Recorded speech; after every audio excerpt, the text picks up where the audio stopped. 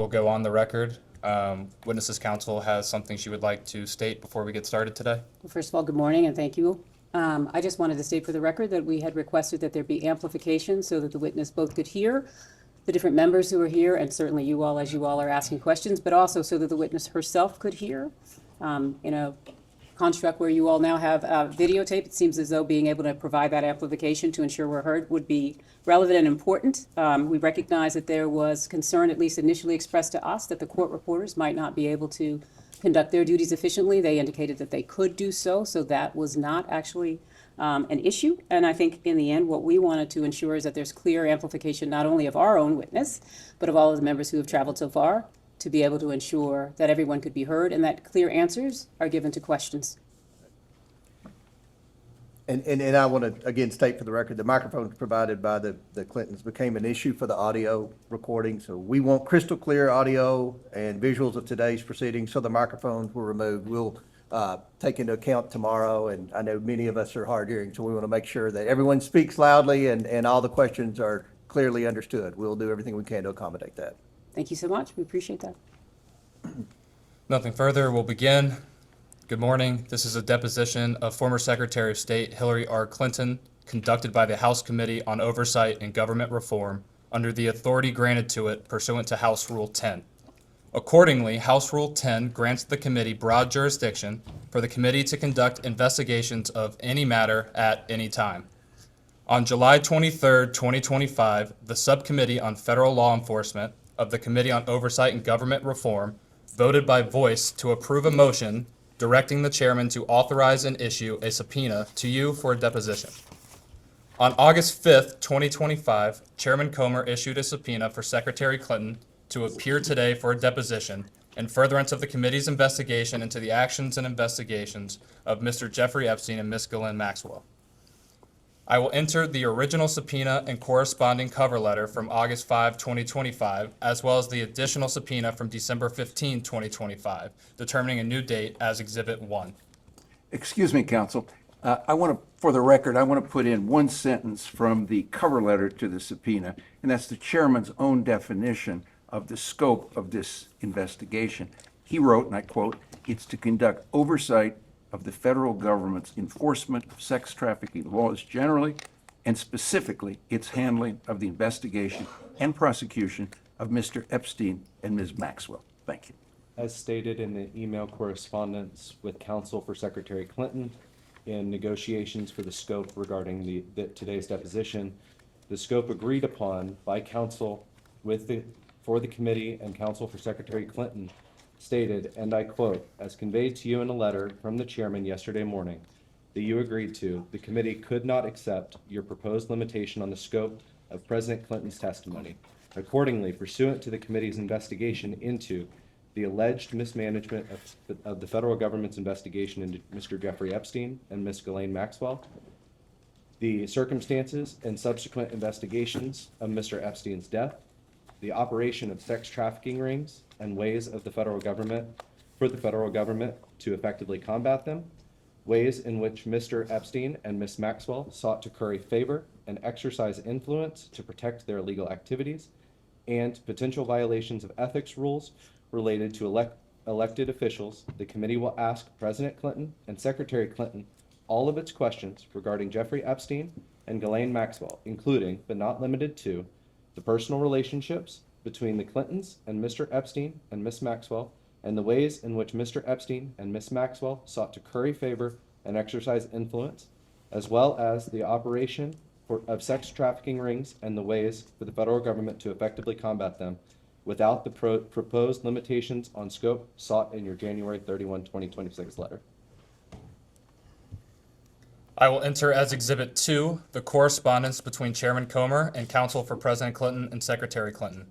This correspondence includes the following letters. October 6, 2025, letter from David E. Kendall to Chairman Comer and Ranking Member Garcia. October 22, 2025, letter from Chairman Comer to David E. Kendall.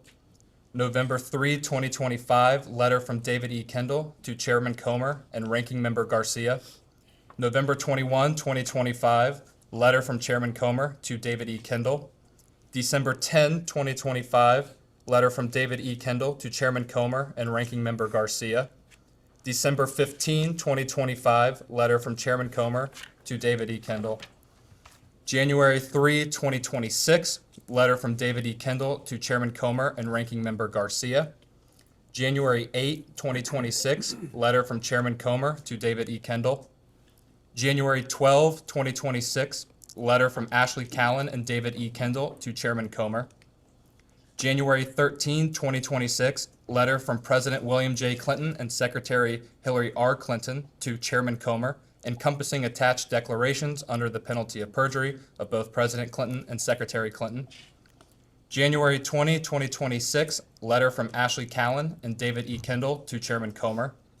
January 31, 2026, letter from Ashley Callan and Catherine M. Turner to Chairman Comer. And February 2, 2026, letter from Chairman Comer to Ashley Callan and Catherine M. Turner. The committee originally noticed the deposition on December 12, 2025 for Secretary Clinton to appear before the committee on December 18, 2025. I will mark that notice as Exhibit 3. I will mark as Exhibit 4 the postponed notice date December 16, 2025 for a deposition of Secretary Clinton to occur on January 14, 2026.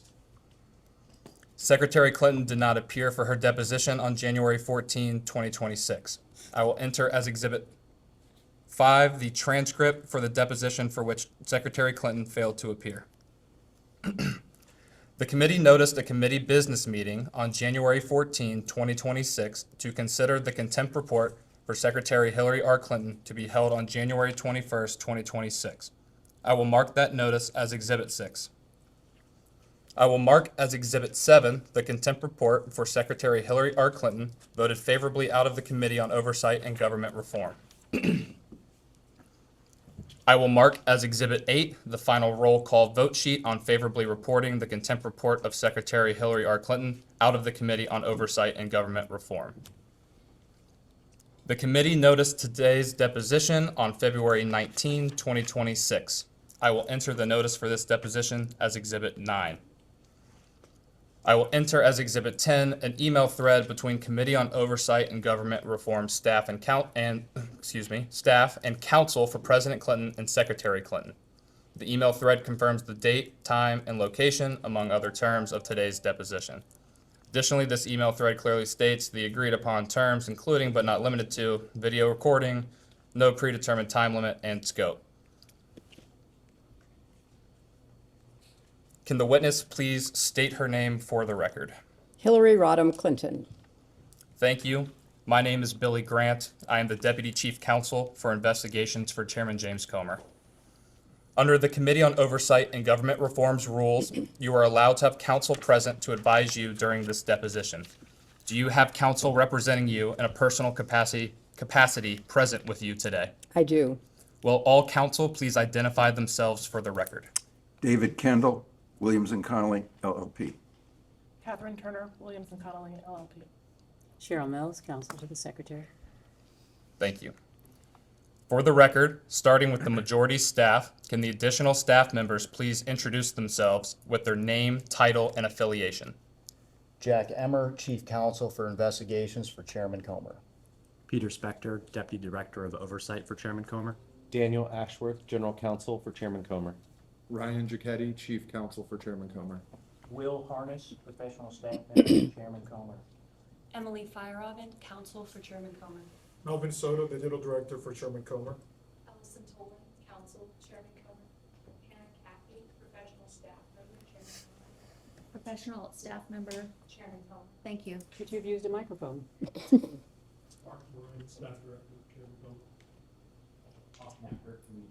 I'm sorry, I cannot hear you over there. Could you please repeat your name? Austin Hacker.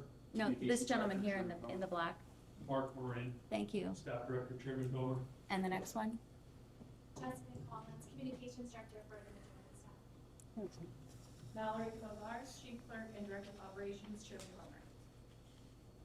Ashley Vineyard, Deputy Staff Director for Chairman Comer. Would the majority members please announce themselves for the record? Congresswoman Nancy Mace, South Carolina. Congressman Eric Burleson, Southwest Missouri. Michael Cloud, 27th District of Texas. Lauren Bobert, Colorado Sports District. Rep. Anna Paulina Luna, Florida 13. William Timmons, South Carolina Fourth Congressional District. Rep. John McGuire, Virginia 5th District. Will the minority staff please identify themselves for the record?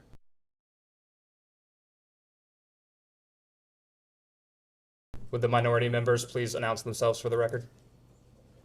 Ranking Member Robert Garcia. Representative Suhas Subramanian, Virginia.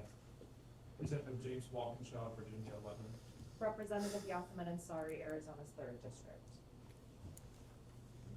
And I'm James Comer, Chairman of the committee from Kentucky. Thank you all. Secretary Clinton, before we begin, I would like to go over the ground rules for this deposition.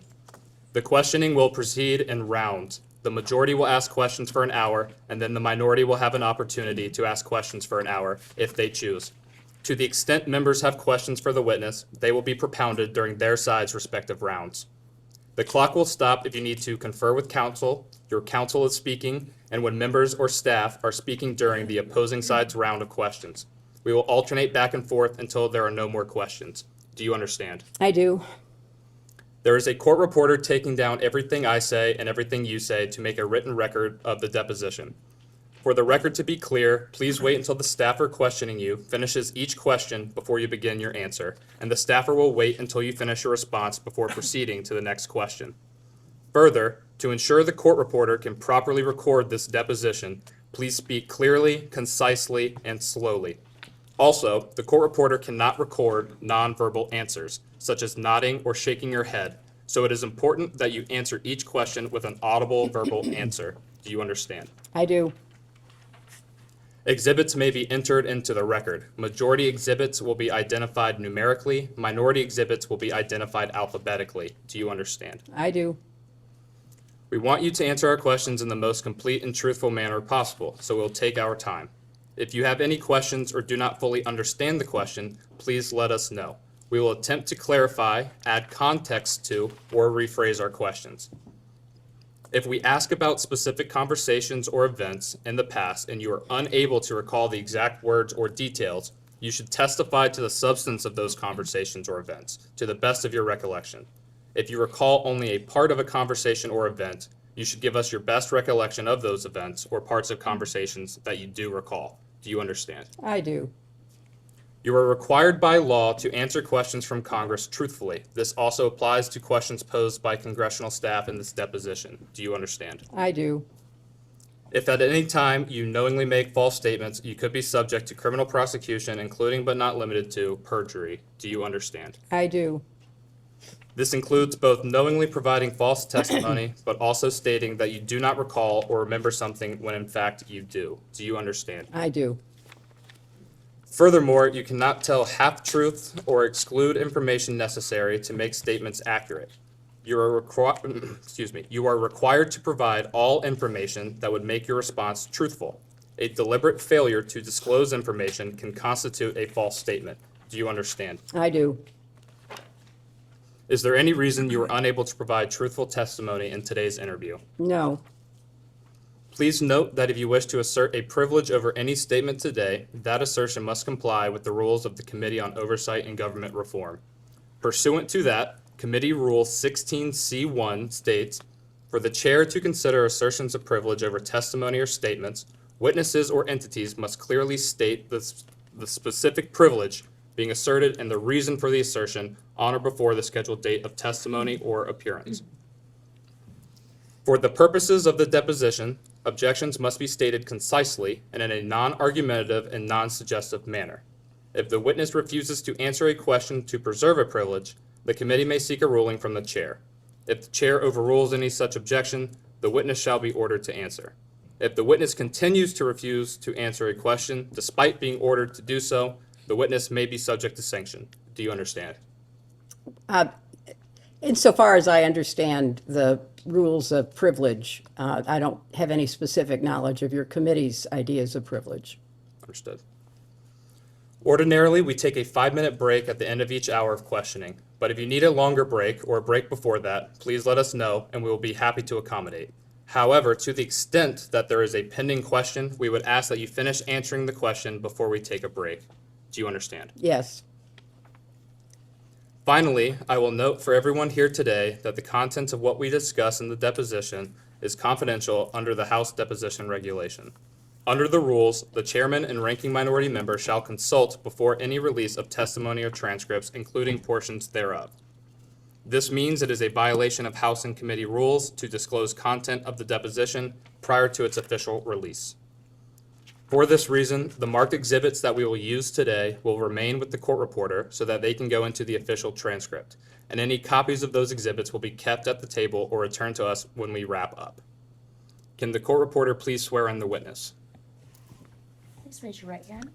Do you solemnly swear or affirm the testimony you're about to give in this deposition will be the truth, the whole truth, and nothing but the truth? I do. Do you have any other questions before we begin? Yes, I have an opening statement that I would like to deliver before we begin. Mr. Chairman, ranking member, members of the committee, as a former United States Senator, I have respect for legislative oversight, and I expect its exercise, as do the American people, to be principled and fearless in pursuit of truth and accountability. As we all know, however, too often congressional investigations are partisan political theater, which is an abdication of duty and an insult to the American people. This committee justified its subpoena to me based on its assumption that I have information regarding the investigations into the criminal activities of Jeffrey Epstein and Ghislaine Maxwell. Let me be as clear as I can. I do not. As I stated in my sworn declaration on January 13th, I had no idea about their criminal activities. I do not recall ever encountering Mr. Epstein. I never flew on his plane or visited his island, homes, or offices. I have nothing to add to that. Like every decent person, I've been horrified by what we have learned about their crimes. It's unfathomable that Mr. Epstein initially got a slap on the wrist in 2008, which allowed him to continue his predatory practices for another decade. Mr. Chairman, your investigation is supposed to be assessing the federal government's handling of the investigations and prosecutions of Epstein and his crimes. You subpoenaed 8 law enforcement officials, all of whom ran the Department of Justice or directed the FBI when Epstein's crimes were investigated and prosecuted. Of those 8, only 1 appeared before the committee. 5 of the 6 former attorneys general were allowed to submit brief statements stating they had no information to provide. You have held 0 public hearings, refused to allow the media to attend them, including today, despite espousing the need for transparency on dozens of occasions. You have made little effort to call the people who show up most prominently in the Epstein files. And when you did, not a single Republican member showed up for Les Wexner's deposition. This institutional failure is designed to protect one political party and one public official, rather than to seek truth and justice for the victims and survivors, as well as inform the public who want to get to the bottom of this matter. My heart breaks for the survivors, and I am furious on their behalf. I have spent my life advocating for women and girls. I have worked hard to stop the terrible abuses so many women and girls face here and around the world, including human trafficking, forced labor, domestic violence, and sexual slavery. For too long, these have been largely invisible crimes or not treated as crimes at all. But the survivors are real and they are entitled to justice. In Southeast Asia, I met girls as young as 12 years old who had been forced into prostitution and raped repeatedly. Some were dying of AIDS. In Eastern Europe, I met mothers who told me how they lost their daughters to trafficking and did not know where to turn.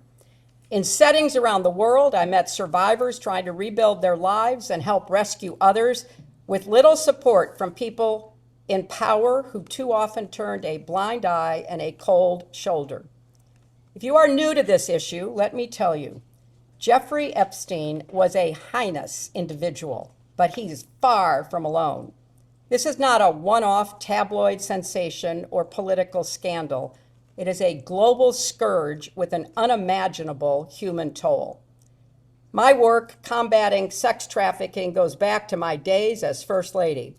I worked to pass the first federal legislation against trafficking and was proud that my husband signed the Trafficking Victims Protection Act, which increased support for survivors and gave prosecutors better tools for going after traffickers. As Secretary of State, I appointed a former federal prosecutor, Lucy DeBaca, to ramp up our global anti-trafficking efforts. I oversaw nearly 170 anti-trafficking programs in 70 nations and directly pressed foreign leaders to crack down on trafficking networks in their countries. Every year, we published a global report to shine a light on abuses. The findings of those reports triggered sanctions on countries failing to make progress, so they became a powerful diplomatic tool to drive concrete action. I insisted that the United States be included in the report for the first time ever in 2011, because we must hold ourselves not just to the same standard as the rest of the world, but to an even higher one. Sex trafficking and modern slavery should have no place in America. None. Infuriatingly, the Trump administration gutted the Trafficking in Persons Office at the State Department, cutting more than 70% of the career civil and foreign service experts who worked so hard to prevent trafficking crimes. The annual trafficking report required by law was delayed for months. The message from the Trump administration to the American people and the world could not be clearer. Combating human trafficking is no longer an American priority under the Trump White House. That's a tragedy, it's a scandal, and it deserves vigorous investigation and oversight. A committee endeavoring to stopping human trafficking would seek to understand what specific steps are needed to fix a legal system that allowed Epstein to get away with his crimes.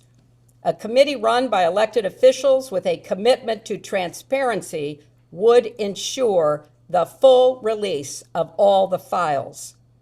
It would ensure that the lawful redactions of those files protected the victims and survivors, not powerful men and political allies. It would get to the bottom of reports that DOJ withheld FBI interviews in which a survivor accuses President Trump of crimes. It would subpoena anyone who asked on which night there would be the wildest party on Epstein's island.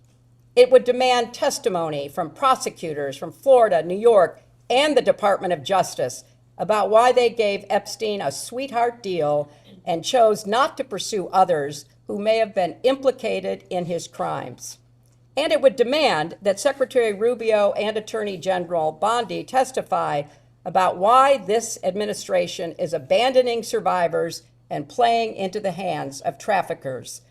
It would seek out advocates and law enforcement officials on the front lines of the fight against human trafficking and ask them what support they need. And it would put forth legislation to provide more resources and force this administration to act. But that's not happening. Instead, you have compelled me to testify, fully aware that I have no knowledge that would assist your investigation in order to distract from President Trump's actions and to cover them up despite legitimate calls for answers. If this committee is serious about learning the truth about Epstein's trafficking crimes, it would not rely on press gaggles to get answers from our current president on his involvement. It would ask him directly under oath about the tens of thousands of times he shows up in the Epstein files.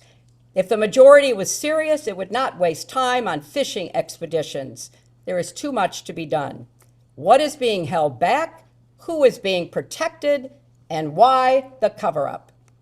So my challenge to you, Mr. Chairman, and members of this committee is the same challenge I put to myself throughout my long service to this nation. how to be worthy of the trust of the American people that they have given to you. They expect statesmanship, not gamesmanship, leading, not grandstanding. And they expect you to use your power to get to the truth and to do more to help survivors of Epstein's crimes, as well as the millions more who are victims of sex trafficking in this country and around the world. Thank you, Mr. Chairman, and I would also like to request that the video of this deposition be made available within 24 hours, as it has been for other witnesses. Thank you, Madam Secretary. The time reads 11:34 a.m. The majority's time will begin now. Madam Secretary, in the interest of efficiency here today, I'm going to ask you one question followed by a list of names. The question can be answered yes or no. If you do indicate yes to any individual, I will come back and revisit that at the end. The question is, have you ever communicated with any of the following people relating to Jeffrey Epstein or Ghislaine Maxwell? Richard Kahn, No. Darren N. Dyke, No. Sarah Kellen, No. Doug Band, Not that I recall. Lawrence Summers, No. Huma Abedin, Have I ever talked to her about this in preparation for this hearing? I have. outside of that, Not that I recall.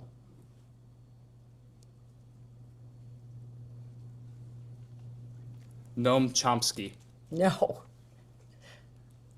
Leslie Groff, No. Nadia Marcinkova, No. John Luke Brunel, No. I don't know most of these people. Should I tell you that I don't know who they are, or just tell you I never talked to them? just so you never talked to him, Okay. it's fine. Alan Dershowitz, No. Kathy Rumler, No. Bill Richardson, No. George Mitchell, No. Andrew Mountbatten Windsor, formerly Prince Andrew, No. Peter Mandelson, No. Reed Hoffman, No. Karina Shuliak, No. Bill Gates, No. Ehud Barak, No.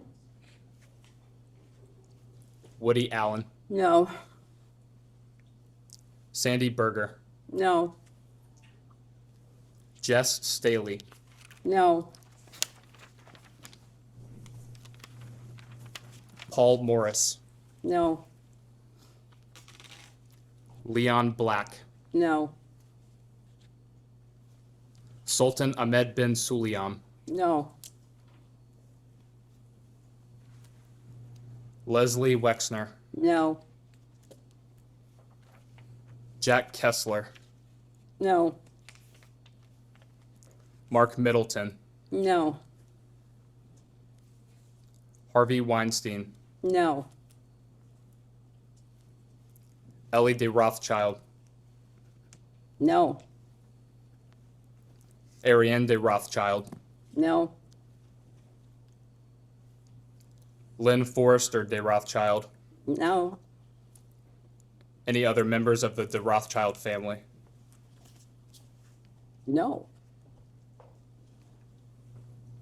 Glenn Dubin, No. Eva Anderson Dubin, No. Casey Wasserman, No. Larry Visoki, No. David Rogers, No. Ira Magaziner, No. Daniel Gilbert, No. Karen Ewing, No. Stacy Plaskett, Not that I recall.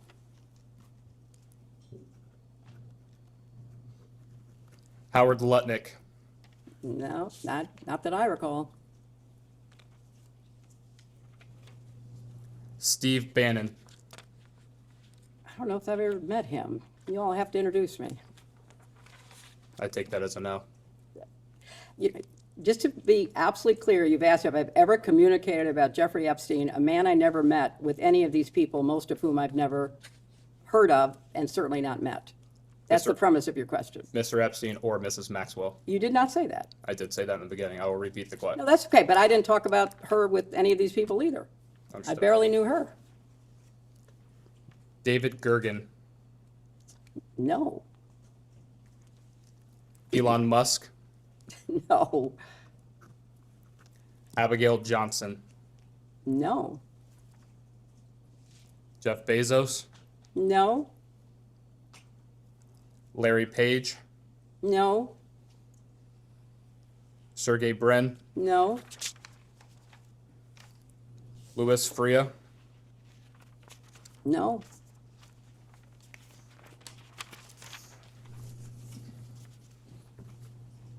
A new member arrived. Would they please introduce themselves for the record?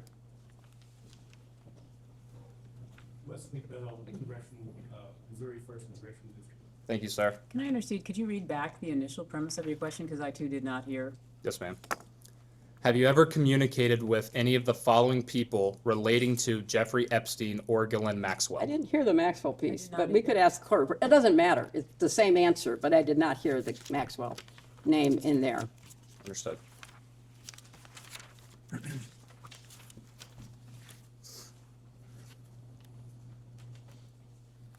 So was the last name you said Larry Page? It was Sergey Brin.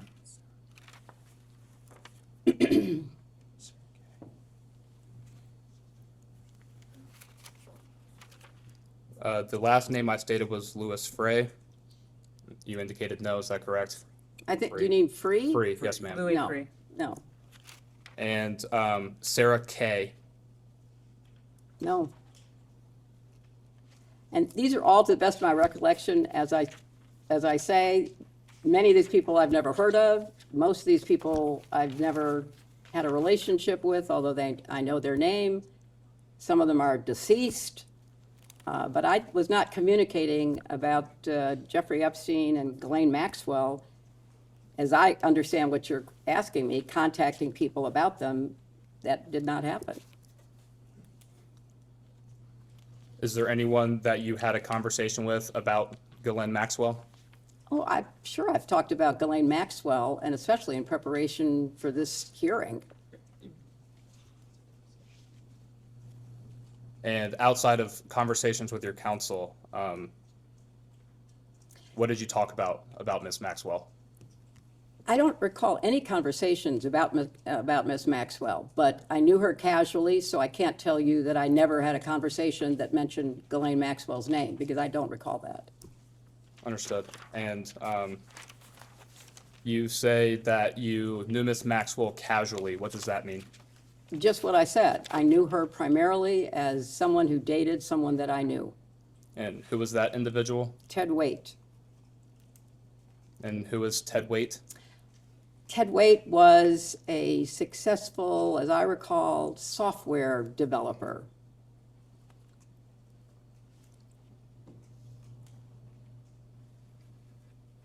And roughly when would the first time Ms. Maxwell would have come up in relation to Mr. Waite? I don't recall, but, perhaps sometime around 2010, because he was invited to my daughter's wedding and she was his guest.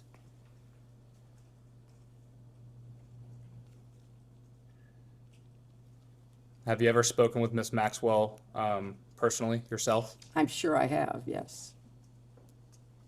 Could you estimate on how many occasions? Not many. I didn't see her very often.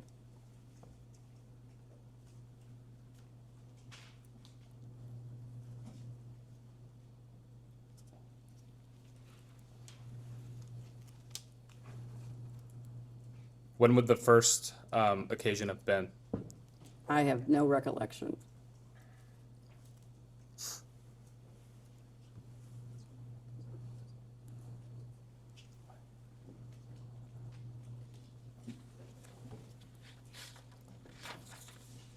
Did your first interaction with Ms. Maxwell occur while President Clinton was President of the United States and you were First Lady of the United States? No, I do not recall ever meeting her while Bill was still in the White House.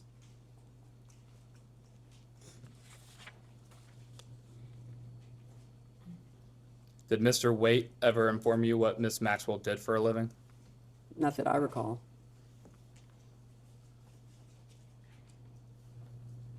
Did anyone ever indicate to you what Ms. Maxwell did for a living? Not that I recall.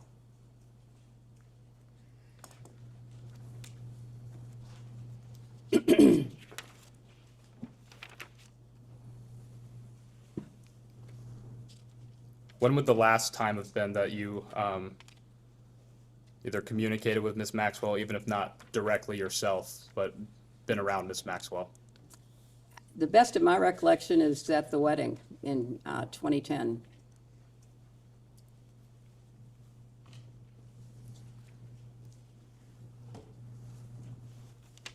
Would you consider Ms. Maxwell a friend?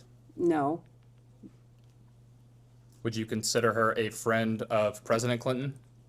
he'll have to answer that.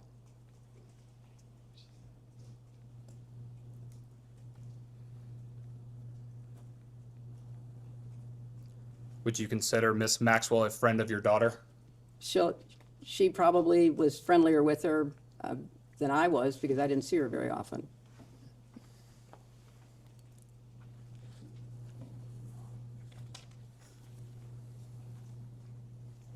How often would your daughter have seen Ms. Maxwell? I have no idea.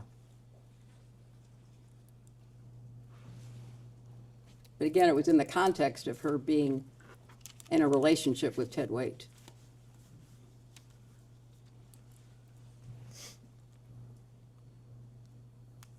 Anyone else in your family have a relationship of some kind with Ms. Maxwell? Well, that's my family. You asked about Bill and Chelsea.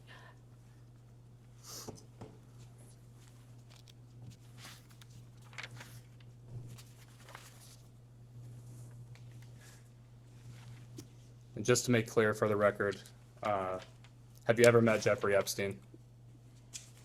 I do not recall ever meeting Jeffrey Epstein. In preparation for this hearing, I was told that he attended an event at the White House that was put on by the White House Historical Association. But I have no recollection of that.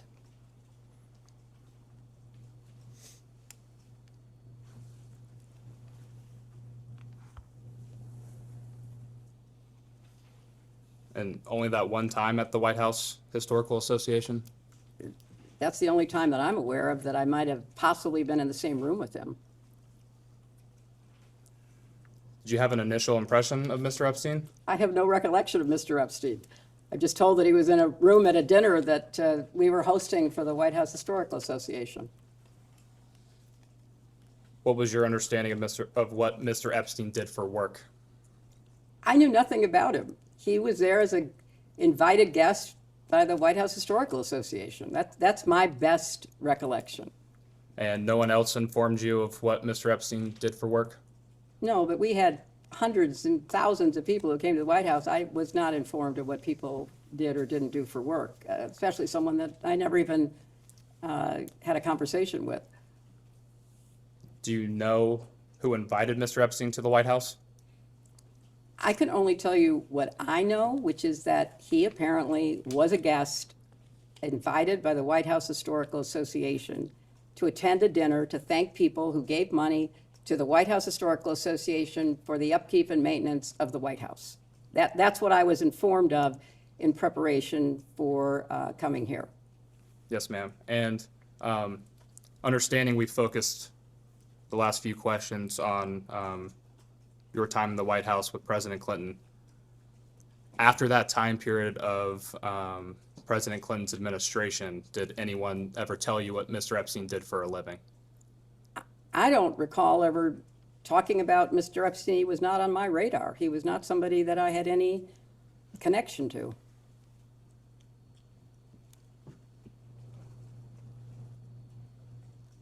When President Clinton was traveling with Mr. Epstein on Clinton Foundation business, no one associated with the foundation at that time discussed Mr. Epstein with you? Not that I recall. I was not involved with the foundation. I was a senator from New York, and I was deeply committed to my work, and it became one of the most intense experiences of my life when we were attacked on 9/11. I was not involved with what was happening to create the foundation, to create the work that was done to get low-cost drugs for AIDS. I knew about the work. I didn't know about the details. Understood. And to be clear, you never had any communication yourself with Mr. Epstein, whether that be face-to-face interaction, phone calls, emails, text Asked and messages? answered. You can answer it again. I have no recollection in any way of ever having any conversation at the White House or in any other place or on any kind of device of any sort. I knew nothing about him. And when did you learn of Mr. Epstein's 2006 indictment and subsequent arrest leading to his incarceration in 2008? I have no idea. I was not paying attention. I was running for re-election in 2006. I ran for president in 2007, 2008. I don't know that I ever learned about it until much later when more things came out about him. Understood. And when did you first learn of Mr. Epstein's arrest in 2019? Probably when it happened, because it was headline news. I'm sure I, like everybody else, saw it in the press. And in seeing that in the press, did you discuss Mr. Epstein or his case at the time with anyone? I'm sure we did, because it was a, big story. And Mr. Epstein died in custody following his 2019 arrest. When would you have learned of his death? Whenever it was reported.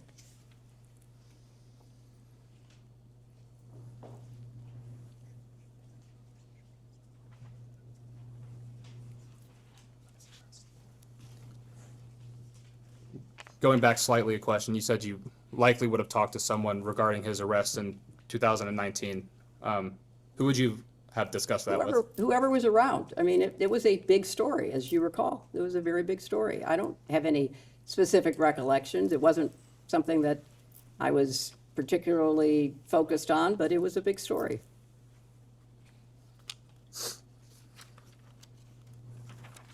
And going back to Ms. Ghislaine Maxwell, when did you learn of her arrest in 2021? Again, whenever it was reported as happening. And did you discuss that with anyone? I'm sure I did. It was another big story.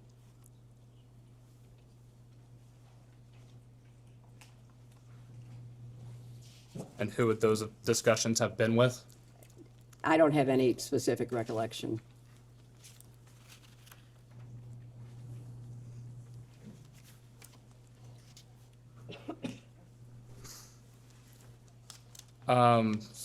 So moving forward in time just a little bit, you were Secretary of State under President Obama, is that correct? Yes, it is. And it was during his first term, 2009 to 2013? That's correct. And after you completed your time as Secretary of State, did you return in any role to the Clinton Foundation? I did. I became active in it at that point. And by being active in it, could you describe that for us, please? Tried to support the work that Bill and my daughter and the team had done, and look for ways to be helpful. It was something that I wanted to make sure I could support. And please correct me if I'm wrong. You rejoined as a board member, is that right? That might have been the first time I was a board member. I don't remember. Either the first or the second time, yeah. And speaking of, it sounds like you were heavily involved when you returned to the foundation, or I guess started with the foundation at this point. In trying to accomplish those goals and initiatives, what were you doing, broadly speaking, on a daily basis, monthly basis, that sort of thing? Well, I wanted to start a program about early learning for kids, and so we started something called Too Small to Fail, which I was very actively involved in with my daughter, and we worked with pediatricians and other people to help parents, grandparents, aunts and uncles read, talk, and sing to their children so that they could help build brain cells. That was a major priority of mine, and I'm very proud of what we've built and the difference that it's made in, millions of kids' lives. I certainly did what I could to support the work that we do overseas through the Clinton Global Initiative, which has had a terrific track record of bringing people together to work in partnerships, to make commitments, to try to improve everything from clean water to solar energy to improved education, all of the priorities that the partners we have bring to us that we try to help them with. And thank you for that, Madam Secretary. We've had a few members join us. Would you guys please announce yourselves for the record? Yes, Pat Fallon, 4th District of Texas. Scott Perry, 10th District of Pennsylvania. Thank you both. You're the last person. Mr. Perry, Scott Perry. Thank you so much. And Madam Secretary, as a board member, what type of responsibilities does that entail? Oh, attending the board meetings, approving the agenda of work for the year, the budget that goes with it, that kind of responsibility. And you mentioned the Clinton Global Initiative. Just for clarity, I will likely refer to that as CGI as we go forward with this. CGI is a part of the Clinton Foundation, is that accurate? Yes. And what was your role with CGI at this time period, right after you left being Secretary of State? It was, again, to, support the staff that put together both the annual meeting, but also work during the year with our partners who'd made commitments to help them fulfill their commitments. So, if there were a meeting about a commitment that was made to get clean water to some very remote place, if there were a meeting, I might be invited to it to meet with the partners, to encourage them. It was mostly around the work that happens throughout the year in preparation for the annual meeting. And forgive my ignorance, please, what happens at those annual meetings? The annual meetings are a way for people to come together to make commitments that they have previewed with our staff. So I'll give you an example. Probably around, I don't know, somewhere between 12 and 15 years ago, I don't know specifically, Matt Damon, the actor, came to the Clinton Global Initiative because he said he really cared about clean water, and could we connect him with people that he could work with to get more clean water in more places in the world? So we did. We connected him to this gentleman who was a real expert on clean water. They started working together. They created something called water.org, which was a Clinton Global Initiative commitment that was made at the annual meeting. And then our staff worked with them, and I think it's fair to say that, they've been one of the most successful organizations in actually delivering clean water. But it's that kind of work. It's people who might have a good idea, maybe they've got some resources, maybe they have some experience. I'll give you another idea. So Procter & Gamble called us and said, one of our scientists, one of our chemists in the UK has created this packet of chemicals that can literally make the dirtiest water clean enough to drink. But we don't know what to do with it because we're a consumer company that sells products to middle-class people. This is something that would go to the very poor. What do we do with it if we come to CGI? Can you connect us with somebody who can help us? So we connected them with World Vision, and I think maybe one or two other organizations. And so they used the packets to literally go around the world cleaning water. And Bill went with them, Chelsea went with them, and they would go to rural Myanmar or rural Kenya, and they would take this bucket of dirty water and they'd dump the packet in, and then my daughter and my husband would drink it to show that it was clean. And that was a CGI commitment. We bring together governments, local, state, national, businesses, philanthropies, NGOs, academics, anybody who has a good idea that we can help them work on and try to fulfill. That's what we do. And thank you. The Clinton Foundation started shortly thereafter your husband, President Clinton, left office. Is that correct? That's correct. And CGI started a few years later. Is that right? I think that's right. I think it started maybe 2005, maybe? I'm not sure. And does CGI or the foundation more broadly perform any work in sex trafficking or human trafficking around the world?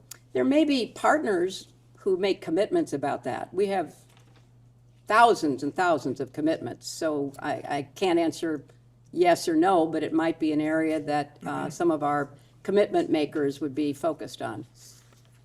And how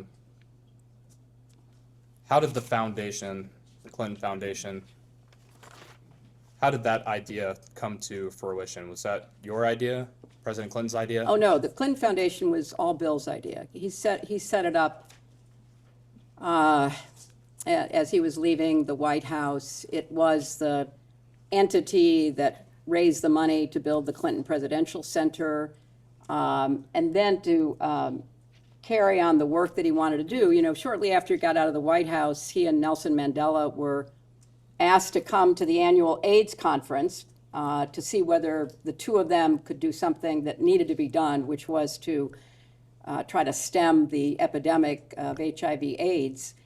And so Bill started out trying to figure out how to deal with this problem and came to the conclusion that the best way would be to lower the price of the drugs that were being used in the United States but were too expensive to be used around the world in order to treat more people. And I really give huge credit to both Bill's idea about how to do that, but also huge credit to President George W. Bush, because when President Bush took Bill to Pope John Paul's funeral in Rome, he and Bill were talking because President Bush was coming forward with the PEPFAR program. And so he and Bill were talking, and President Bush was very committed to this, and Bill was very committed. And so Bill said to President Bush, I now have generic drugs being made in places like India that are much cheaper than the brand name drugs, and you could, with tax money, treat many more people. And so President Bush, to his credit, said, yeah, but my folks tell me that the drugs aren't as good as ours. And Bill said, I'll give them to you, you give them to the FDA, you test them, and I'll abide by your test. I think you can ask him if you want tomorrow, but I think he gave, I don't know, like 24 drugs, and the FDA approved 22, and President Bush was as good as his word. And so we began as the United States and the Clinton Foundation, because of that connection and that partnership, we began treating millions of people with low-cost drugs with federal PEPFAR money, saving millions of lives. Sadly, that's going to be reversed because of the attitudes of this administration and the cutbacks, but it was one of the great services to humanity. And I give President Bush and I give my husband enormous credit for doing something that wasn't going to get them headlines, wasn't going to get them, some kind of, statue put up, but was saving millions of lives, preventing mother-to-child transmission, preventing, people from dying. So that's what he was doing. And thank you for that. Did Mr. Band play a significant role in helping set up the foundation initially? Yes, he did. And when CGI was initially created, whose idea was that? It was Bill's idea. He went to Davos, and he called me after he'd been at Davos, and he said, a lot of interesting people, but they don't do anything but talk. And I have a better idea. Why don't we get people together?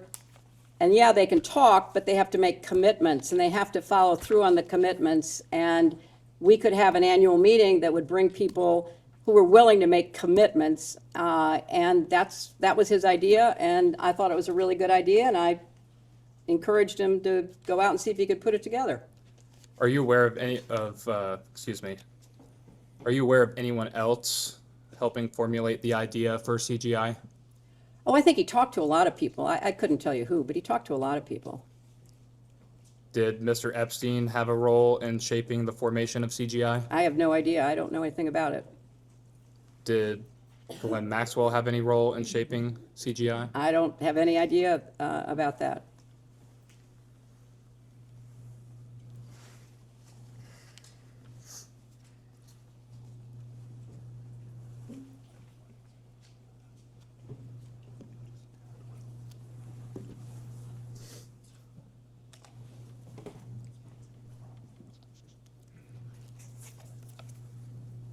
I will enter as Majority Exhibit 11 the interview between Deputy Attorney General Todd Blanche and Ms. Ghislaine Maxwell from July of 2025. We will get you all a copy momentarily.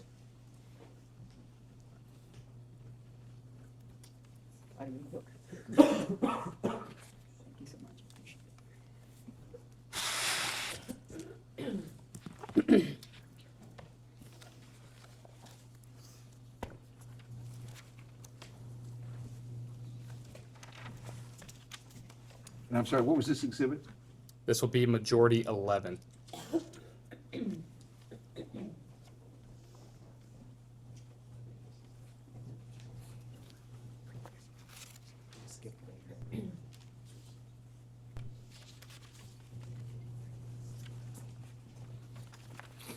I would like to direct your attention to page 263.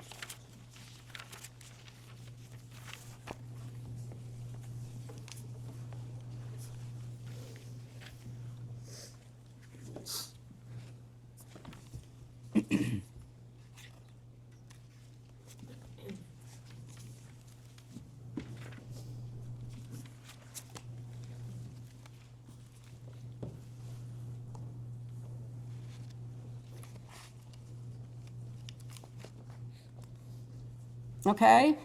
And on page 263, Ms. Maxwell tells Mr. Blanche that she had a role in shaping CGI.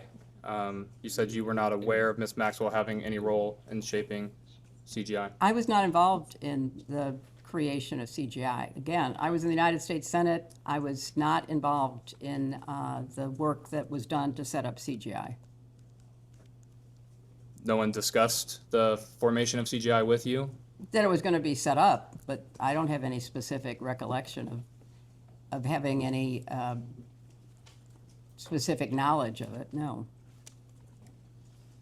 Did Mr. Epstein help craft the idea or formulation of CGI? I don't have any idea. I don't know anything about that.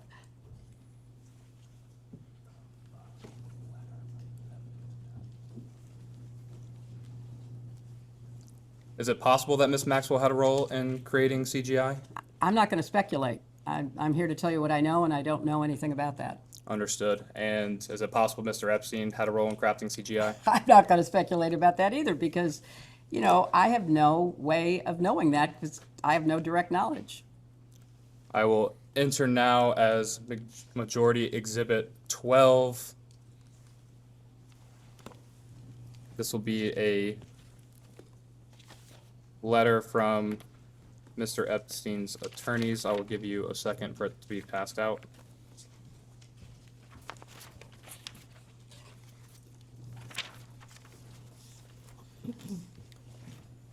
This is a letter dated July 6, 2007. It is from Gerald B. Lefcourt. He was an attorney for Mr. Epstein. He sent this to the prosecutors in the Southern District of Florida. That would be Sloman, Minchell, Lori, and Villafana. And I will direct your attention to page 21. At that top paragraph on page 21, it says, quote, Mr. Epstein was part of the original group that conceived the Clinton Global Initiative, which is described as a project bringing together a community of global leaders to devise and implement innovative solutions to some of the world's most pressing challenges. Again, is it possible that Mr. Epstein played a role in crafting CGI? I have no idea what he did or what he said he did, and I have no way to testify to the veracity of either. I was not involved. Have you seen this document before? No.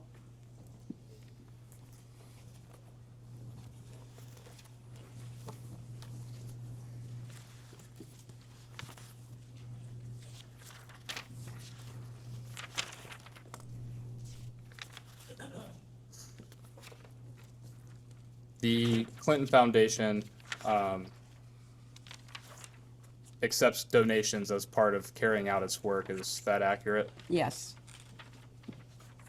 And when seeking, let me take a step back. People charitably provide donations to the foundation? It's a 501c3, yes. And do you or anyone else at the foundation ever solicit donations for the foundation? I'm sure that happens. People talk to us, we talk to people, they ask questions about the work that's being done, and I'm sure that happened in the years before I was involved.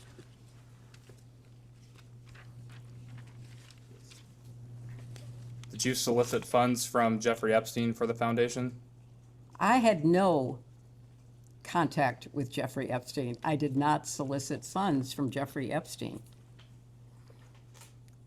Did you solicit any funds for the foundation from Ms. Maxwell? I did not. Again, we're talking about the creation of the foundation. I was not involved in the creation of the foundation or the creation of CGI. In those early years, I was incredibly focused on my job in the Senate. Bill was focused on setting up the foundation and starting CGI. And understanding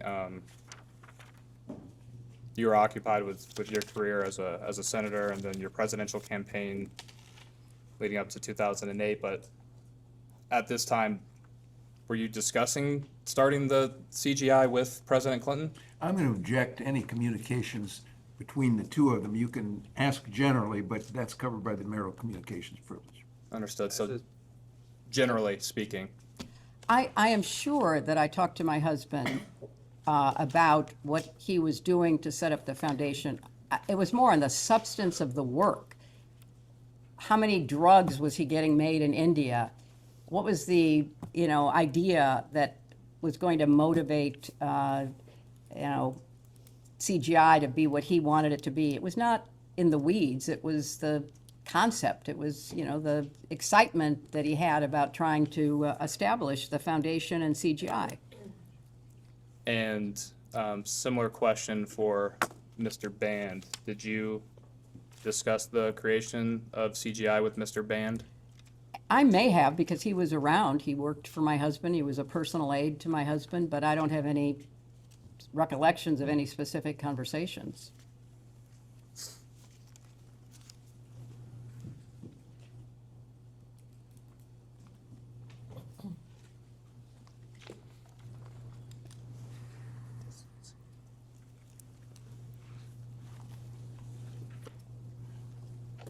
broadly speaking, at any time, do you recall any discussions related to distancing the foundation or CGI from Mr. Epstein or Ms. Maxwell? I don't recall any conversations. I know that sometime, maybe 2003 or so, Bill did not have any ongoing contact with Epstein. And in preparation for this hearing, you know, it became clear to him that Epstein was not interested in the charitable work that was motivating Bill as he traveled around the world, getting people to commit to providing low-cost drugs for not just HIV/AIDS, but eventually tuberculosis, malaria, and other diseases. And what is your understanding of Mr. Epstein no longer wanting to participate in the foundation's philanthropic goals? I don't, only in preparation for this have I been told that, you know, there was no real interest there. And, you know, there was no point in being involved or connected to him. And we touched on this. Correct me if I'm wrong. You said you're not aware of Mr. Epstein donating to the foundation. Would you consider, let me back up. President Clinton took trips on Mr. Epstein's jet, is that correct?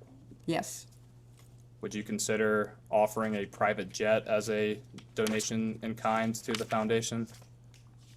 Well, I don't know what the rules are under the 501c3 regulations, but it was certainly a gift, and he was, you know, one of a number of people who provided transportation so that Bill could do the work he was doing.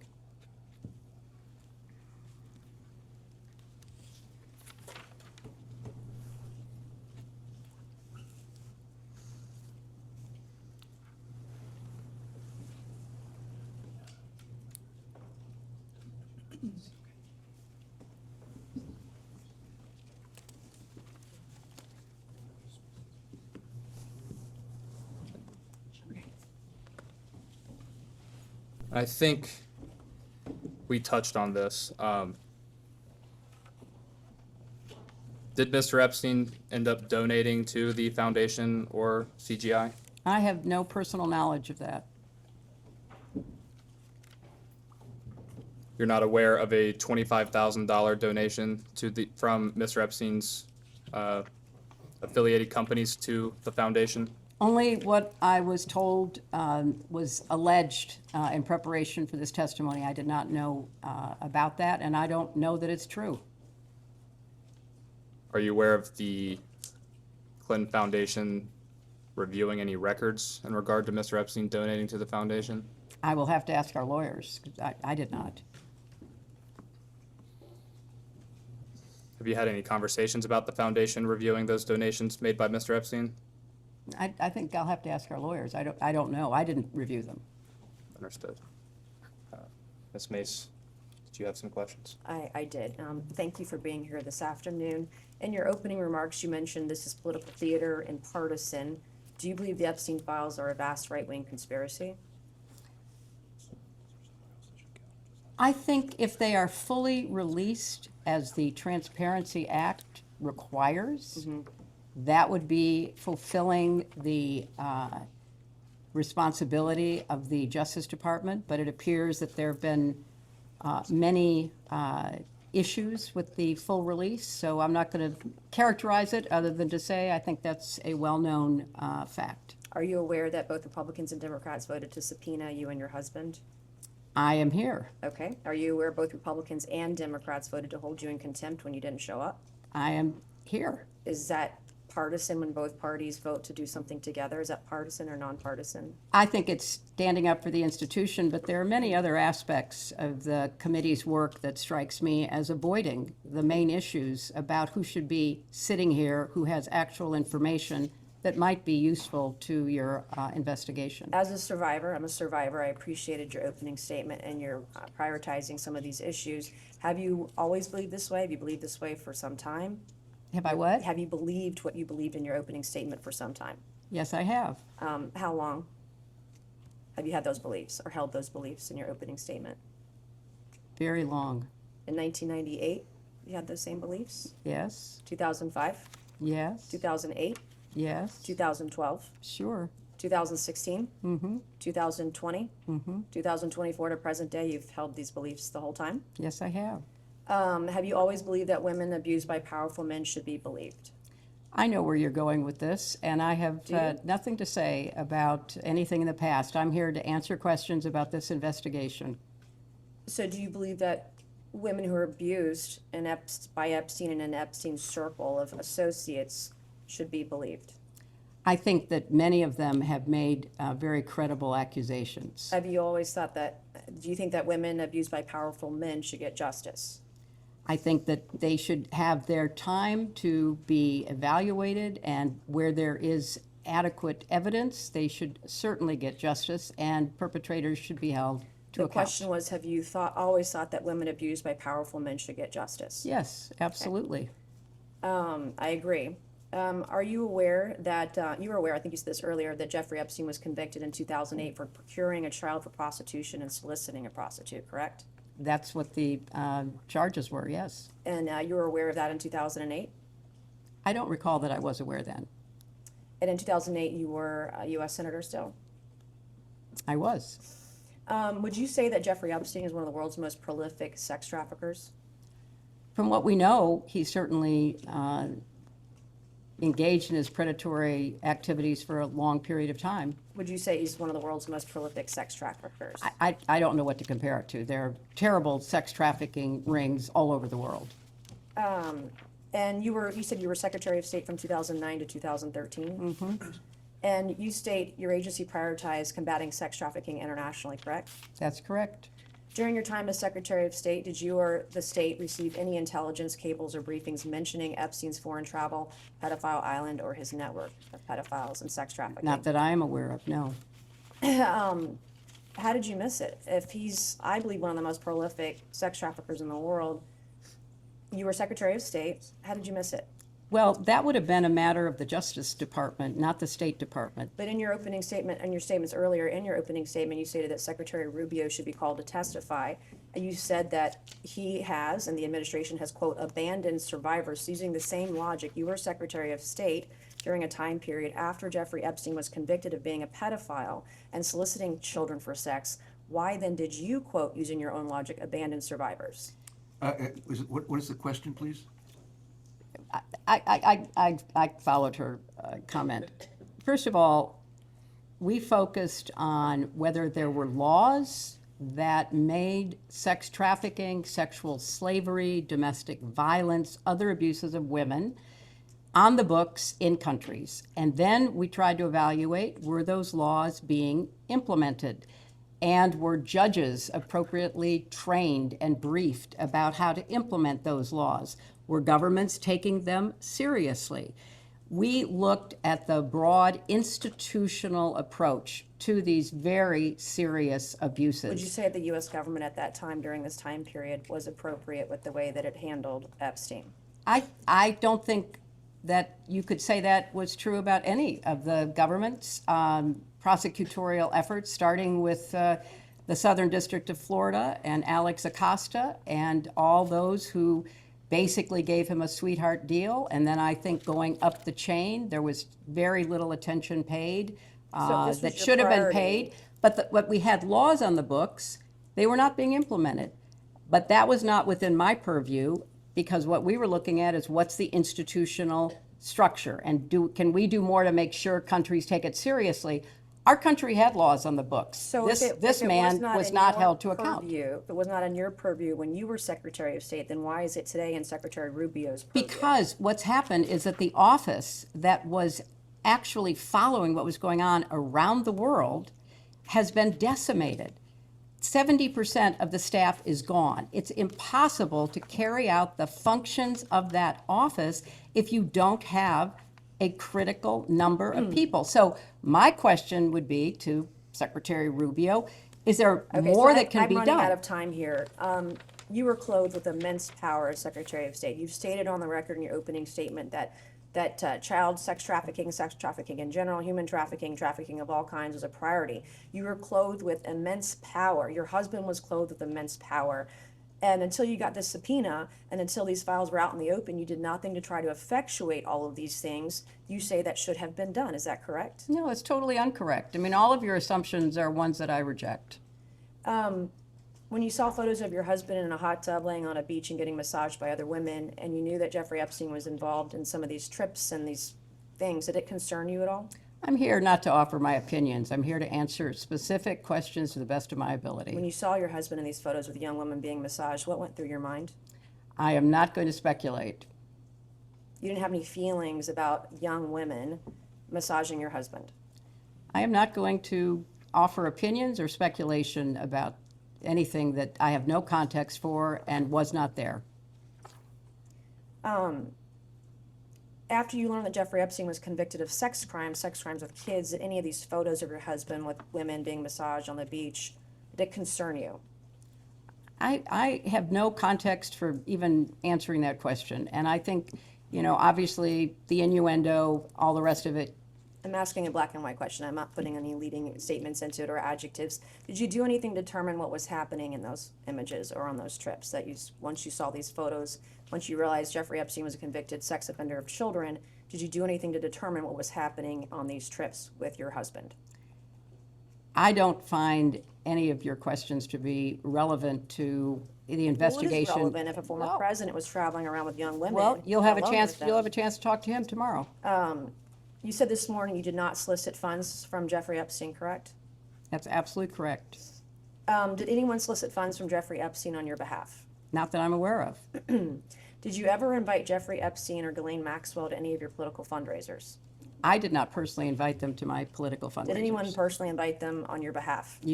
I do not know. Is the purpose of a political fundraiser to solicit funds? You would know that it is. Okay, and you stated this morning you've never communicated with a Sarah Kay, correct? I do not know who Sarah Kay is. Okay, she's a councilwoman from New Rochelle, which is about how many miles from here? Not very far away. 20 to 25? I have no idea. I have an exhibit I would like to enter. This is an email dated September 30th, 2014. Am I allowed to enter an exhibit? Yes, ma'am. This will be Exhibit 13, I believe. Majority Exhibit 13. Okay, it's from September 30th, 2014. Can you please provide the witness with a copy? Okay, you have a copy of it? Yeah. You guys have it?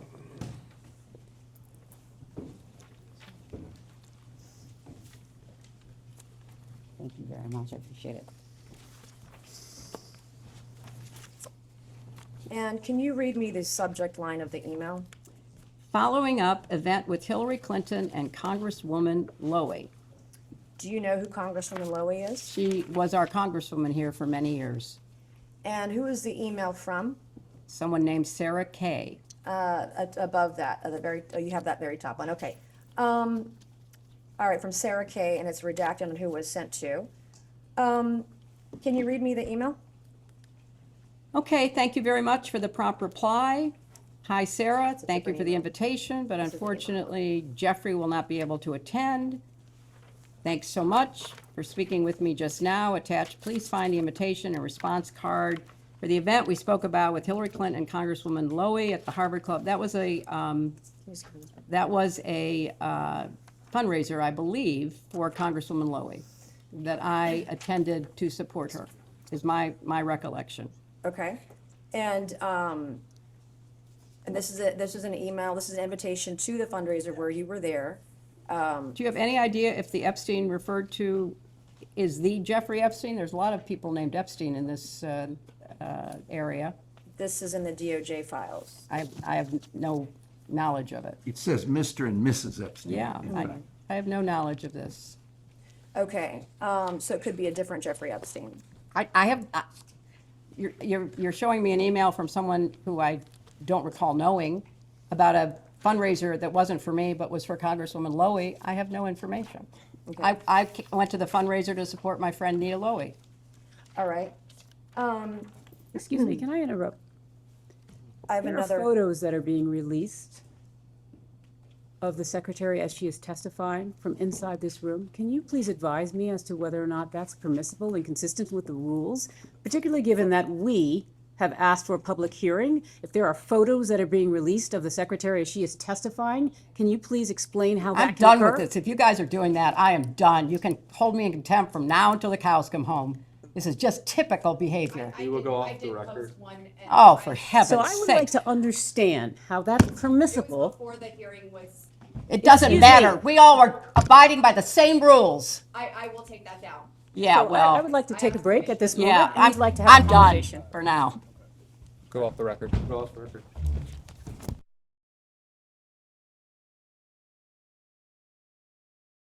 We'll go back on the record. The majority's time had approximately 5 minutes left in it. I believe that the witness or her counsel would like to make a quick statement. Thank you so much. We've just used the break because we learned during the process of these hearings that the committee was violating its own rules in members tweeting and sharing pictures of what is going on inside this closed hearing, the hearing that we have asked repeatedly to be open to the public. Chairman Comer was gracious enough to engage with me on this matter. We asked specifically to invite the press in, since the committee had already made decisions on its own unilaterally to release pictures and other things that are going on in this room. He indicated that he wanted to speak to that himself directly. I'd like to just say for the record, we find it unacceptable, we find it unprofessional, and we find it unfair. We are looking forward to this being conducted under the rules and being conducted consistent with the expectations of how members of Congress, I know, take this matter so seriously and do it in that vein.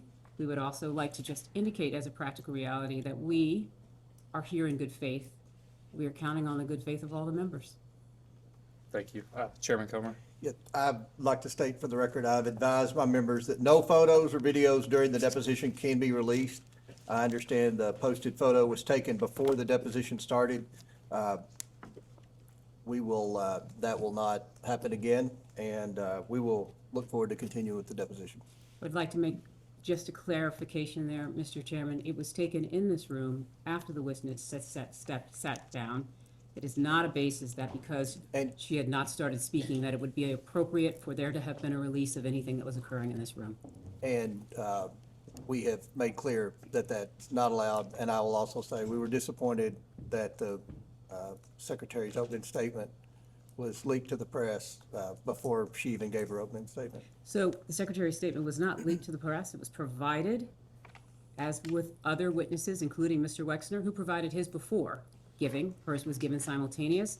And so what we don't want is the Secretary to be treated any differently than other witnesses. That seems to be a consistent pattern, and we would love that pattern not to continue. We've gone to great lengths to make all the accommodations that you all have requested. So we will, again, the members have been advised that is unacceptable. So Thank you. we look forward to continuing the deposition. Thank you very much, Mr. Chairman. I appreciate you addressing it. Ranking Member Garcia. Thank you. No, I just want to add, it's completely unacceptable that Oversight Republicans and its members in this moment chose to violate both committee rules and the agreement that they negotiated directly with Secretary Clinton. Now, the Clintons requested a public hearing specifically to avoid this exact situation. Now, Secretary Clinton has offered to continue speaking throughout this deposition if we also allow the press to come in and on the record. Now, the majority has continued to refuse this. I want to make very clear for the record that Oversight Democrats agree today they should be allowed here into the deposition. That's been our position from day one. Thank you. And with that, the majority will conclude its first hour. We'll go off the record.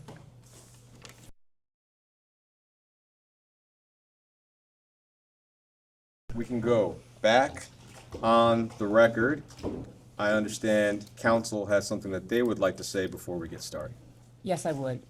First of all, I'd like to say I appreciate everyone being here today, but I want to start with, we've just learned that there has been a second violation of the promise that the chairman made with respect to no photos being taken in this room during this hearing. As you know, we have asked for and did ask Mr. Comer for the press to be invited in. They are sitting right outside, literally. He has been speaking with them, and we have been asked that they be invited in. at the last break because we learned that there was a member who was sharing photos from inside this room in violation of this committee's own rules. We have now been presented with a second photo of the witness, Secretary Clinton, while she has been testifying in this room. That is completely inconsistent with the rules. It's completely in violation, and it's also in violation of the promise that Mr. Comer just made with respect to it would not happen again. And indeed it did. And so I would like to ensure that when we go back on the record and when Mr. Comer elects to rejoin the room, I note he has left for the record, I would like to be able to ensure that we address that. Or, sorry, he has not left. He's down at the end. There's been a second violation, Mr. Chairman, so now I do really feel that it would be appropriate for the press to be invited in because someone has already violated the commitment and promise you made that there would not be any further violations. Do you have a copy of the picture? We're on. I am confident that one of the individuals here can share with you a copy of the picture, and I would rather that at this point, we invite the press in. We don't know who's. We're gonna show the photo. It's from who? I believe it's from the same influencer. Emily, go with Andrew to make sure we have the same.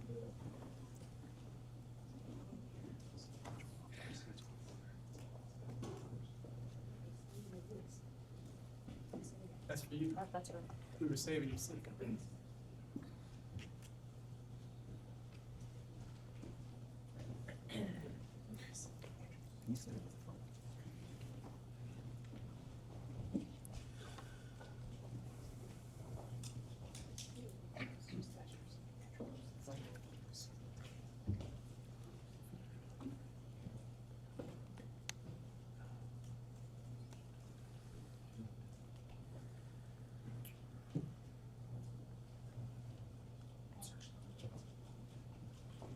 Mr. Chairman, will you allow the press in at this time, since there has been a second violation of your clear guidance that no further pictures. Record to consult, to confer with the chairman. Go off the record, please.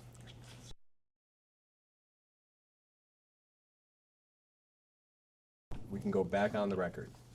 Thank you very much. We have examined the second photo that was taken inside this room in violation of the committee's rules. Mr. Chairman, you have indicated that you will assure that that will not happen again. Mr. Chairman, we continue to believe that the remedy for this is to invite the press in at this juncture. We believe that there is no reason not to do so. We recognize that you continue to resist having the press join, but if you would like, we would welcome that. Otherwise, we would welcome no further violations. What was the last part? You would welcome. I know it's hard to hear without amplification. Okay, no further violations, no further violations. But I would like to note one thing, if I may. A New York Times reporter tweeted that her dim member in the room, and then she said, you know, that Maxwell was at Chelsea's wedding because she was dating a friend who brought her as a +1 and all that. So there's a Democrat member leaking to the press what's going on in here, according to the Annie Carney. So, Mr. Chairman, thank you so much. I know part of this is always about the tit for tat, and I think that's what we're trying to address. We're here and we're speaking with respect to the witness and what has been a violation of a photo of her inside this room. I'm not trying to get into anybody else's First Amendment rights. When it comes to the photo, please instruct your member to take the photo down until after. I have. Thank you so much. Nothing further. Thank you. Good afternoon. Good afternoon. My name is. I'll be doing most of the questioning for the minority today. First, I want to thank you for your long and distinguished service to this country. Thank you. I'd also want to thank you for your time today. We appreciate it. Thank you. Before we get to questions, I'd like to take a few minutes and highlight some context that we think is relevant for today's conversation. To be candid with you, it's not clear to us that you have much information to share with this committee that would be relevant to our investigation of Jeffrey Epstein. For example, I would like to introduce as Minority Exhibit A this excerpt from Ghislaine Maxwell's interview with Deputy Attorney General Todd Blanche.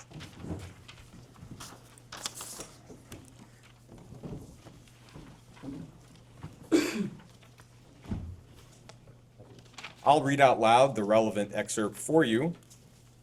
You can see that Ms. Maxwell was asked, quote, "Do you know whether Mr. Epstein had, knew, or had any sort of visit, dealings, or associated with Hillary Clinton?" And Ms. Maxwell said, quote, "I would say no."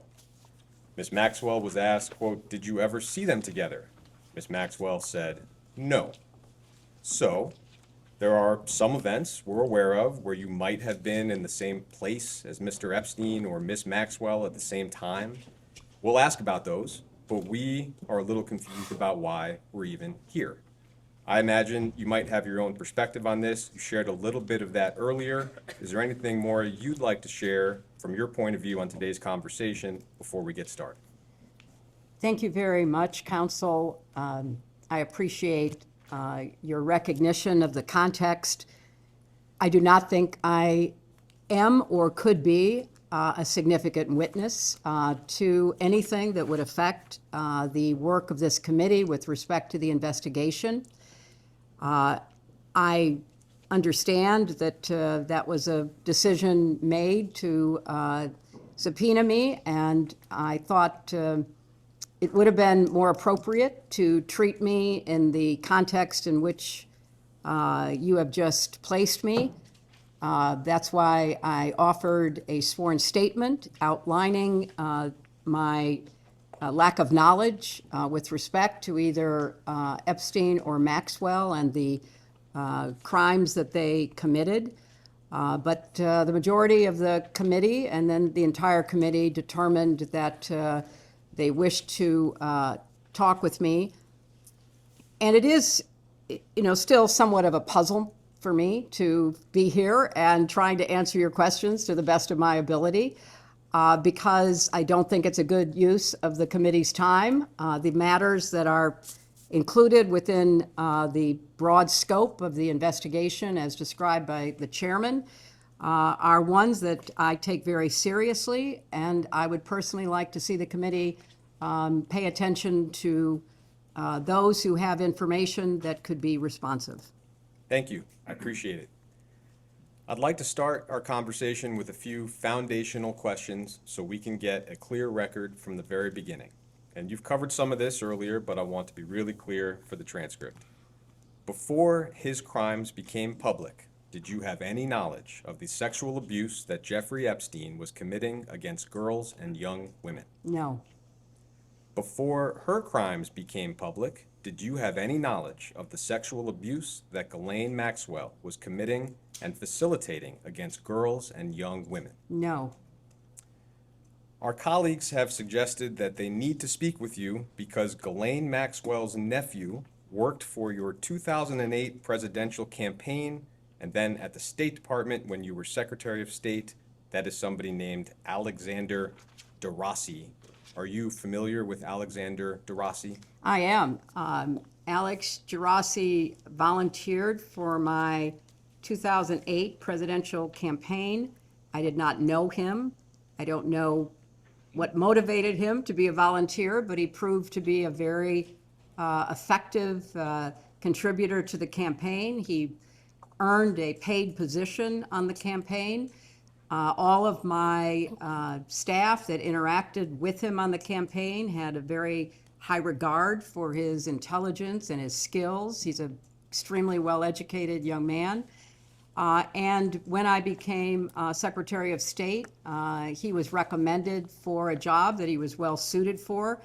I had absolutely no idea that he was in any way related to Ghislaine Maxwell until I received the subpoena from this committee suggesting that he was, and that was the first I knew of it. So is it fair to say that as far as you know, Mr. DeRossi was not hired for your campaign or at the State Department because he was Ghislaine Maxwell's nephew?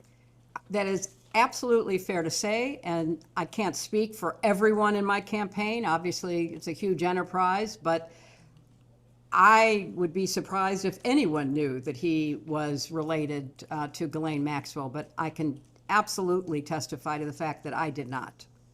Are there any other accusations or claims that have been made against you with respect to Mr. Epstein or Ms. Maxwell that you would like to address before we move into some chronological questions? Well, I don't keep up with all the conspiracy theories and the crazy allegations that populate the internet, so I'm sure there are. But I will do my best to answer your questions as you pose them. Okay, I will ask a series of chronological questions. I know most of these are from a long time ago.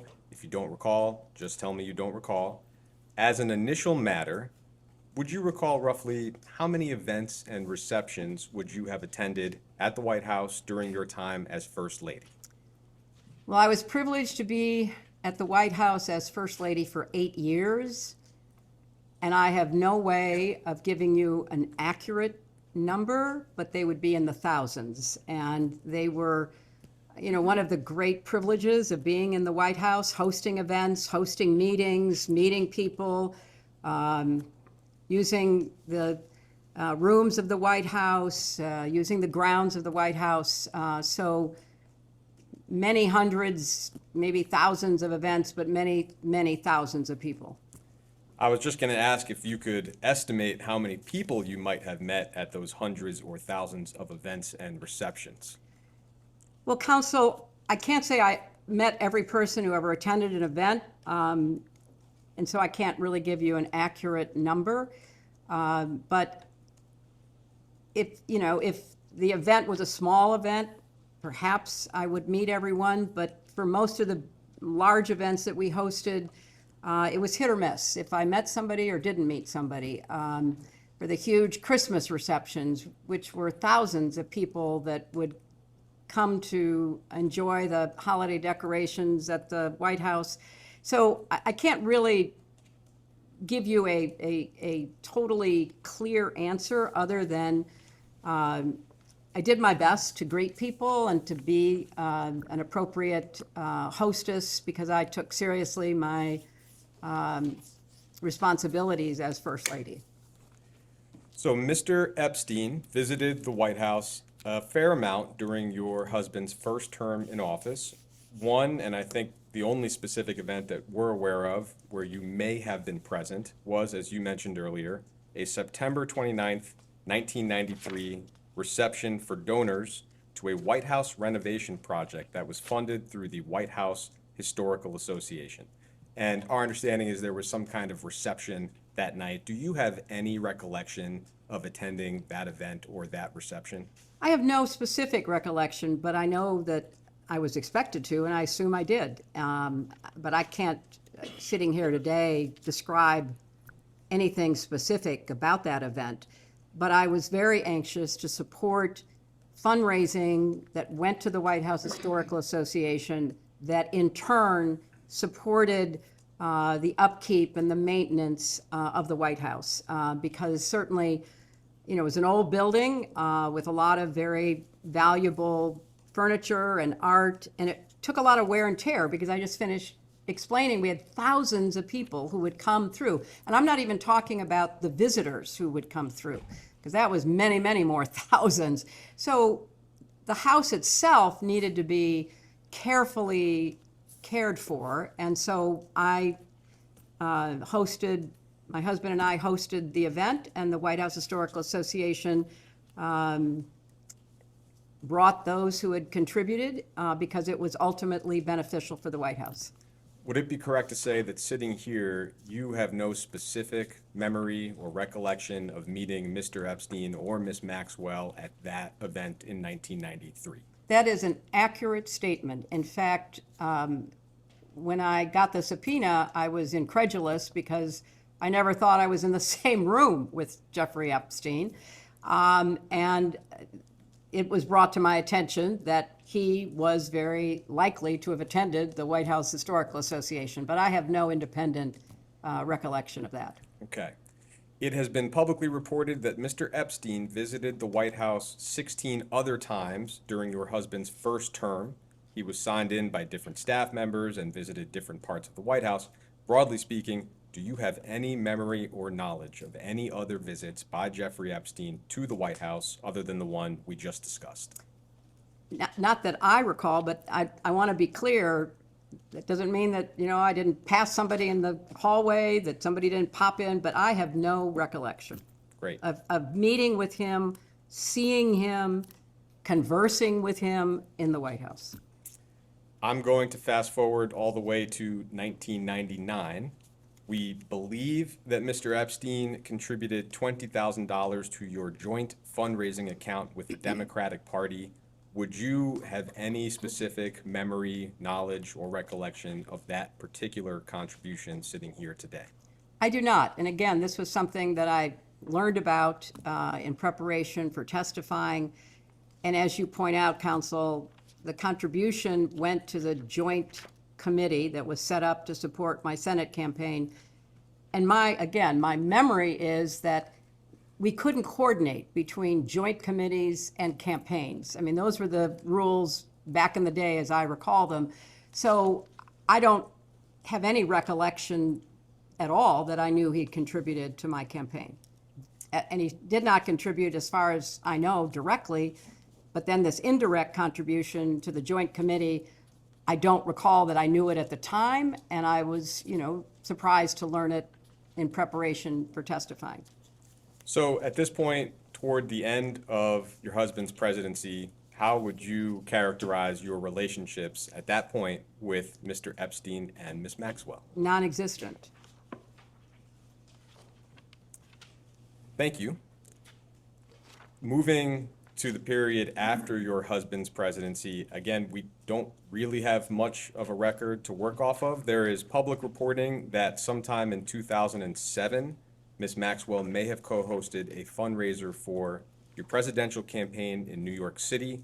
We don't know much about it. Christina Aguilera may have performed, if that's helpful. Do you have any specific recollection of that event? I do not, but I, again, have been told and reminded that there was an event with a very large host committee for my campaign, and Christina did appear and I believe performed. I have no further information than that. I was attending many fundraising events, and I don't recall any specific encounter or conversation with anyone, including Ghislaine Maxwell. Ms. Maxwell also appears to have donated $2,300 to your presidential campaign that year. Do you have any memory or knowledge of that specific contribution? I do not. Would it be fair to say that your presidential campaign likely would have had a fair number of donors donating $2,300 thereabouts? Oh, many thousands. I don't recall the exact number, but my best memory is that we raised nearly $1 billion. And so it was a fast, frenetic pace. And I'm grateful for everyone who contributed, obviously, but I have no specific recollection of her contribution. It's been widely reported, and we, I think, discussed in the previous hour, that in July of 2010, Ms. Maxwell attended your daughter's wedding in Rhinebeck, New York, and that she may have accompanied Ted Waite, who is reportedly a family friend, or at least was at the time. You, of course, were also present at the wedding. Do you have any recollection of Ms. Maxwell's attendance at the wedding? I have no specific recollection. Obviously, there is a picture of her being at the wedding as my husband walks my daughter down the aisle. She was there as a guest of Ted Waite, someone we had known for 30 years, I believe, who was a strong supporter of my husband and became a friend. And there were more than 500 people at the wedding. So other than that picture of her at the wedding, I have no recollection of talking with her. I was pretty focused on my daughter and the wedding party and the wonderful occasion that it was. So I don't recall having any conversation other than the fact she was there, and she was there as Ted Waite's guest. And the understanding that you had, if any, about her relationship with Mr. Waite, what was your understanding of that, if you had one? That they must have been dating. And this was, of course, long before certainly I knew anything about the activities that she was charged with engaging in and the crimes that she was convicted of. During her interview last year with Deputy Attorney General Todd Blanche, Ms. Maxwell said that she may have met you on a flight from Nantucket or Martha's Vineyard to New York. That's not a lot to go on, and I would note that one of the charges Ms. Maxwell faced was perjury. But do you recall ever meeting Ms. Maxwell on a flight from Massachusetts to New York?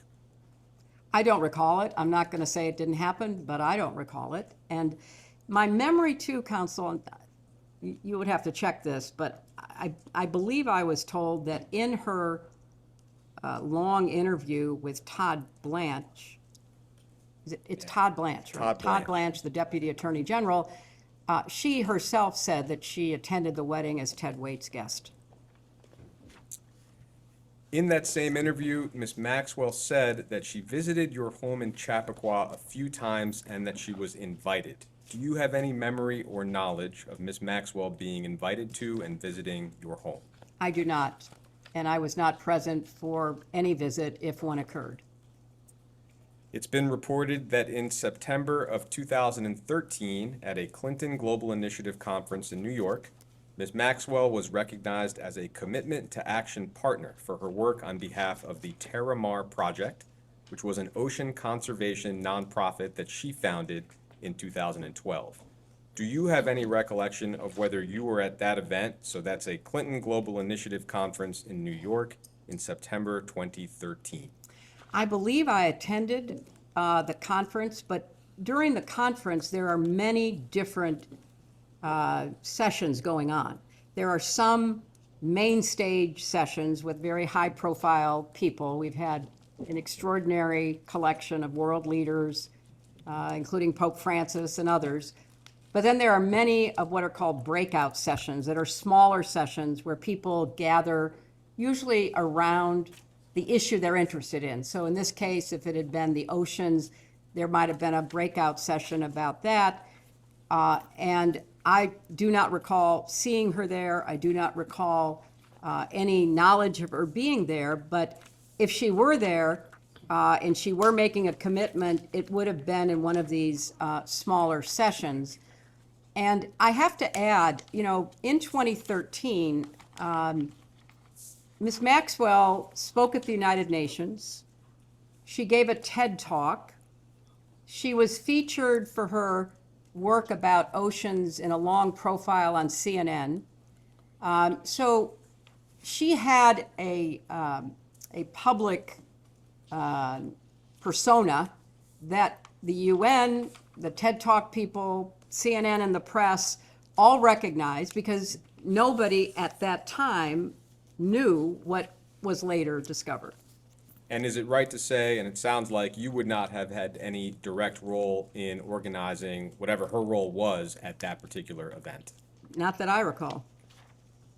At that point in 2013, if you can recall, how would you have characterized your relationships with Mr. Epstein and Ms. Maxwell? Had no relationship, no knowledge of, never met or talked to Jeffrey Epstein.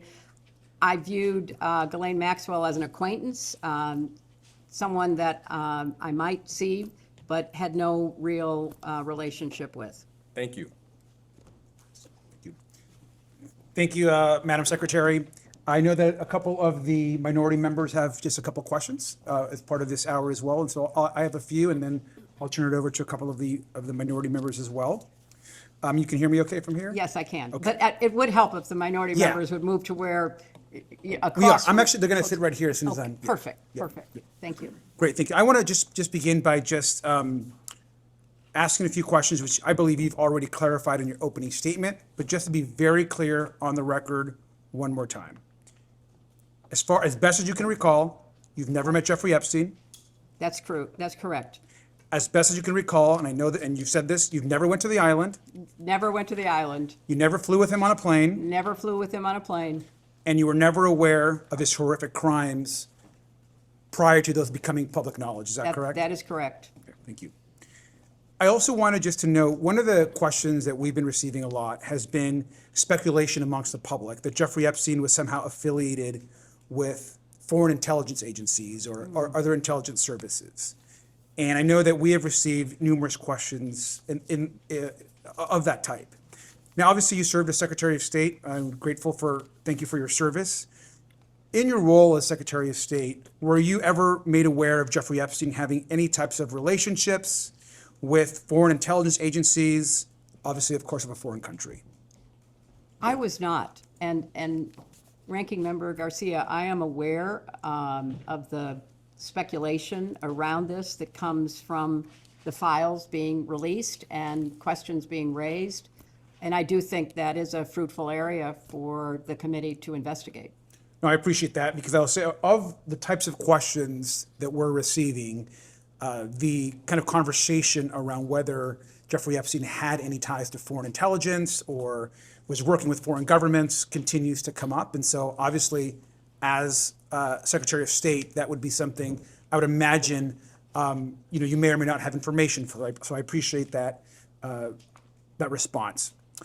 Madam Secretary, just lastly, I want to also thank you for your testimony. And broadly speaking, you've probably been following just recently, and if this week, we've seen, and there's been reports that numerous files are missing from the group of files that have been released. For the record, only about approximately 50% of the total files have likely been released. The other percentage have been withheld for whatever reasons we're not really sure of and don't really understand. It's also been reported by numerous outlets this week that the FBI has removed files that are supposed to be made available to the Congress that include serious allegations of alleged abuse by President Trump, sexual abuse to a minor. Now, these are allegations that we know have been corroborated in other ways, and the media have reported on these, but these files themselves have been removed. Now, we view this as a very serious matter. I've personally looked for these files in the archive manifest that lists which files should be placed there. Those files are no longer there. And we have been calling on the DOJ and the Attorney General to release all of the files. I'm wondering if, in your experience, obviously in the U.S. Senate, as Secretary of State, if you've any response to the behavior of the DOJ in their withholding of critical information and the apparent removal of files that could suggest serious crimes by folks in this administration. Congressman, I appreciate your raising this issue, and I appreciated the statement that you put out when this became public knowledge, thanks to investigative reporting, which revealed it.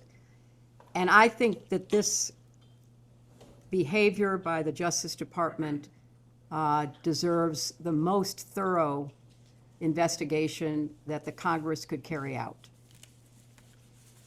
As I understand the sequence of events, this committee subpoenaed the Justice Department, as well as the Epstein estate, as well as law enforcement officials from prior administrations, as well as my husband and me. The Justice Department refused to comply, which is what led to the passage by the Congress of the Transparency Act, which then was signed into law.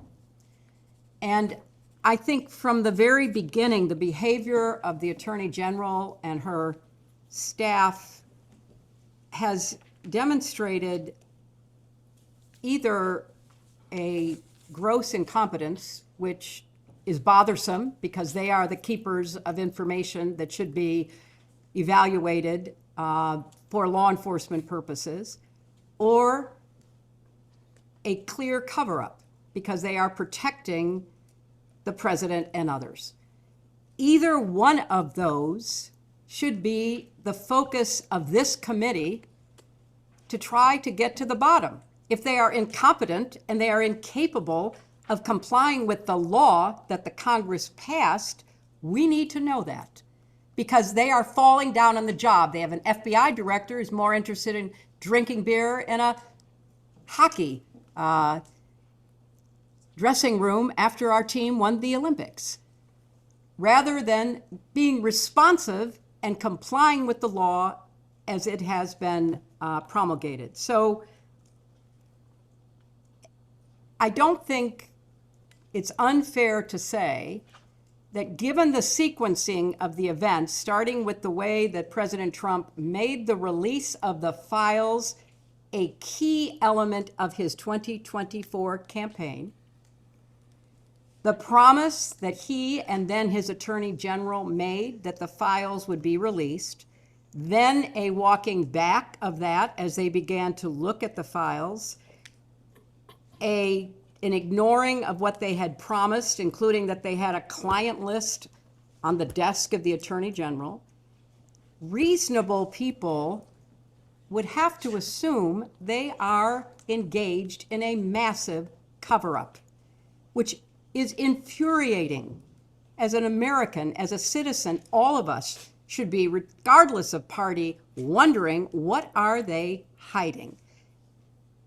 And that's why I said in my opening statement, the President of the United States is not above the law and should be, in a setting like this, answering questions under oath, as should others who are prominently featured in the files, and especially the group that is featured after 2008. Because prior to 2008, when Jeffrey Epstein pled guilty to the watered-down charges that Alex Acosta negotiated and then was rewarded for in the first Trump administration with a cabinet position, there are so many unanswered questions. And I looked at the transcript of the Alex Acosta testimony that was taken before this committee, and I don't think that any Republican members asked him a question. So you have to conclude that there is something rotten in the state of Denmark, or clearly the Justice Department, starting in the White House and at the top with the Attorney General. And this latest example of the missing files about the allegations, and they are absolutely nothing more than allegations, but the FBI interviewed that witness 4 times. You don't interview a non-credible witness 4 times. You don't put into the FBI reporting, protect this source, if you think there is nothing to it. So, of course, I would like to know, like every other American deserves to know, what is in those files and who is going to hold people accountable, because the Justice Department seems to be either unwilling or incapable of doing so. Thank you, Madam Secretary. Let me also just add one thing. You've probably also read reporting that Secretary Lutnick was pretty open in an interview about not having spoken to Mr. Epstein or interacted with him after 2005. And then we go on to learn that Secretary Lutnick not only went to the island, there were visits, they went into possible business together, communicated with his wife. So there were numerous interactions that happened after that interview. We believe that Secretary Lutnick should be in front of this committee answering questions, especially when he's choosing to essentially lie about his interactions with Mr. Epstein. Would you agree that Secretary Lutnick should come and testify? I think everyone that the committee sees playing a prominent role in the files should be deposed. That is your job. Your job is to try to get to the truth as best as you can determine it. And that should be the guiding principle, it seems to me, as to who you ask to come before you. Thank you.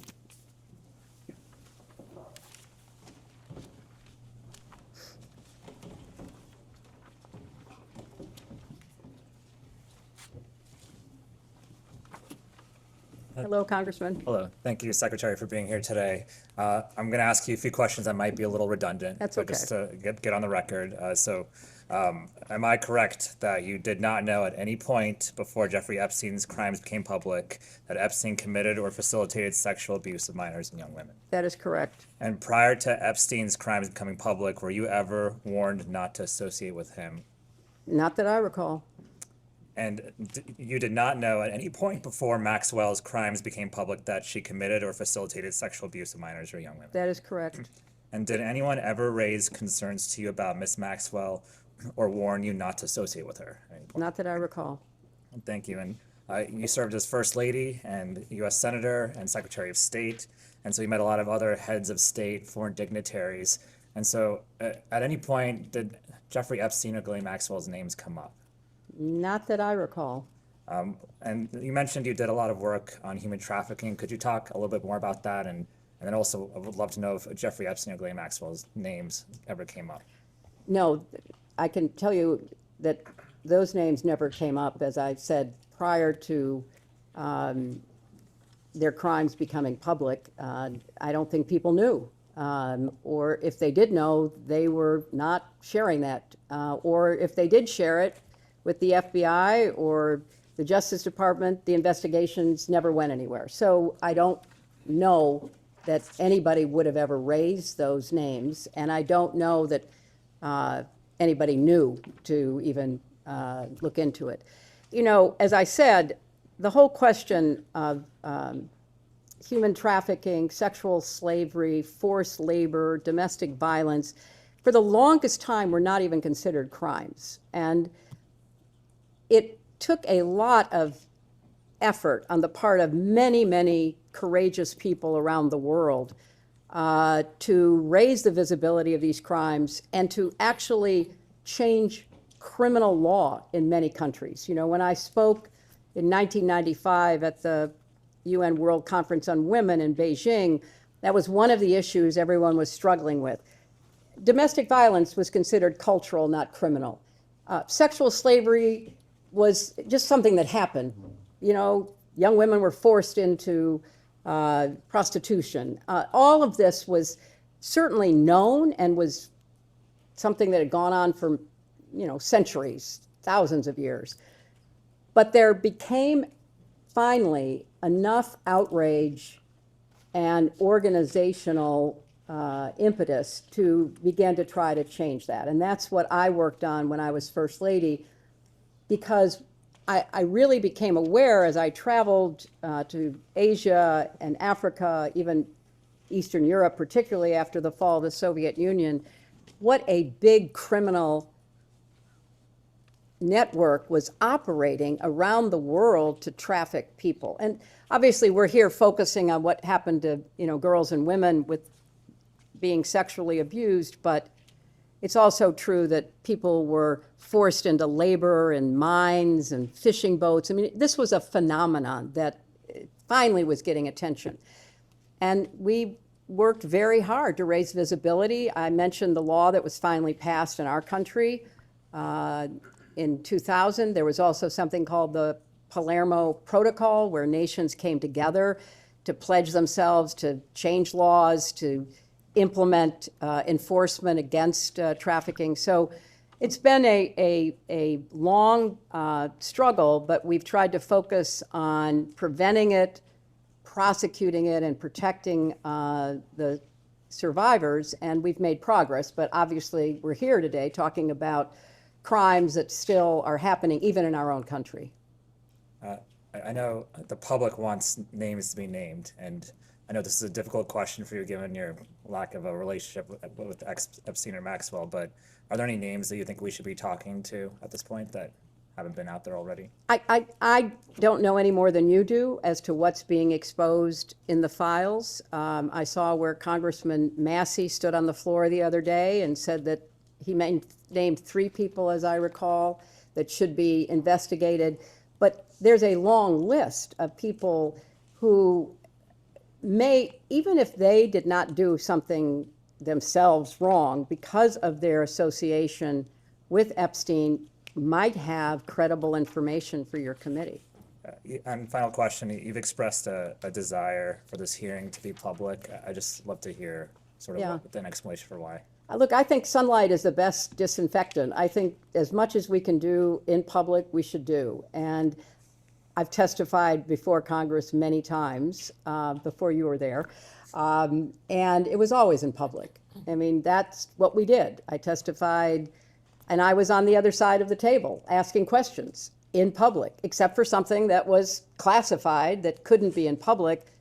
What we did was in the sunlight, in front of the press, because people, namely our constituents, deserve to know what we are finding out and to go along with us, with few exceptions, to understand, what the Congress is doing. So I believe for a long time, I think we should be testifying in public, and I think it would benefit this committee for people to see that you're actually doing things, and especially if you call people who have some credible information for you, that you are committed, regardless of the cover-up in the Justice Department or whatever directions the DOJ is getting from the White House, you are determined to find out the truth.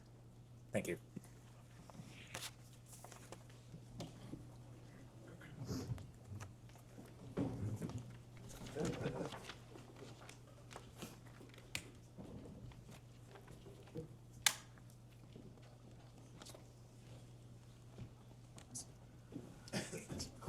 Hello, Congressman.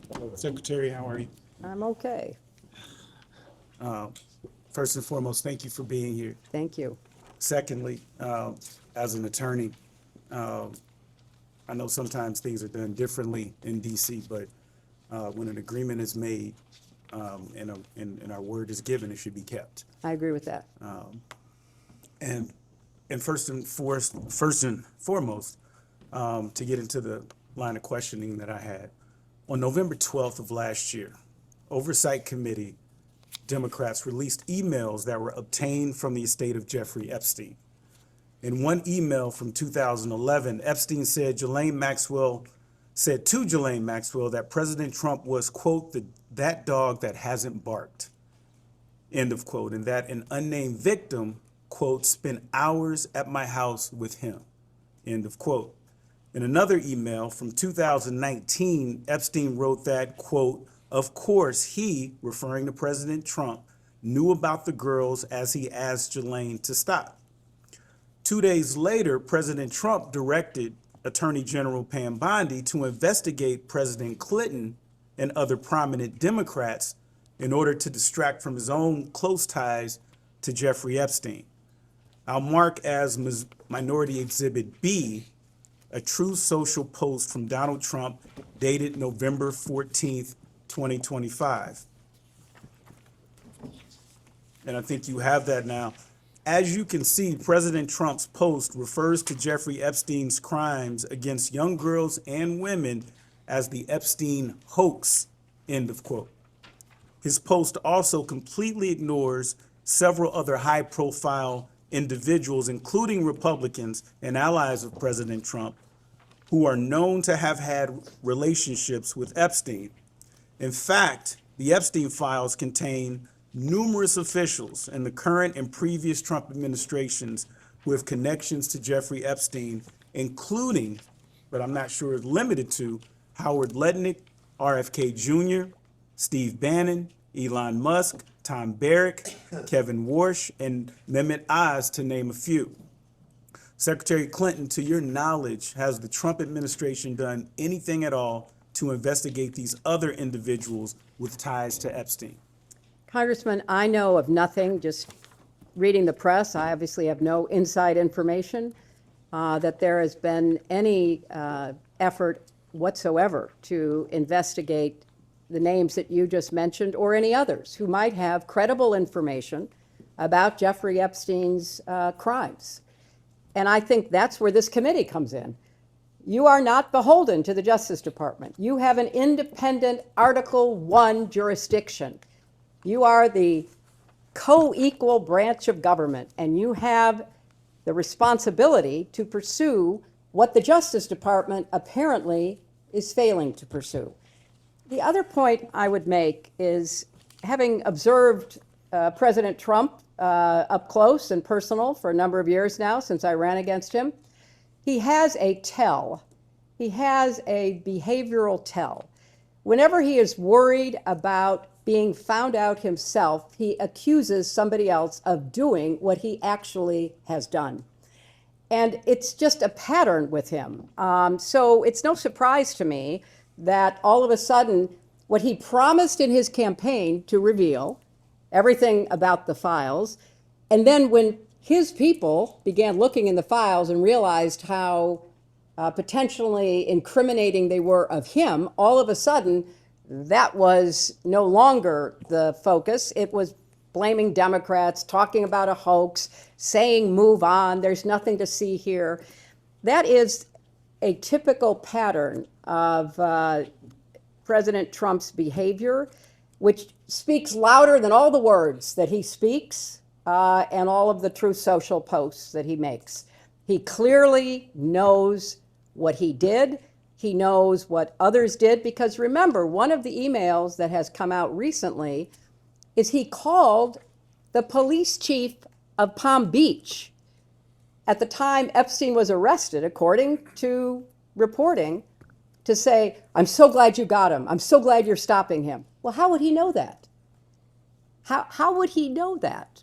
So there is so much to be uncovered here rather than being covered up. And it really, in addition to the specific information that could be gotten and the accountability that could be achieved, it would restore trust. And, you know, the American people are not dumb. They're watching this. They're seeing this. They're following this.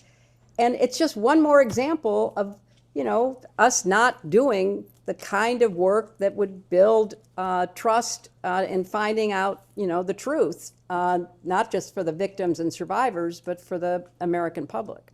I just have a couple quick questions. Howard Lutnick recently went so far as to lie about his close connections with Jeffrey Epstein, but the truth came out with the release of the files. Secretary Clinton, is Howard Lutnick still employed as the Secretary of Commerce in the Trump administration? So far as I know. Secretary Clinton, in your opinion, why has Donald Trump ignored these other prominent figures who had close ties to Epstein? I can't speculate on that, Congressman. I think it's a worthwhile question to ask, and I think it certainly should be asked by this committee. And lastly, in light of everything, not just what I think was an embarrassing leak earlier, do you believe your deposition today is a good faith exercise? I can't conclude that. I think all the information, such as it is, that I have could have been delivered in a sworn statement, could have been delivered in written interrogatories. So I'm not going to speculate about the committee's intentions here. But, you know, a former member of this committee, someone with whom I doubt I have very much in common, Marjorie Taylor Greene, said that Trump put pressure on Bondi not to release the files. And if I recall, she was one of the votes for the Transparency Act, and she and others, including other members of this committee, were hauled into the White House and taken to the woodshed. And so I believe she may be a source of information about, you know, her own experience, demonstrating clearly that this White House does not want the Justice Department to release the files that might in any way incriminate President Trump. Thank you, Madam Secretary.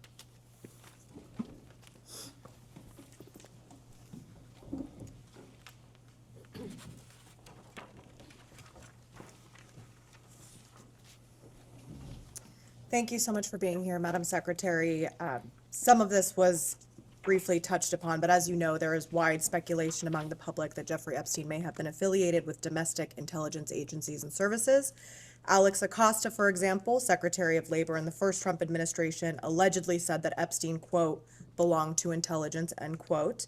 We know that Acosta has denied the statement, but it nonetheless raises questions about Epstein. You obviously served in a variety of highly sensitive positions, allowing you to access some of our nation's most sensitive and secretive information. Either during or after your time in government, were you ever made aware of Jeffrey Epstein having any kind of relationship, directly or indirectly, with a United States intelligence agency or service like the CIA? I was not, but obviously I served in the Senate and don't recall anything like that ever being presented. I was on the Armed Services Committee, so perhaps there might have been a mention if there was any relevance. And in the State Department, I don't recall any information like that at all. And were you ever made aware of Ghislaine Maxwell having any kind of relationship with an intelligence agency or service of the United States? Thank you. Now, during the committee's deposition of former Attorney General Bill Barr, he indicated that, quote, many American businessmen who have foreign contacts sometimes will talk to intelligence agencies and provide information to them. Are you aware of Jeffrey Epstein having these less formal interactions with the CIA or any other domestic intelligence? I'm not aware of any intelligence connections of Jeffrey Epstein at all. And that applies to foreign intelligence? Yes, as it well. does. Okay.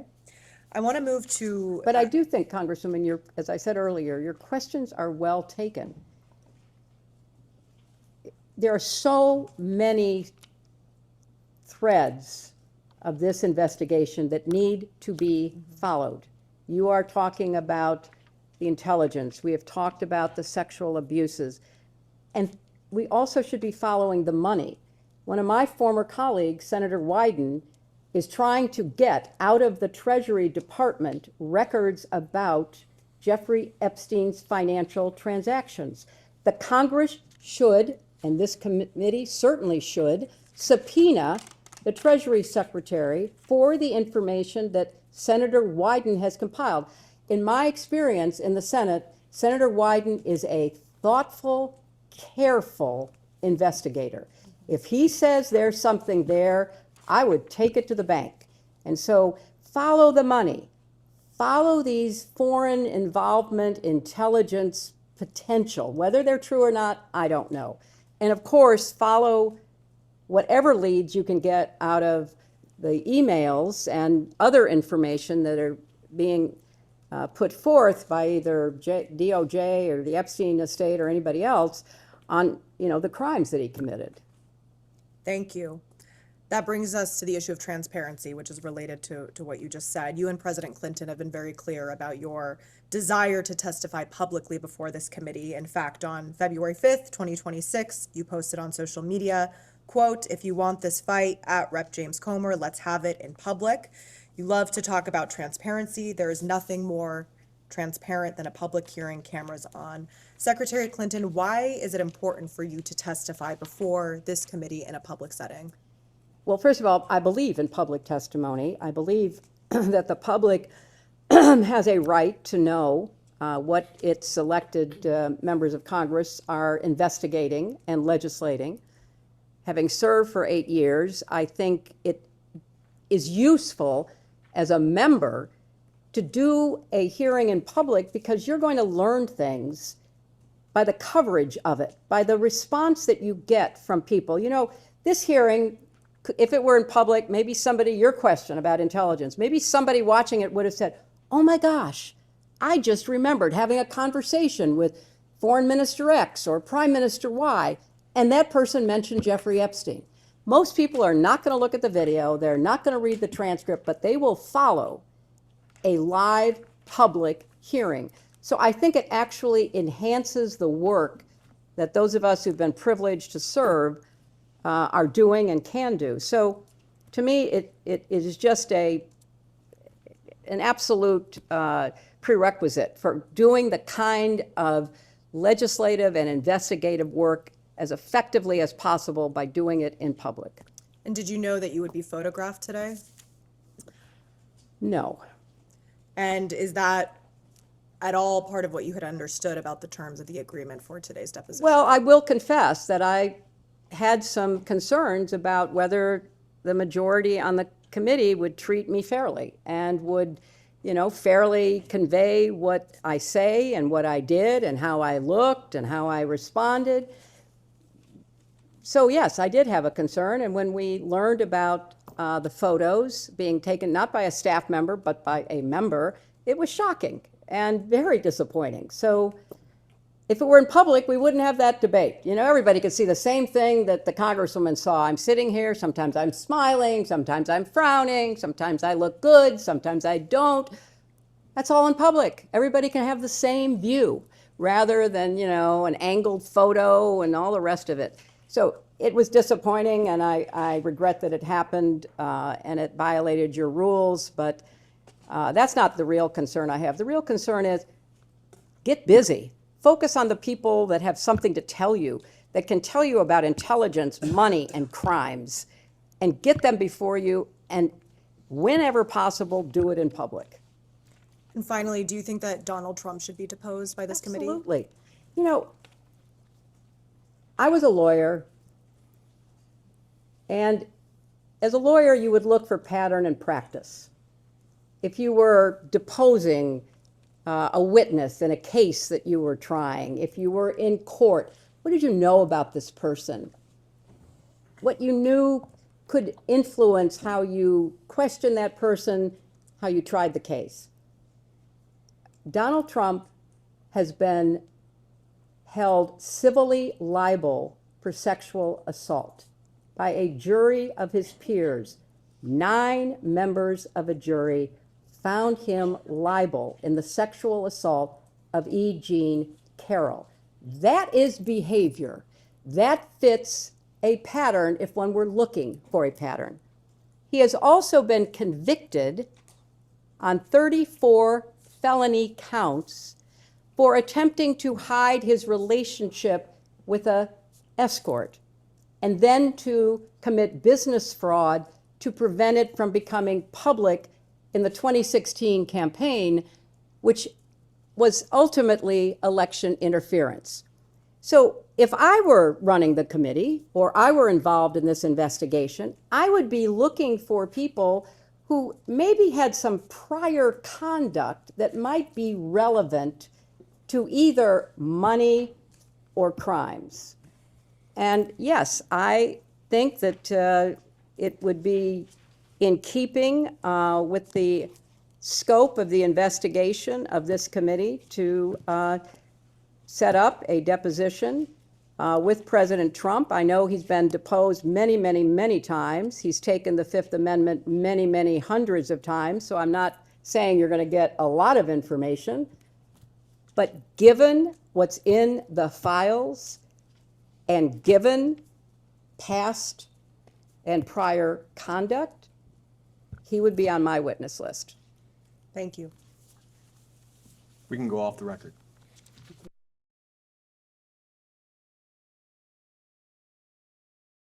All right, we'll go back on the record. It is 2:49 p.m. I believe Chairman Comer has something he would like to say. Yes, and thank you, Madam Secretary, and we appreciate what you said in the last round of questioning. I want to be very clear. This committee is taking this investigation very seriously. We are following the money. We have a history of doing that over the past 2 years. I wrote the Treasury Department requesting suspicious activity reports related to Jeffrey Epstein. Treasury has been in full compliance, and our staff has spent untold hours reviewing those documents. I know the minority staff have also reviewed those documents. Anytime we subpoena anything, both sides get it. Based on the suspicious activity reports, I then issued subpoenas to 2 banks, Deutsche Bank and JP Morgan. The banks, those 2 banks are also in compliance and continue to produce thousands of pages of records. And I will say this before I turn it over to Representative Mace. This investigation is made very difficult when witnesses drag out negotiations for more than 6 months and violate their duly issued subpoena. So that's one reason when we're dealing with very powerful people that have the best attorneys out there, it's very difficult when it takes 6 months to get witnesses in. So I just wanted to mention that, and I'll yield to Ms. Mace. Thank you, Mr. Chairman. Madam Secretary, thank you for returning this afternoon. Secretary Clinton, is your husband someone the committee should investigate? My husband will be here tomorrow. You'll have a chance to ask him questions. So my question is your husband someone this committee should investigate? Asked and answered. Apparently you are. You've subpoenaed him. He's going to be here tomorrow. In your testimony before the break, you discussed why you believe President Trump should testify before our committee due to a, quote, pattern of behavior, end quote. You testified that a pattern of behavior warrants accountability. So I want to make sure I understand your standard correctly. The pattern of behavior you describe includes being held civilly liable, indictments, sexually deviant behavior, correct? Yes. In 1998, your husband was found civilly liable for sexual misconduct with Paula Jones and settled for $850,000. Is that correct? Yes. By your standard of pattern of behavior, should your husband testify before this committee? He is testifying tomorrow. On December 19th, 1998, President Clinton was impeached on charges of perjury and obstruction of justice, which directly related to his extramarital affair with Monica Lewinsky. Is that correct? Yes. And your husband was impeached for perjury related to sexual behavior, correct? I didn't understand what you said. Your husband was impeached for perjury related to sexual behavior, his sexual behavior. He was impeached for several reasons, and then was acquitted in the Senate. And your husband flew on Jeffrey Epstein's plane 17 to 26 times, correct? He made several trips with different legs on the trip, as I recall. But he flew on Jeffrey Epstein's plane Yes, he 17 to did. 26 times? Mhm. Were you aware that Secret Service was dropped on some of those flights? That is not my understanding. Where they were not on some of those flights? That is not my So understanding. your understanding is that Secret Service was on all of the flights that President Clinton was on? That is with my Epstein? understanding. By this standard of behavior, multiple credible accusers, including Juanita Broderick, who alleged rape against your husband was disbarred in Arkansas, lost his law license before the Supreme Court, flew on Epstein's plane dozens of times, visited Epstein's island. That is not true.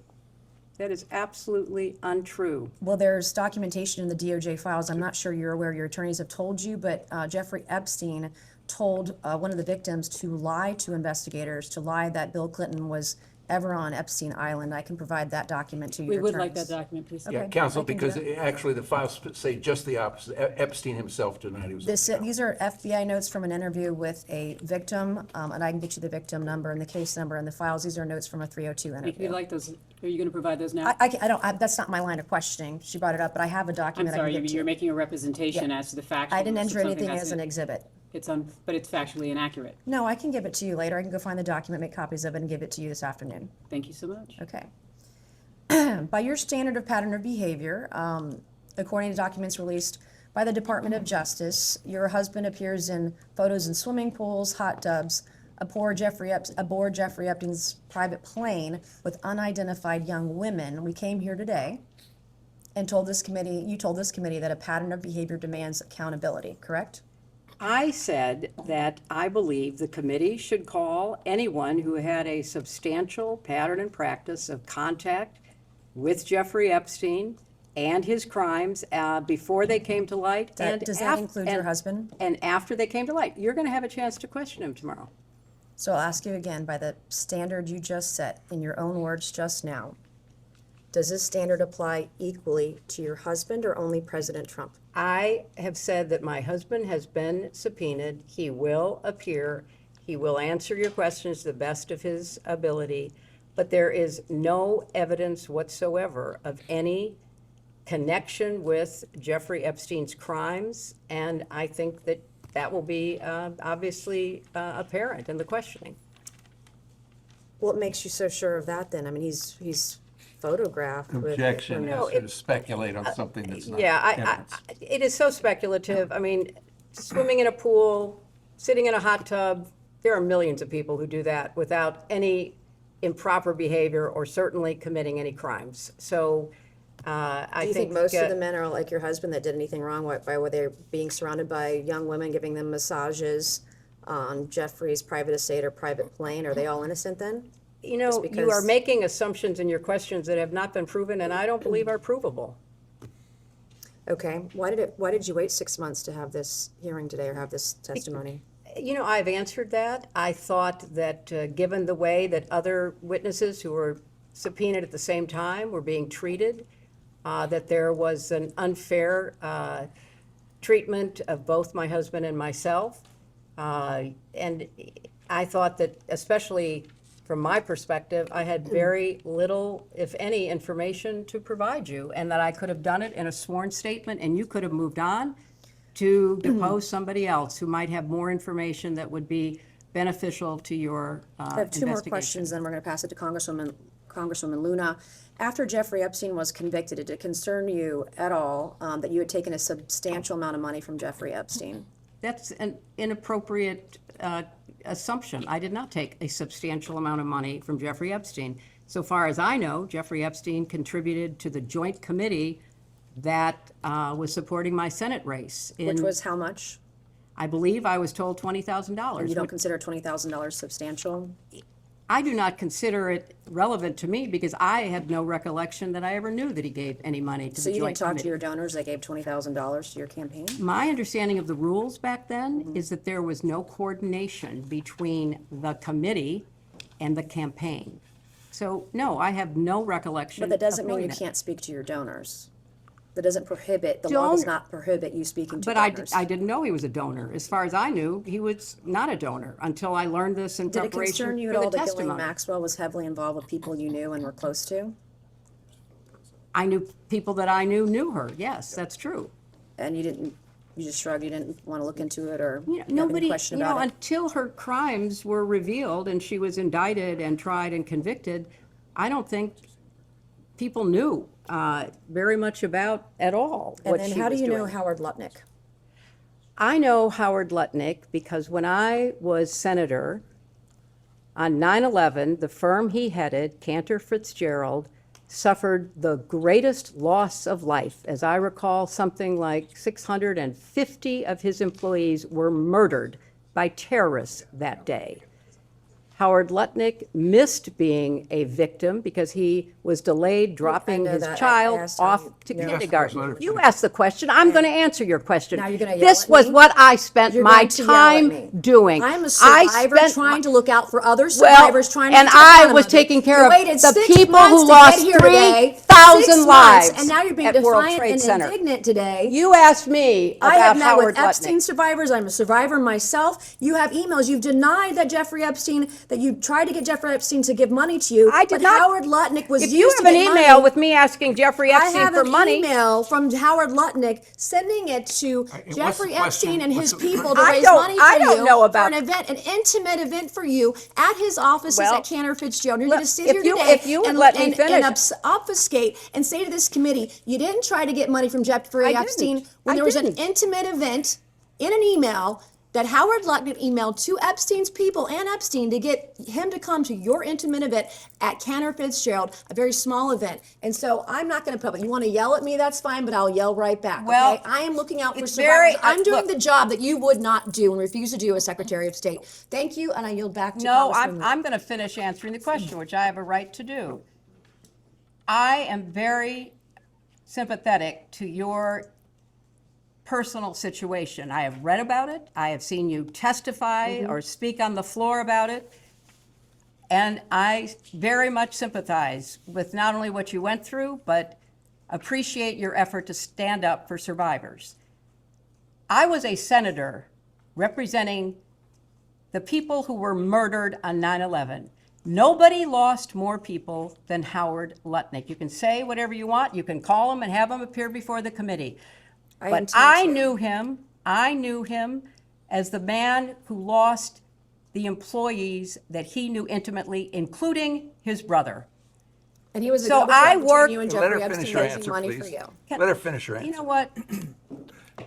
If you don't want to hear what emotionally affected me, that's fine. But that's why I know Howard Lutnick.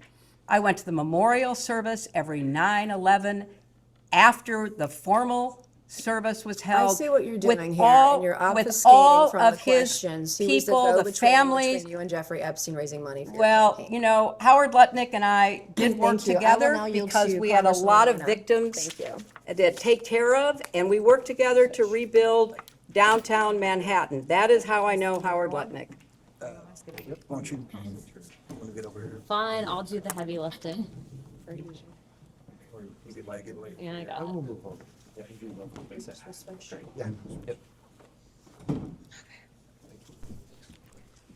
Miss Luna. Secretary Clinton, thank you for being here today. Thank you, Congresswoman. President Clinton has stated that he severed ties with Epstein around 2005, prior to 2008 conviction. Were you involved or informed of any communication, emails, calls, or meetings related to distancing the foundation and/or your family after those 2008 convictions? I was not. You had mentioned that this committee had avoided calling people to testify who should be sitting here.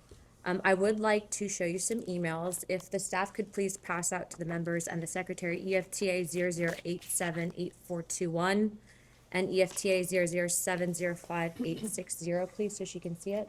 This will be exhibit 14 and 15 for the majority. I'll wait till you get them so you can see them. Thank you. Thank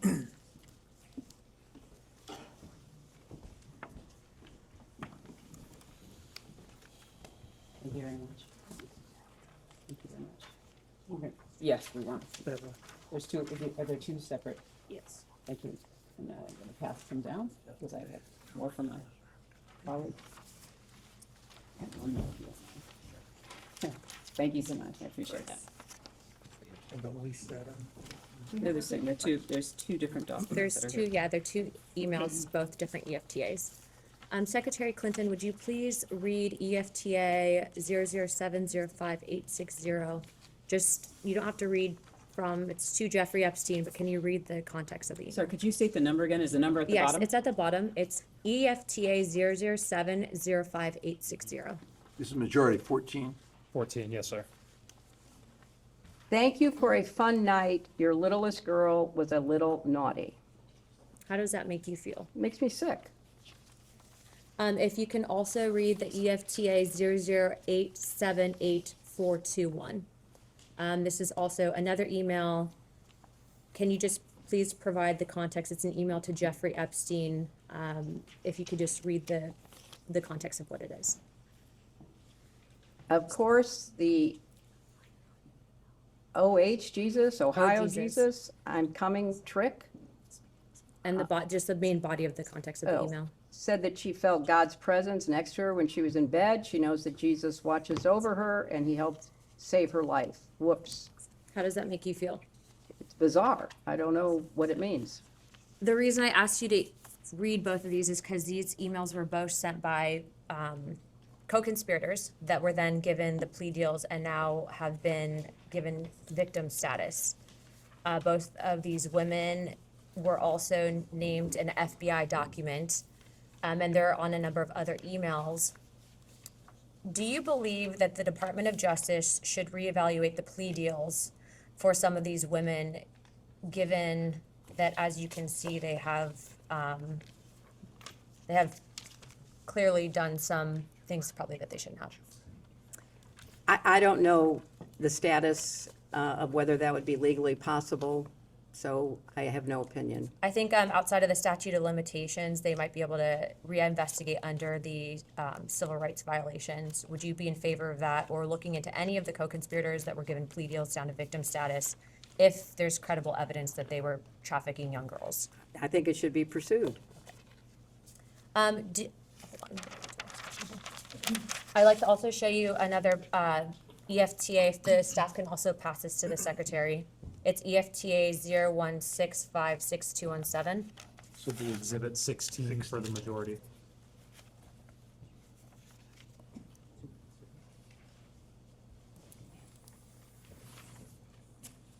And I'd also like to reflect on those previous EFTAs. The EFTA 007058660, that was actually sent by a woman by the name of Susan Hamlin. And then the other EFTA 0087841 was sent by a woman named Nadia, who's also listed in other files as well. Is it single pages? Oh, sorry.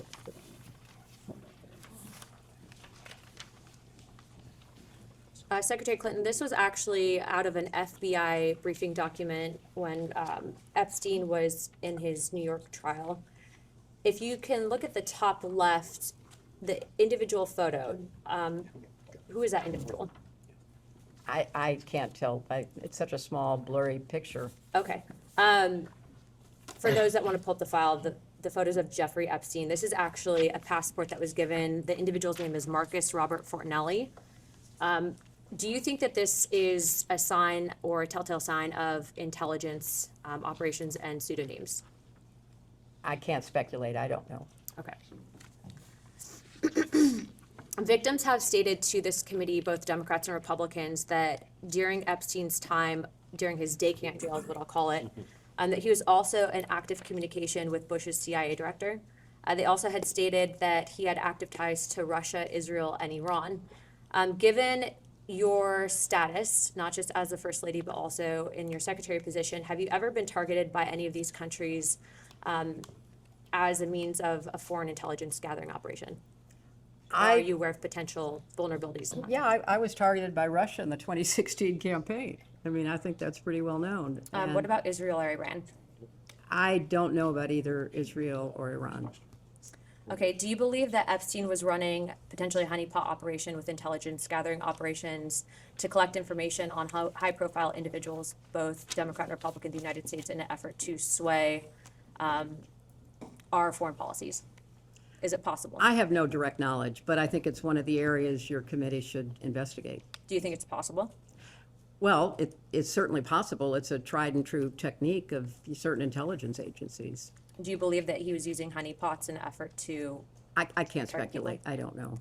Okay, and on the topic of transparency, Secretary, were you ever denied access, or did you ever inquire on the topic of UAP or Gilgamesh in your official or personal capacity, and why? I was never denied access because I never asked for access. Okay. In the efforts of having a transparent government and restoring faith within our country, do you believe that the American people deserve access to those topics? I do. Subject to any national security implications, I think the information should be made available. I think that's been ordered, or at least I read that it had been ordered. And lastly, before I yield my time, Chairman Comer, do you believe that you were personally a target of an intelligence gathering operation specifically pertaining to Ghislaine Maxwell or Jeffrey Epstein? I have no reason to believe that. I don't have any information. Okay, thank you, Chairman. I yield my time. Thank you. Representative Fallon. Switching. Yeah.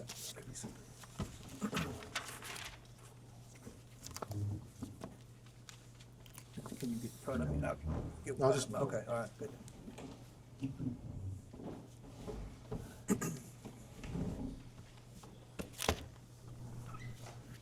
Afternoon. Hi. Could you identify yourself? I'm Yes, sorry. sure. Pat Fallon, 4th District of Texas. Pat Fallon, okay. Native of Massachusetts, but no one would vote for me there. I moved to Texas. So, Matt, I'm a pretty simple guy. I just want to keep things simple and just ask you some questions, give you a chance to respond. So July 25th, unanimous oversight subcommittee voted to subpoena yourself and your husband. On the 25th of August, Chairman Comer issued a lawful subpoena, which I would think it's fair to say you didn't cooperate. There was a lot of delays. It was August. We're now in February.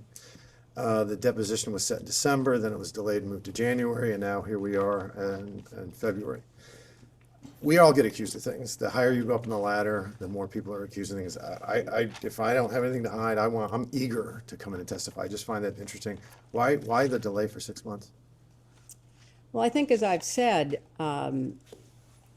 we negotiated in good faith, and I believe the committee negotiated in good faith for a while because we thought, at least I'll speak for myself, that I could provide whatever information I had, which was not much, in the same form that you accepted it from former attorneys general and FBI directors who had much more direct knowledge, or could have had much more direct knowledge about the investigation you were conducting. And I found it bewildering that I couldn't provide what I knew in writing under penalty of perjury, as others had done. Okay. I'd say better late than never, so I'm glad you are here. On the in September of 22, ABC program The View had you as a guest, and you were quoted as saying, "No one is above the law." Still agree with that? I agree with that. As do I, and I think Secretary Clinton, that's why you're here. I absolutely agree with that. When did you first meet Jeffrey Epstein? I never met Jeffrey You never yet, Epstein. okay. When did you first meet Ghislaine Maxwell? I have no recollection of when I first So met you her. might have met her, but you don't remember. I do not. Okay. So you'd obviously describe your relationship as pretty much non-existent with both of them. Yeah, I had at least a casual acquaintance with her. I had her, nothing okay. with him. Okay. Would you describe your husband's relationship with Jeffrey Epstein as limited, cordial, close? Limited for a limited period of time with respect to using his airplane. Okay. And how about your husband's relationship with Ms. Maxwell?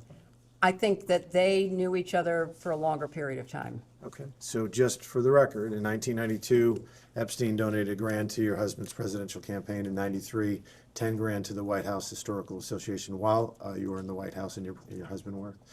And then he visited the White House as we've said, I think ad nauseum, 17 times from 93 to 95. And then in 99, a $20,000 donation to Senate campaign or an affiliate allied campaign. And then in 2006, $25,000 to the Clinton Foundation. And then post-Clinton presidency, your husband was on the plane somewhere in the neighborhood of 26 times. Right? I can't vouch for everything you just said. I can't vouch for. All right, but you're not disputing it vehemently. So No, I'm not accepting it, but Okay. I can't vouch for it. I can't Okay. respond to it. Okay, all right. In 2008, Jeffrey Epstein was convicted of 2 felony counts. Correct? Were they I believe- felonies? I don't recall. They were federal felonies, yeah. Were they felonies? They're state felonies. State felonies, okay. Felonies nonetheless. Okay. So just bear with me on this because, again, give you a chance to respond. Your husband ran for governor 5 times. The last time in 90 or in 86, I think he got almost 500,000 votes. In 92, he got 45 million votes, 47 million in 96. When you ran in 08, you got nearly 20 million in the primary. And he was governor, you were senator, secretary of state, he was president. You've met hundreds of thousands of people, probably way more than the average typical person would.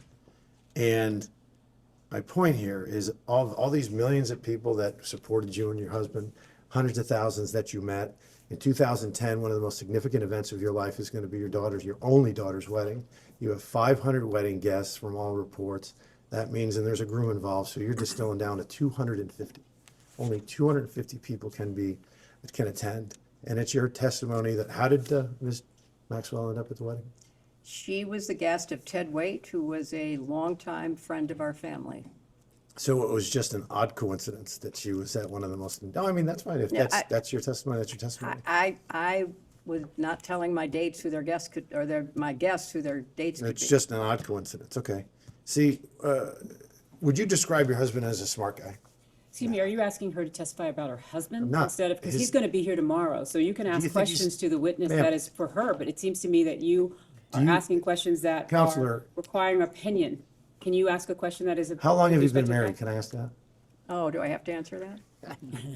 50 years. He's a pretty smart guy by all accounts. Would you agree with that? Highly intelligent. I think he is. I didn't vote for him, Well, but I then, think he then is. I will. We're going to agree concur on with that? your I mean, I don't opinion. think that's controversial, Counselor, because everybody that I've ever met that has met your husband and has firsthand experience describes him as the smartest guy in the room when you're in the room. Very smart, scary recall. Like if he meets you 20 years later, he remembers what you wore, what they were saying, which is a great tool and asset when you're a politician. I don't think that's, so with this great recall, I'm sure it served him well in his political career. So I just find it surprising that in January 26, y'all sent a joint letter from you and him where he asserted that he, quote, didn't recall encountering Mr. Epstein or any specific interactions with him while in office. That was his recollection. Okay. But even though we've established that he was in the White House, Epstein, I'm talking about 17 times, and there's a public report that there were personal tours given, not only the White House, but even the residence. And somebody that smart just happened not to remember any of it. This witness can answer questions about her own declaration, about what she recalls or knew. Again, the president is going to be here tomorrow. All right, so he well, can answer your client talked about patterns in practice. And Bill Clinton, her husband, said that he doesn't remember meeting Epstein during his time in office. Took trips with him, or took trips on his plane to New York, England, Japan, China, Singapore, Bangkok, Brunei, Rwanda, Mozambique, South Africa, France, Norway, and many more. So it's really not a question of where they went together, but where they didn't go together. Do you know the colloquial name for Little St. James Island? No. It's Epstein Island. Okay, I'll refer to it in both contexts. To your knowledge, did your husband ever visit Little St. James Island? Not to my knowledge. Okay. Do you know who Doug Band is? He worked for my husband, yes. So by reports on the press, he was a key architect of the Bill Clinton post-presidency, a top aide, the body man, the fixer, a counselor, and a close advisor. Would you disagree with any of those? He worked for him in a number of capacities. About 10 years, 02 to 12, I think it was. He worked for him, I Decade, give or don't take. know. Give or take, I fair can't to say, answer that. give or take a decade? Mm. Okay. He's on the record as asserting that Mr. Clinton did indeed visit Epstein Island. Do you think he's lying? Yes. Okay, why would he lie? I don't know. You'd have to ask him. Okay. And then, you know, Virginia, have you heard of Virginia? I'm sure you didn't meet her, but have you heard of Virginia Giuffre? I've heard about her in She the was press I coverage. didn't ever meet her. Yeah. She was a victim of Epstein. Tragically, she didn't survive. She's no longer with us. She testified under oath that she saw Mr. Clinton on Epstein Island 2 separate occasions. You think she's lying? Or at least I have inaccurate? no information whatsoever that he was ever on the Just, island. you know, just trying to be fair, why do you think that is? I mean, that's my I'm question. not I don't going to care. offer opinions. All I right, don't, that's I don't fair. have any Okay. information. Further to your point earlier about practices and patterns, now there's a third person, Steve Scully. Have you ever heard of him? Who? Steve Scully. Steve Scully? Yes. I know of a Steve Scully who was at Apple. He was an IT contractor on the infamous aforementioned island. He also asserts that he saw Mr. Clinton, and this is a quote from him, lounging around the porch area of Little St. James Villa. It's just oddly specific. Do you think this third person was lying as well? I don't know information about You'd Mr. see how that Scully. would, you know, I wanted to ask you that because I find that odd. It's a pattern in practice, as you mentioned. Have you ever visited Epstein Island or Little St. James Island? No. Okay, so just to be clear, it is your testimony that, for instance, you never flew in a private plane, flew into St. Thomas Airport, and then didn't enter the terminal, but instead boarded a helicopter to Little St. James Island. You never did that. I did not. Okay.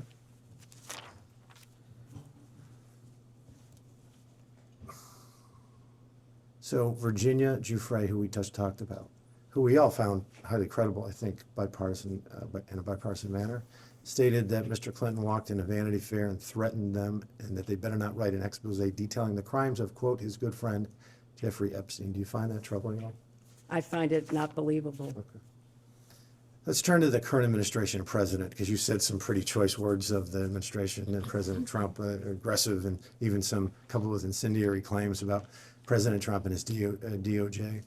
You fair to say that you would not describe them as transparent? I would not describe him as transparent. Okay. How about you were an enthusiastic supporter of Joe Biden and Vice President Harris when each of them respectively ran for president? I was. Okay. Would you describe the Biden-Harris administration as an administration that was committed to transparency? To the best of their ability. Okay. You also asserted, and if I get this wrong, please let me know, that, or at least insinuated that President Trump was closer to Epstein than your husband, socially. I think there's an enormous amount of evidence that goes back many, many years demonstrating their relationship. Okay. Do you know how many times Jeffrey Epstein visited the Trump 45 White House? I do not know. By all accounts and evidence, 0. And how many times did he visit the Clinton White House? I don't know. It was 17 times. How much did Jeffrey Epstein ever donate to Donald Trump politically? I have no idea. There was 0. But we have established that he donated to either you or your husband or your committee's 21 grand. Not agree? I have no information that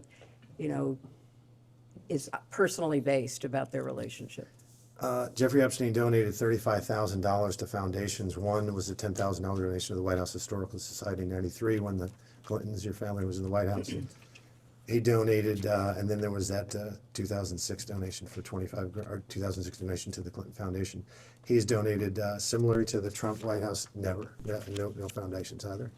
How many pages of the Epstein files were released by the Oversight Committee in 2021 to 23 when the Democrats were in the majority? I have no idea. It was 0. But there was also an ongoing investigation of, I believe, Ghislaine Maxwell during that time period. So the answer is, I can share with you, is 0. How many pages did the Biden Department of Justice release from the Epstein files from 21 to 25? I have no personal information. I have read that because of the trial of Ghislaine Maxwell, that was not done, but I have no personal information. Yeah, okay. Well, that was 0, and that ended quite a little bit ago now. There were no images and there were no videos. When you compare the GOP Oversight Committee, when we took over in January 23 to present, there were 65,000 documents that had been released. And then how many videos? There was nothing under the Biden administration. There was no images as well. There's been 180,000 images, 2,000 videos, and now over 3 million pages. So when you compare them, that's an odd definition of who's transparent and who isn't. Last thing, we have established that there's a $20,000 donation that Jeffrey Epstein made to an affiliated allied campaign to get you elected to the presidency. Have you returned that or donated that? Once, like he got convicted in 2008 of 2 felony counts. Have you ever returned that $20,000? It didn't come to my campaign. I was not So you've in never charge of that. donated that to charity, that $20,000? I've donated many, Would be good many, to hundreds donate of it perhaps thousands of dollars to, to charity. Congressman, I'd like to know the facts in the record that shows that Jeffrey Epstein donated to her presidential campaign. No, he's talking about the Senate campaign, I think. Yeah, I'm sorry. He was and talking not about presidential. Oh. Yeah. 1998 was the Senate, you're right, I stand corrected. But yeah, I think that would be a nice gesture. I yield. Right. Next up, Representative Cloud from Texas.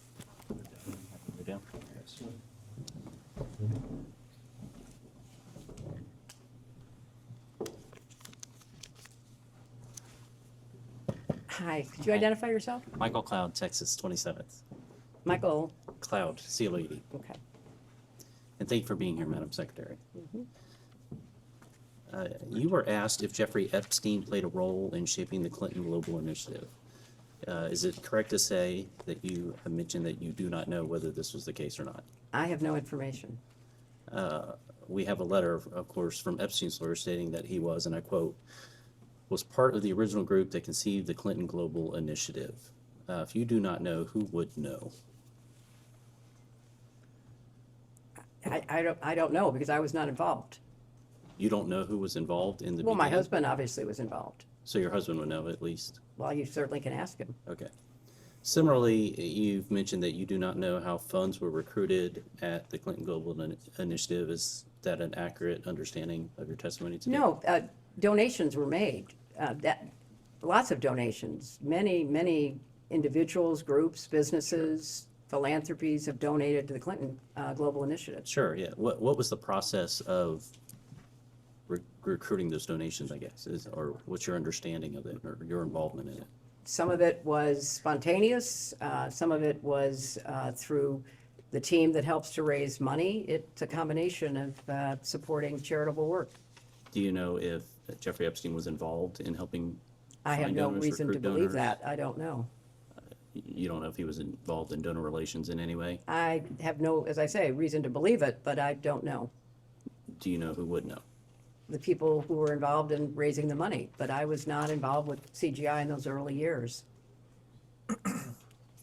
What about when you were there? I have no knowledge that Jeffrey Epstein was involved at all. How many roughly staff members are there in the Clinton Global Initiative? It has varied over the years, Sure. but hundreds, And involved with donor relations? dozens, I suppose. Dozens? Okay. As best as we know, it's been publicly reported that in 2024, Ghislaine Maxwell, or Ghislaine, I think is how it's pronounced, arranged and wired $1 million to Publicist Group for the inaugural CGI event, referring it to it internally as, quote, the Clinton Project. Epstein was copied on related emails and questioned the timing and destinations of the funds. Were you aware of this $1 million payment? I was not. Were you aware of it before today? No, well, in Am I breaking this preparing for in this. preparation? Mhm. You were made know. Okay. Do you know who would have known? I don't even know if it's true, so I have no way okay. of telling you. You don't know who at the Clinton Global Initiative, what staff would have handled $1 million donors or It didn't go it went to a group called Publicis, which Right. is not the Clinton Global Initiative, so Right, I would right. not know. Well, the email said it was for the Clinton project, so. First of all, I have no idea whether that's true, and secondly, it went to a third party. Okay. Maxwell was honored and given complimentary access at the 2013 CGI conference for, quote, ocean conservation work, years after public allegations against her and Epstein were public. Were you involved in approving participants or honorees at the CGI events? I was not, but I don't know that there were public allegations at that point in time, so I can't respond to that. So you were not involved in approval? I was not. You didn't know who was going to be honored at the events? No, I was not. Okay. Do you know who would have known? Whoever was the staff at the time, but there's been a lot of staff turnover over, 20-plus years. A number of things you've mentioned today, you've mentioned you have not been able to recall. And that's understandable. Is it possible that any of the information that you have not been able to recall would have been found in the 30,000 emails that went missing? No, I don't believe so. I had no reason to believe that, so it's not that I'm not recalling things that were there. I don't recall at all. Okay. Right. Unfortunately, I have to catch the point. Thank you for your time. Next will be Representative Timmons from South Carolina.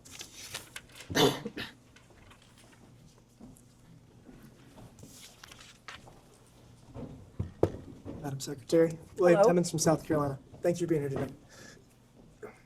Throughout this deposition, you've seemed to be a bit incredulous, indignant about being here. Do you think it's inappropriate, it seems? I guess I just want to highlight all of the reasons that I see you being here and ask you if you don't think that that justifies your presence. I mean, so we started out this deposition by asking you about a number of individuals, 50-plus individuals, and the specific question was whether you had spoken to them regarding Jeffrey Epstein or Ghislaine Maxwell. So I'm going to highlight 4, and I'm going to tell you why we asked you about them. So do you know Senator Bob Kerrey? I do know Senator Bob Kerrey. Okay, and was he not the chair of the Democrat Senatorial Committee when you got elected to the Senate? I thought it was Bob Torricelli, but I could be wrong. Okay, well, he was the chair of the DSCC for the 8 years prior to you getting there. He'd left office when you got sworn in, but obviously there's a lot of overlap. He's a prominent member. He resigned in disgrace because of his association with Jeffrey Epstein. So there's a commutative property. He's in your orbit. He had to resign. Next person is Casey Excuse me, Wasserman. Mr. Yes. Representative, was Bob Kerrey one of the names that was listed? Bob Kerrey He was. wasn't listed in the original list So that the council list that was read. shared with the witness, I don't see My that name. apologies. He was not listed. If he was not listed, No, he but was not. He does I have. was his- just seeking that clarification. Thank you. Casey Wasserman. Do you know Casey Wasserman? I do. Okay, and was he a former trustee of the Clinton Foundation? I don't know. He wasn't during the time that I was involved. Okay, well, it is alleged that he was a former trustee of the Clinton Foundation, and he also had to resign in disgrace from his company, and obviously there's an association there. So, you know Larry Summers? I do know Larry Summers. Okay, and he was obviously former Treasury Secretary, campaign advisor. Apparently he didn't give you good advice, but y'all obviously have a long-standing relationship. He also was forced to resign in disgrace because of his association with Jeffrey Epstein. Yeah, but I've never talked to these people about. I understand, but you Jeffrey understand, you were the Secretary of State, you were the First Lady, and you were a United States Senator, and you have all of this power and influence and these connections, and when there's just this enormous amount of smoke that I'm gonna go over, it is appropriate for us to then ask you questions, because we're trying to get to the bottom of this to make sure it doesn't happen again and to hold people accountable. It might not be you. But all of the people you just read, it seems to me, should have been ahead of me being subpoenaed than me. But that's okay. I'm here, and I want to keep Do you plowing know George forward. Mitchell? I, of course, knew George Mitchell. Okay, obviously, he also had to resign in disgrace. So that was the purpose of the people that we were trying to get your associations with. So obviously, I'm not going to go over this too much in length, but I've been in Congress for 7 years, and I've only been to the White House, I don't know, a dozen times. Jeffrey Epstein doesn't even live in D.C., and he went to the White House 17 times in 2 years. So that causes us to wonder what's going on there. Obviously, President Clinton flew on the Lolita Express over 24 times. That gives us more questions. He is your husband, so we are just curious about all of these things, and that's the purpose of this. You say the fact that Jeffrey Epstein donated $20,000 to the Joint Fundraising Committee, you were not allowed to solicit that, but it is record of who gave money. And so you would, if somebody gave $20,000 to my JFC, I would know eventually, and I would say thank you. You never thanked him for his contribution. Not that I'm aware of. I didn't. First time I knew about it was when I was preparing for this testimony. Obviously, all the members of Congress have to deal with fundraising. It's probably the worst part of the job, but generally speaking, when people give you a large amount of money, you say thank you. So I They didn't think give again, it to me. They gave it to the joint committee. the and joint, I- the JFC has disclosure requirements, and you'd be able to tell, and it was for your behalf to get you Well, elected. So again, I mean, you're Please let the quibbling. witness finish. It's You're okay. Cutting her off. She's got I've told you all I know, which is that I did not know. There's dozens of pieces of information that create a pattern, and you're here because that pattern causes us to have questions to understand. What are your questions? Did I'm- I know anything about his crimes? I've told you, no, I did not. Did I know anything about her crimes? No, I did not. Was I in a position of responsibility to investigate those crimes? No, I was not. Again, there's a pattern. You gave the best line of the deposition.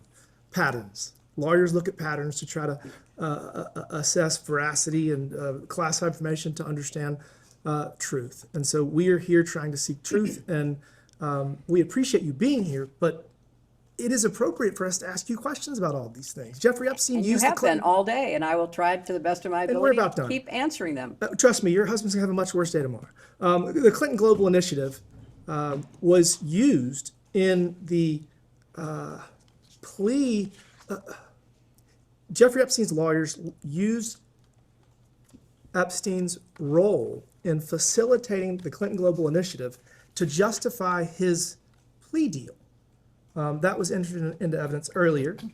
Obviously, Ghislaine Maxwell has alleged that this is part of her, one of her successes to facilitate setting it up, and there's been reports that $1 million was wired for the launch party. So there's just all of this data, all of these different pieces of information that come together that cause us to be here. And so, I mean, we've obviously discussed the fact that Ghislaine Maxwell was at your daughter's wedding, which, again, is not indicative of anything, but when you take all of this and you put it together and you look at it holistically, it causes us to have these questions. So given all of that information that I just went over, that we've gone over today, do you understand why you're here? And do you think it's appropriate for us to ask questions of someone that's in such a position of authority and has all of this smoke? I mean, maybe there's no fire with you, but in order for us to get to the bottom of it, the American people want this transparency and accountability. So, I mean, do you understand why we are doing this, or do you think this is just a waste of time? You'll have to determine whether it is or it isn't a waste of time. But, you know, you make all of these assumptions. I don't believe anything Jeffrey Epstein says. So whatever he said, I would discount completely. I don't believe very much of what Ghislaine Maxwell said, and the very first exhibit you gave me was what she told, you know, Blanche Todd. So it's your job to figure out what is and isn't true, but more importantly, what's relevant to your investigation. And What's relevant to our investigation is Yeah. that people at the highest levels of government were involved in a sex trafficking I was ring. not involved Again, at all, but and I you're here to resent answer- you even connecting those You're here to help 2 us get to the points. bottom of it. I've been doing my very best Well, you all tried to day. avoid it for Please 6 let months. her answer fully the No, I question. mean, and then I've you been can doing all I can to, how can I answer questions about a person that I don't believe I ever even met, although maybe I was in the same room once, who gave money to a joint funding committee that I did not have knowledge of? I'm doing the best I can to answer your questions. I appreciate that. Again, patterns is what we're following, and I think we're gonna have a lot more questions for the president tomorrow. Thank you. McGuire. Accepts Representative McGuire from Virginia.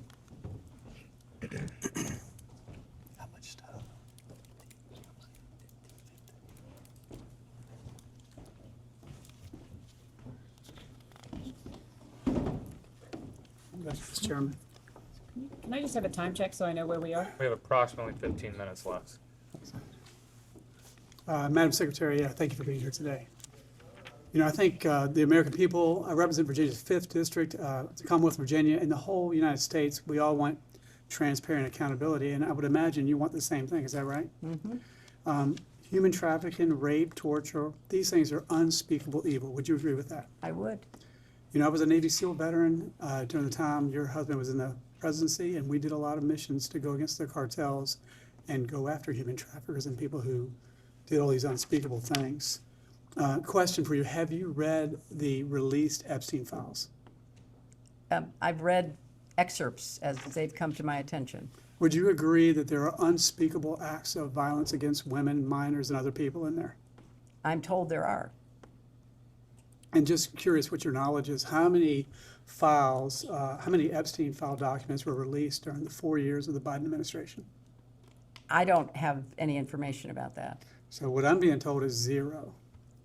And just how many files do you think have been released, Epstein files, since President Trump is in his 2nd term?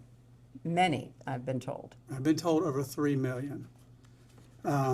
And again, we both agree that we want transparency and accountability. I don't think it's a Democrat, Republican, or independent thing. I think it's just an American thing. We want accountability, and we need to have it.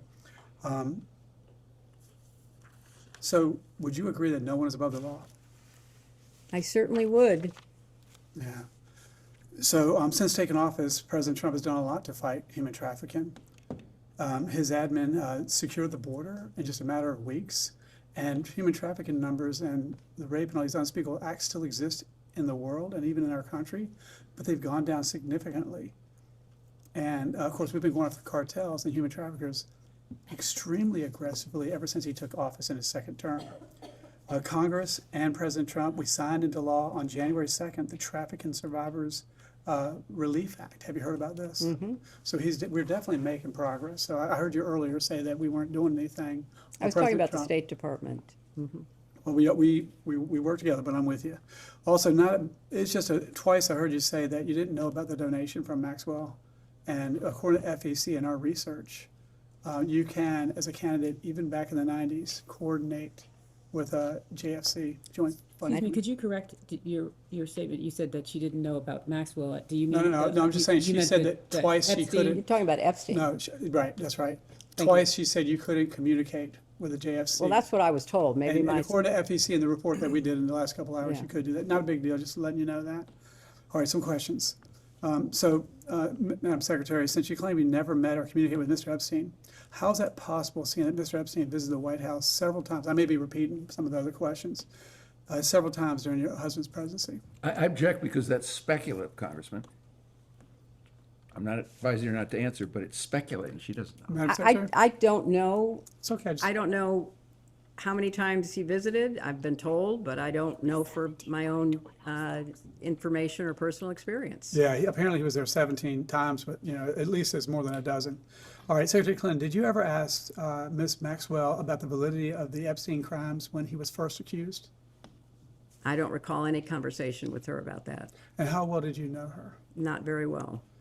All right, Secretary Clinton, how do you feel about your husband being named in the Epstein files?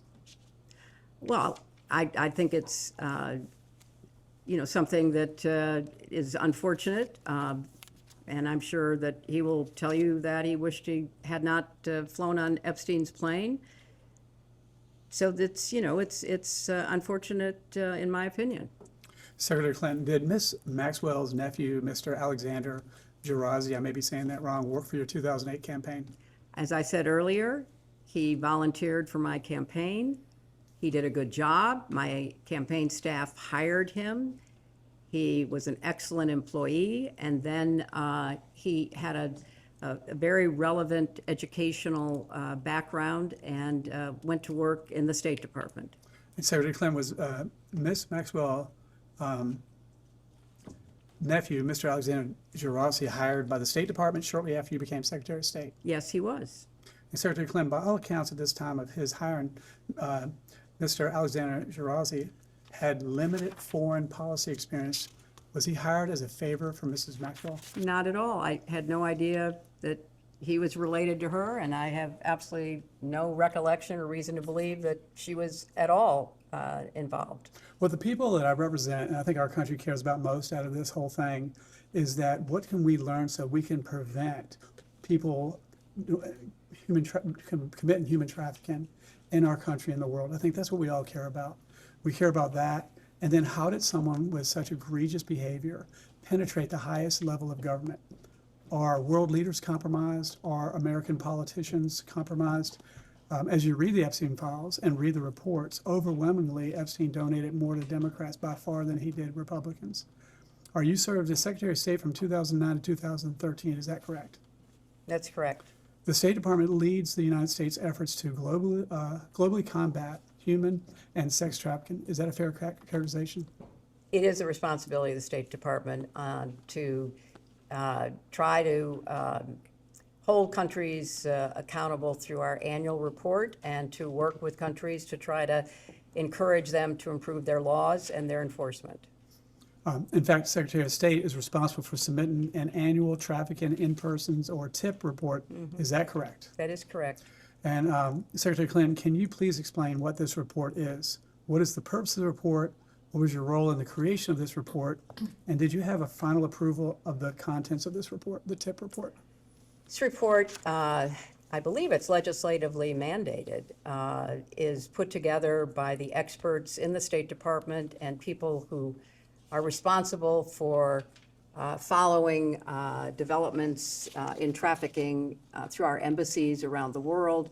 And what it does is to try to assess whether countries are taking trafficking seriously, whether they have adequate laws, whether they're enforcing those laws, whether judges are trained, whether law enforcement takes the crimes seriously.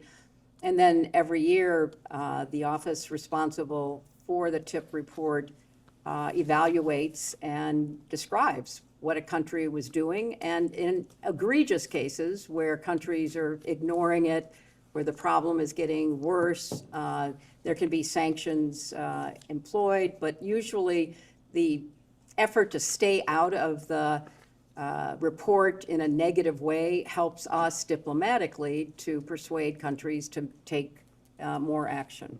Okay, so to be clear, were TIP reports submitted to Congress during your tenure? Yes. And was human trafficking in the United States increasing or decreasing during that time?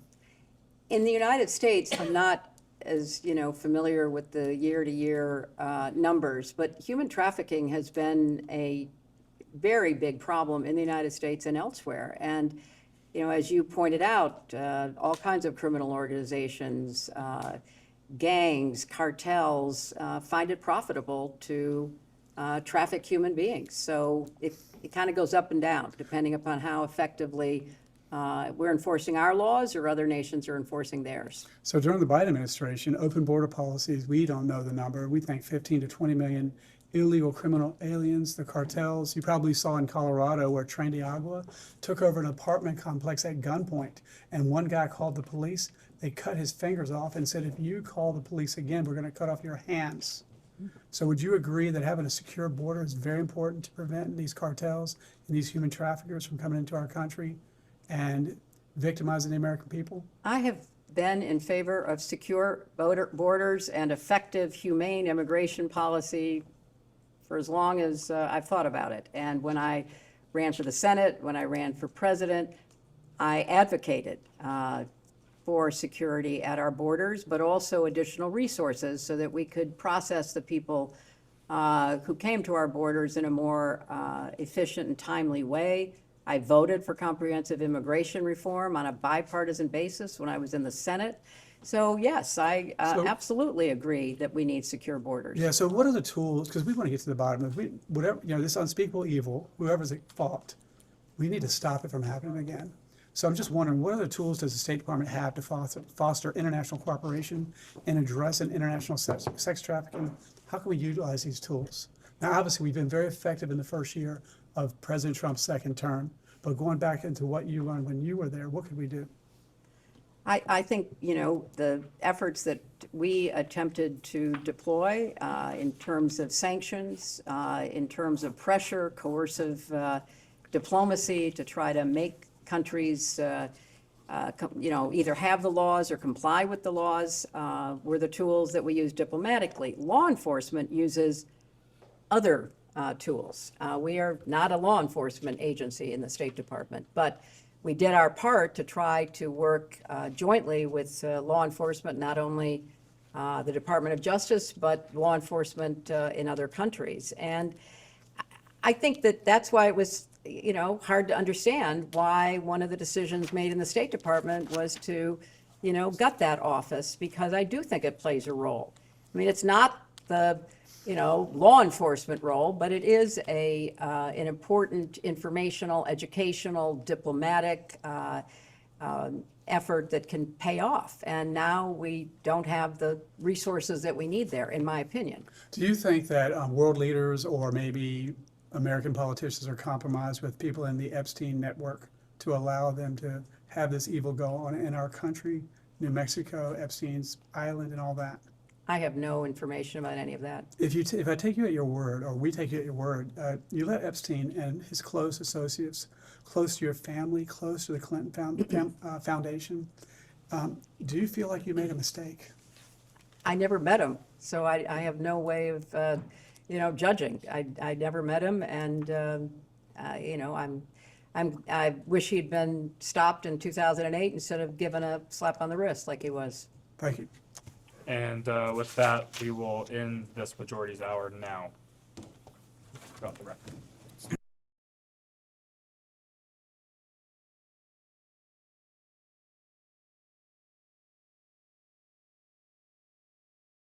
We can go back on the record. Ma'am, I have just a few questions about things you discussed in the previous round, then I'll turn it over to a member of the committee. There were a few cases of mistaken identity, I think, in the previous hour. So, for one, we understand that Bob Torricelli was the DSCC chairman when you ran for Senate, not Bob Kerry. I think you got that one right, and we just wanted to confirm that for you. In addition, John Scully is a businessman who at one point was the CEO of Apple. Steve Scully is some kind of IT person in the Virgin Islands. Am I correct to say that you do not know Steve Scully, the IT guy in the Virgin Islands? That is correct. Great. You were asked several times, and I just want to get it clean here in one place, whether your husband visited Mr. Epstein's island in the U.S. Virgin Islands. Firstly, to be clear, you yourself did not visit Mr. Epstein's island. Is that right? That is right. And am I right that it's your understanding that your husband also did not visit Mr. Epstein's island? That is my understanding, and I think there is significant evidence to back that up, including that the Secret Service actually went on the record to say they had never been on the island, and that my husband had never signed off Secret Service protection. You took my next question, which was to clarify that as far as... Let's clarify it again. Maybe they'll hear it We'll this time. double clarify it, that as far as you know, your husband did not separate himself from his Secret Service detail in order to fly on Mr. Epstein's plane. As far as I know, he has never signed off on Secret Service protection. One last one for me. Former Attorney General Alberto Gonzales was Attorney General at the time that Mr. Epstein received his sweetheart deal.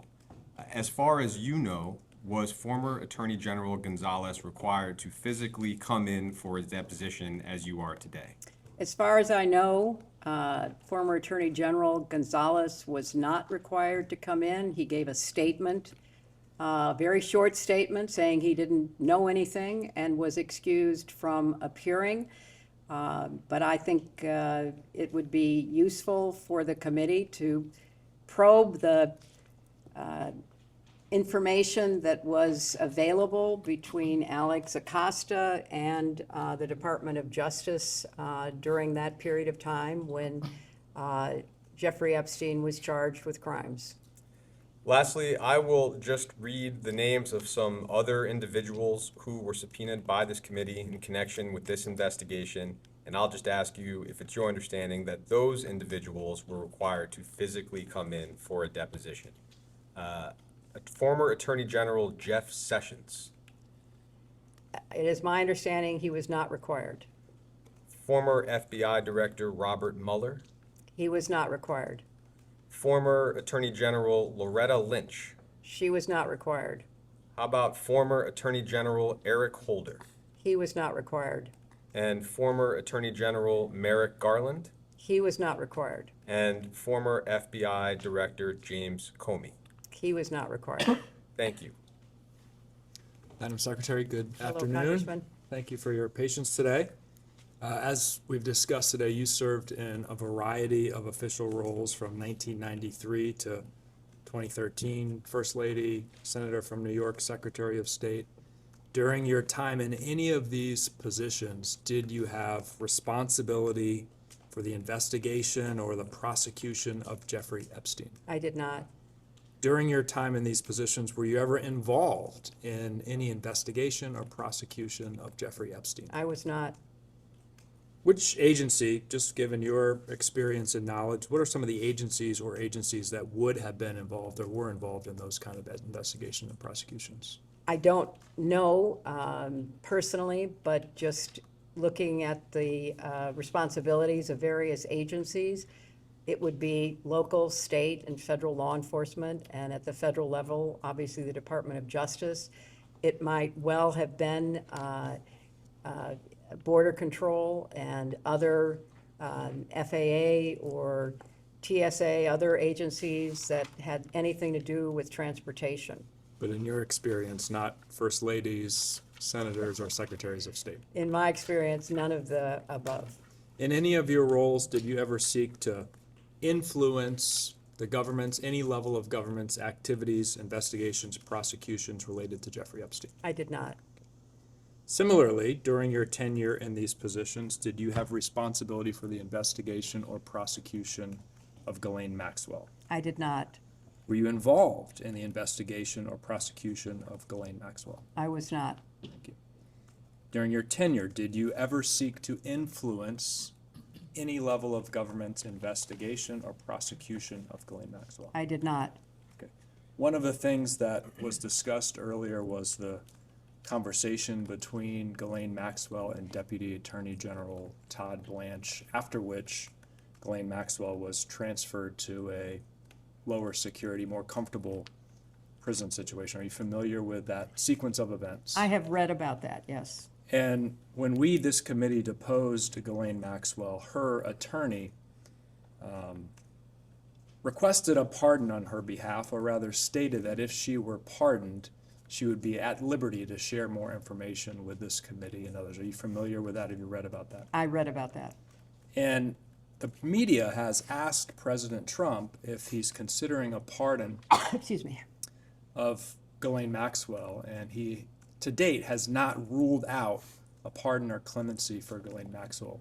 And because we've talked with you today about your role as Secretary of State in trying to ensure that there are stronger policies, laws, protections to prevent sex trafficking, child trafficking, human trafficking, I just want to ask you, from your perspective, what signal would it send to those in the United States or around the world who might want to engage in those crimes if somebody convicted of those crimes were pardoned by the President of the United States?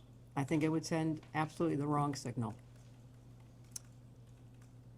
In your experience, I'll ask again, do first ladies or secretaries of state or senators oversee or involved in specific sex trafficking investigations? No, as I said earlier, Congressman, the Secretary of State has a responsibility to try to use diplomatic authority, the power of sanctions, to convince other countries to improve their laws and enforce them. In your opinion, and you've maybe touched on some of this, who should this committee be speaking to if we wanted more information on specific federal sex trafficking investigations, previous, current, future?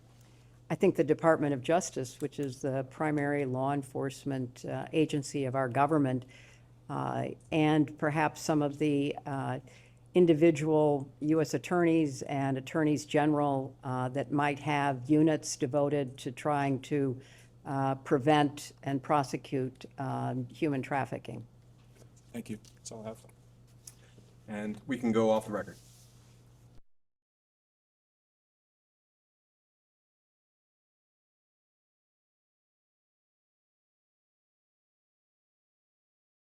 All right, we will go on the record. It is 4:17 in the afternoon. Mr. Burleson has a few questions for you. So I'm going to begin with some lighthearted, different questions. And you're welcome to ignore them or if you want to, but while I have you here, I just have to ask. So when your husband was president, it was Lawrence Rockefeller had an effort to try to disclose UFOs, UAPs. When you were running for president, John Podesta publicly stated that you would disclose these files if given the chance, if you had been president. Are you pleased to see that these files may be disclosed finally? I am pleased. As I say, I think they have to be carefully scrutinized so that no national security information is disclosed. But this is an issue of real importance to so many people, and I think whatever can be disclosed should be disclosed. Was there a program that specifically that was referencing that you were aware of?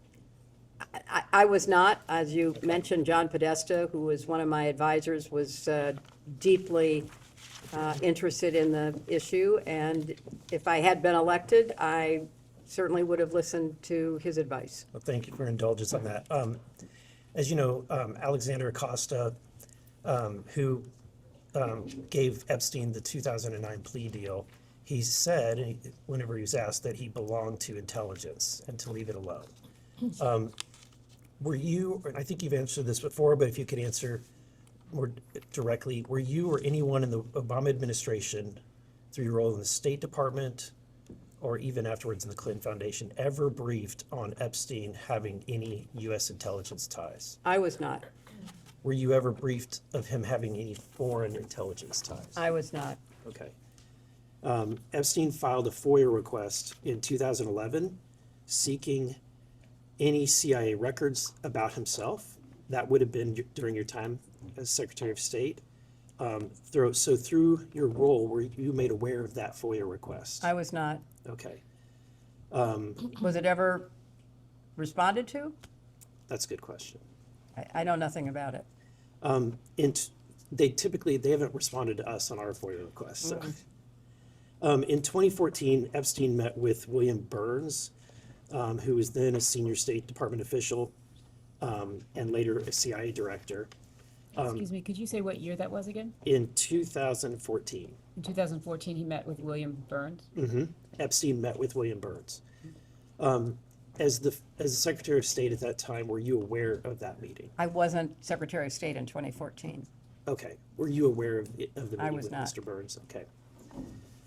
And finally, Ghislaine Maxwell's father was Robert Maxwell, who was widely reported as being Mossad or MI6 intelligence asset. Did in any of your conversations with Maxwell or people connected to her, did they ever mention Robert Maxwell's intelligence background or any ongoing foreign or domestic intelligence connections through your conversations or interactions? I have never talked to anybody about whether that is true or not. I don't know.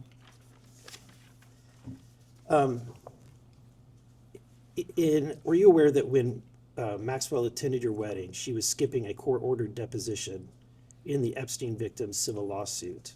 Excuse me, do you mean her wedding, or do you mean her daughter's wedding? Your daughter's wedding, I'm sorry. When she attended your daughter's wedding, were you aware that she was skipping a court-ordered? I had no idea. I don't know anything about that. Is this the first time you're hearing that? It is the first time I'm hearing that. But at the time, she was going through that investigation. I knew nothing about it at the time, and so I can't respond. Okay. Later, Chelsea vacationed with Maxwell in 2009 and reportedly remained. That was before the wedding. Before that, she vacationed in 2009, was reportedly friendly with her. Are you aware, what was the nature of that relationship? I think you've described it. It was a friendly relationship.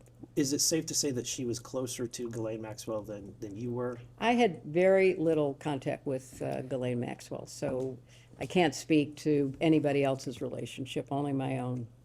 But it's safe to say that she was closer. I'm not going to characterize it because I don't know. Okay. Chelsea was also in attendance at the wedding in Morocco in 2002. It's also been documented that Epstein was there as well as Maxwell.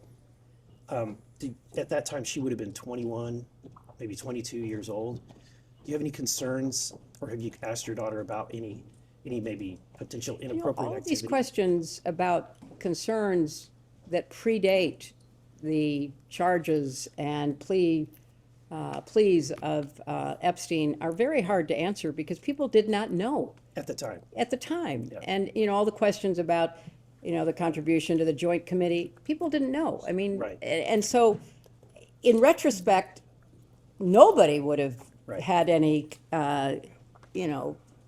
contact with someone like that. And, those people who continued to have contact with him after he pled guilty are in a different group because that happened and they still maintain contact with him. I think we're all experiencing that, where we're having a revelation of what we didn't know at the time, but in reflecting back, certainly it's appropriate to ask questions.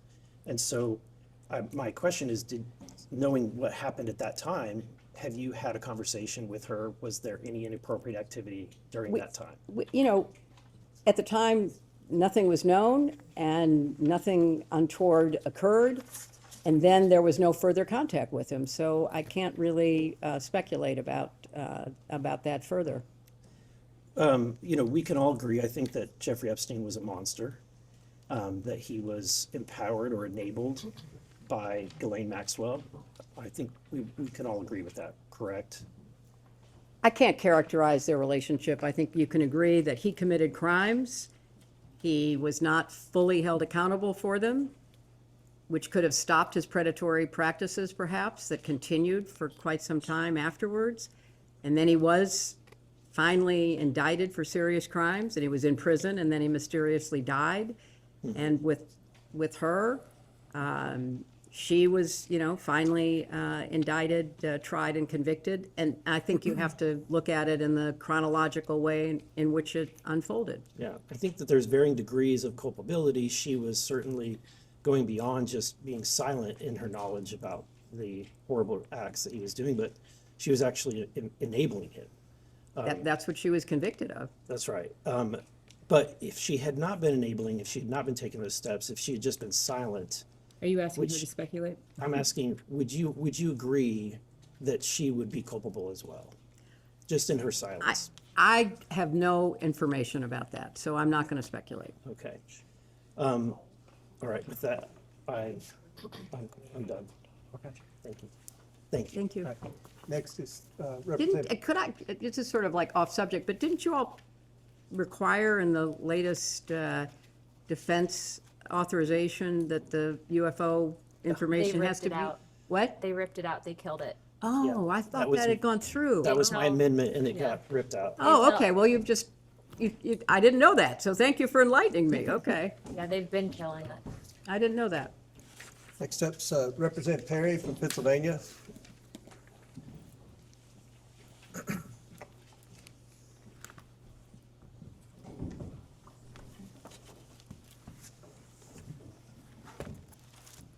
Good afternoon, Madam Secretary. Good Live afternoon. in a particularly beautiful part of the country. Thank you. Good for you. It's very pretty up here. Madam Secretary, once it was revealed publicly that you and President Clinton were connected, I'm going to use that term, to Jeffrey Epstein and Ghislaine Maxwell, did you discuss the subject with your daughter? I'm, not going to, talk about what I did or didn't discuss with family members, but I can tell you that it was something that was of grave concern to us. I imagine it was, and I know that look, I think we could probably get a long way here if we could discuss or have a view into your discussion with your husband. I suspect you're going to object to that. You're So- right, Congressman. Thank you for, But it granting seems me that. like these are reasonable questions. Did your, Well, but did Congressman, your daughter discuss it with you? Well, we were horrified by what was later, Horrified in what way? We were all horrified of what we learned about Jeffrey Epstein, Ghislaine Maxwell, the victims. right. But Right. did you discuss with your daughter, when you say you were horrified, the connection with her father and this Epstein episode? My husband's connection with Jeffrey Epstein began and ended before he was charged with any I crime. get that, but I And said- so in retrospect, we all say, oh my gosh, that was like horrific. And why didn't more people know? And why didn't more people speak out at the time? But I think the chronology is critically important.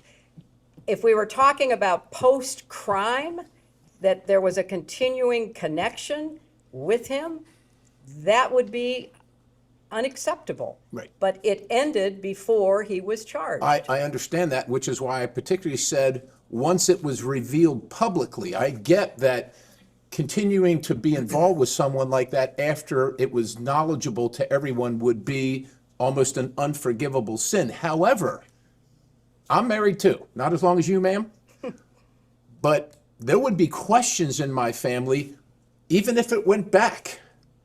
Before we were married, there would be questions, and so. that- I don't interrupt you, but I don't understand the question. So my question is, did your daughter discuss it with you? That was my particular question. I think, I can't recollect any specific conversation, but of course we discussed the horrific crimes that he was accused of. But nothing about her father's connection to it. Her father's connection began and ended Okay? before he was charged with crimes. Did your daughter ever mention to you that she discussed this matter with her father? I don't recollect that. Did you see the photos of your husband with young girls related to Jeffrey Epstein? I saw the few photos that my lawyers showed me. Did you also see the photos of your husband with Jeffrey Epstein and Ghislaine Maxwell? I have seen such photos.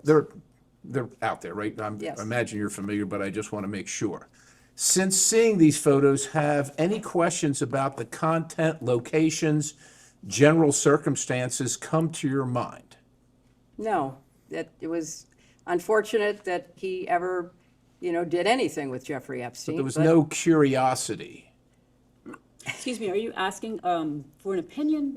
Or is there a fact that she can share with you that would be helpful? in Well, the I did say, investigation were and the there any questions? legislative purpose of the So committee? if I saw, I'll give you an example. If I saw a picture with my wife, it's just really hard to be relevant. If my wife saw pictures with me as a grown man, hanging out with obviously or close to underage women, regardless if it was before we were married or not, it would be a question. And so what I'm asking you is, did any questions regarding those photographs come to your mind? I am going to, just as clearly as I can state, say I don't see the relevance of your question, and I am not going to talk about conversations that I had with my family, especially my husband. And for clarity, are you all asserting spousal privilege?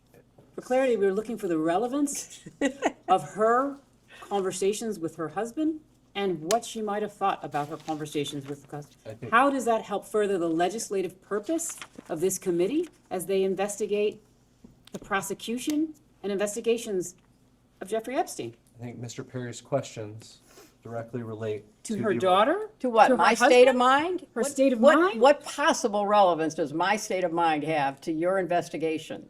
I believe Mr. Perry's questions, and Mr. Perry can step in if he would like, are directly related to her relationships With her husband? with Mr. Epstein and Ms. Maxwell, and her opinions as it relates to She's her here to give husband's facts, not opinions. I am not here to give opinions. I'm here to answer factual questions, and I have answered Okay. for many hours now that I had no relationship because I never met the guy to my best recollection. And I'm not with Jeffrey implying, Epstein. and you shouldn't aver that I've made that connection. I'm not implying that. Well, yeah, okay. You're still married, Madam Secretary, still That's married, very correct? true. Okay.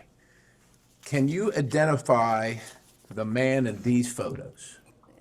I can't see them across the table. Let me get him a little closer. So, just for the record, you would like her to identify pictures of her spouse? You need her here to testify on pictures of her spouse? The 42nd President of the United States of America? That is my husband. Okay, yes. how about the location? I have no knowledge of the location. I have no context for the location. I know nothing about the location. If you were informed that that's on Mr. Epstein's plane that Would you like her to speculate based on your No, informing of that? ma'am, if you'd let me ask the question. If you were informed that was on Mr. Epstein's plane that is known to have frequented not only the island, but other locations where sexual abuse, horrific sexual abuse occurred, would you have any questions about those photos and who's in them? Objection, calls for speculation, states facts not in evidence. You can, I'm not instructing you not to answer. Well, no, I'm not going to speculate. I'm Okay. not going to. Do you know the names of any of the young girls in those photos with your husband? Whose faces are blacked out, Congressman, correct? I understand that. But the photos are out there. But are you saying she should be able to know who individuals No, I are think what that I'm they're- saying is that the that, photos are black? what I'm saying is that in a normal relationship, you would probably ask the person that you're sleeping with who that person in the photo is. There were so many things that I would like that to stay. I'd like that to stay on the record. Thank A you. question in which you could give a factual answer. Would be helpful. Are you aware of a single misstatement of fact from any person who you know or believe to be an Epstein victim? I have got no knowledge of all the statements of fact that So at this point, the answer would be no. I don't know. I have no way of Please knowing. don't mischaracterize her statements. Are you aware that your husband's name is noted multiple times in the Jeffrey Epstein flight logs? I think everyone knows that he flew on Jeffrey Epstein's plane, as did many other people, including Donald Trump. Understood. I don't know about that last one, but did you ever discuss that fact with anyone or any organization, that your husband's name appeared on the flight logs? I don't recall. I mean, I've talked about it with my lawyers and others assisting in my preparation, but I can't recall specifics. Are you aware of trips made by your husband on Jeffrey Epstein's numerous helicopters, whether piloted by Ghislaine Maxwell or anyone else? Objection. States facts not in evidence. I've never heard that. Are you aware of the allegation? No, I was not. The allegation does exist in the record. Is that something you're curious about, Madam I Secretary? have no awareness of it. Questions are complete. Thank you, ma'am. Next questioner is Ms. Bobert from Colorado.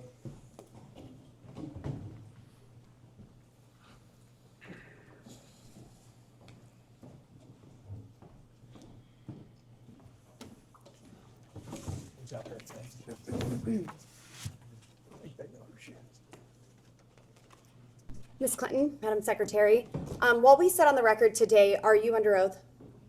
I am. Okay. Have you ever lied while being under oath? I have not. Have you ever lied in a deposition? I have not. Okay, thank you. Have you ever transmitted any information to Epstein or Ghislaine Maxwell about the United States government? I have not. As has been mentioned many times here today, Bill Clinton flew on Epstein's plane at least 26 times, multiple international trips from 2002 to 2003, often with Maxwell. When and how did you first learn of these trips, and did you discuss them or review them with him prior to taking the trips? It's a compound question. I'm going to object to the latter part of it and instruct her not to answer on the grounds of When and how did you marital- learn of these first trips? Of these trips? I don't recall how I learned about them. I knew that he was traveling on a number of different planes owned by a number of different people, and I don't recollect having conversations about the planes. We talked about the work. We talked about the meetings that he had. We talked about his efforts to try to persuade countries to invest in low-cost And AIDS did you drugs. discuss who he That's would what be we talked traveling about. with? I did not. I don't have any recollection of that. Ms. Clinton, when did you first learn that your husband was spending time extensively with a registered sex offender? He did not after, he was convicted years after Bill stopped having any. Were there any connection. activities that raised any red flags to think that he could be charged of sex crimes during the time Are you that asking if Clinton? she has awareness? Yes. Of Jeffrey Epstein? Of any red flags being brought to your awareness, to your family's awareness, while your husband was spending time with Jeffrey Epstein? I have no recollection of anyone bringing any red flags to me. So have any of the victims of Epstein or Maxwell ever reached out to you in any way? I don't recall that. For you do not recall any reason a victim may have reached out to you or your counsel? Excuse me, the Question was, does she question's asked and recall answered. whether or not I any asked victim any- reached out to her, and she said she did not have an awareness of that. Moving on, Ms. Clinton, are you aware of anyone ever telling your husband that they had damaging information about him that they would release? I have no awareness of that. Did Epstein ever ask you or Mr. Clinton for any favors of any kind? I never talked to Jeffrey Epstein. Did Maxwell ever ask you or Mr. Clinton for favors of any kind? She did not ask me. Did Epstein have any connection to or association with the Clinton Foundation? There's been the allegation that he did, but I don't have any factual basis for knowing one way or the other. Okay, and we have discussed today the small amounts donated historically, and the $20,000 to your campaign, the 1999 Senate campaign, $25,000 via affiliate. Excuse me, could you state for the record, it was not to the campaign, so if you wouldn't mind just stating. $20,000 to Hillary's 1999 Senate campaign? No, it was a That's joint. inaccurate. It was a joint Okay, state campaign joint campaign, okay, sure. fund. Okay, so we have talked about those connections. In past public statements, as in 2017 speeches and interviews, you described Pizzagate as a baseless conspiracy theory, alleging you and others ran a child sex trafficking ring from a Washington pizzeria basement. Have you reviewed any 2025-2026 Epstein files that were released that you believe reference or relate to those specific 2016 claims regarding the Podesta emails, Comet Ping Pong Pizza used as code possibly?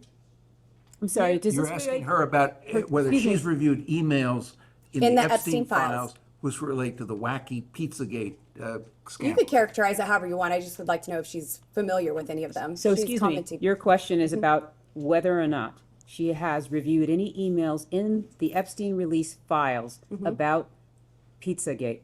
Correct. Pizzagate was totally made up. It was an outrageous allegation that ended up hurting a number of people, that caused a deranged young man to show up with his assault rifle and shoot up a local pizzeria. I can't believe you're even referencing it. You should be. There are connections to the language. Well, I'm the not talking QAnon about- people believe there are, so. I don't know what QAnon have at people it. believe. Have at it. But you've accused certain parties, and I think even right now today, of promoting slow walking or information in ways that fuels conspiracies. In your view, did any Epstein-Maxwell related investigations or file handling pre or post 2019 contribute to or intersect with the spread of Pizzagate style theories about Democrat figures? Objection. I have Calls no for way an of answering. That is the impossible amount of most speculation. ridiculously. Have you or your representatives identified any Epstein file content that has been misinterpreted online to revive those claims? And what steps, if any, have you taken to clarify? Again, object on the ground of I think that this is all very speculation. reasonable. Well, first of all, I don't follow the crazy conspiracy stories that are online. I regret that anybody does. I find it quite sad, but also disturbing that people would believe some of what is put forth, like Pizzagate. So I have taken no steps to review anything Do you think that might pizza- have any connection to something which I think is totally bogus. John Podesta, your 2016 campaign chair, appears in some Epstein file contexts. Social overlaps or mentions. Were you aware of any of the Podesta-related communications in the released files? Can you that have- please provide examples or the evidence that you would like us to review or the exhibits that reflect that in I order can- for I her can to get- be able to I do can get that? some I mean, exhibits somebody and starts pause with this Will you question speak to in the that when you meantime. provide those? I will get those, and I will skip that question The until Congresswoman we can. asked generally if she's aware. Generally, she is asking if she's aware of specific information that is in the files that you all are relying on. Please provide the witness with copies of that materials. Doesn't know or has no recollection, she's welcome to state so. We're also welcome to actually see the information that you're speaking And to. again, the representative is asking general. I mean, general really, questions I she's mean, I familiar. expected a lot of interesting questions today, but Pizzagate was not on my list. That's okay. We're asking all sorts of things here. You certainly are. You certainly are. We're just trying to get the truth out to the American people Well, that and would get be some clarity. very helpful. Are you aware of any files that were on Anthony Weiner's laptop in a folder that was titled insurance, life insurance, with a zip file titled Excuse me, frazzle? I'd like the chairman's this is ru- no, way I'd like outside the the chairman's scope. ruling. This Is is this way within the outside the scope? scope. This- Is this within the scope, Mr. If Chairman? the chairman rules that it's not within the scope, I Mr. have other Chairman, based on what questions. you said in the public hearing, is this within the scope? We can go off the record for a moment. to Mr. confer with the Chairman, is this chairman. within the We'll scope? go off the We'll go off the record and can talk.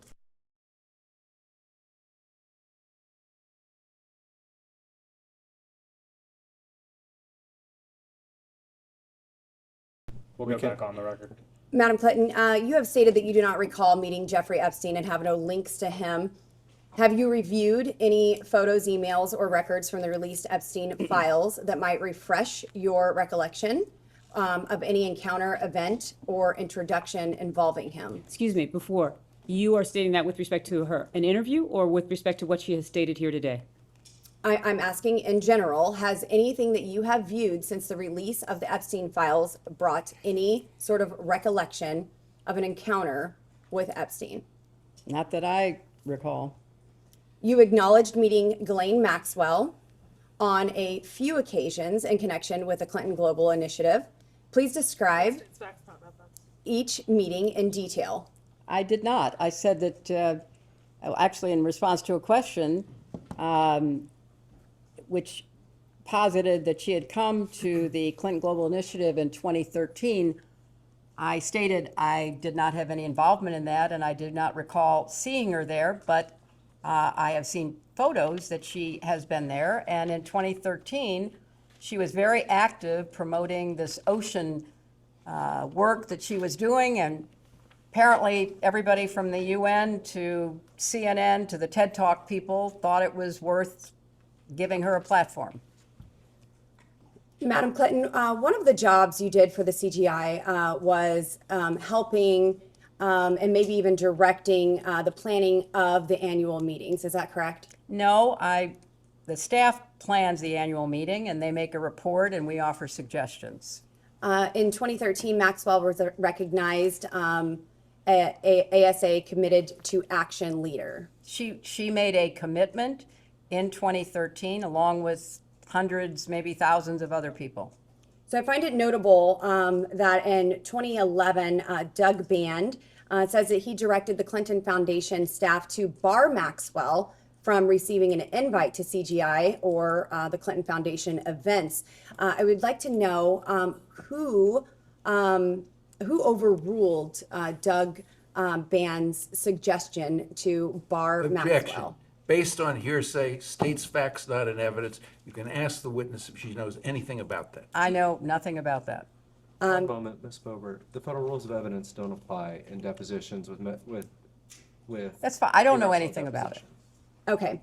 And so would you also not have any indication that who she was personally recommended by to receive such an I award? was Secretary of State. I was not involved with the CGI planning or operation. Your husband during that- presented that award, or is that true? I have no idea. Okay. And then just a couple of more questions. Regarding the Epstein files, there are many files where Jeffrey Epstein seems to speak as though he does know you personally. In one file, EFTA 006571115, Mr. Epstein is commenting, and he quotes, "Hey, Hillary Clinton is much prettier in person." This was Tuesday, September 20th, 2011.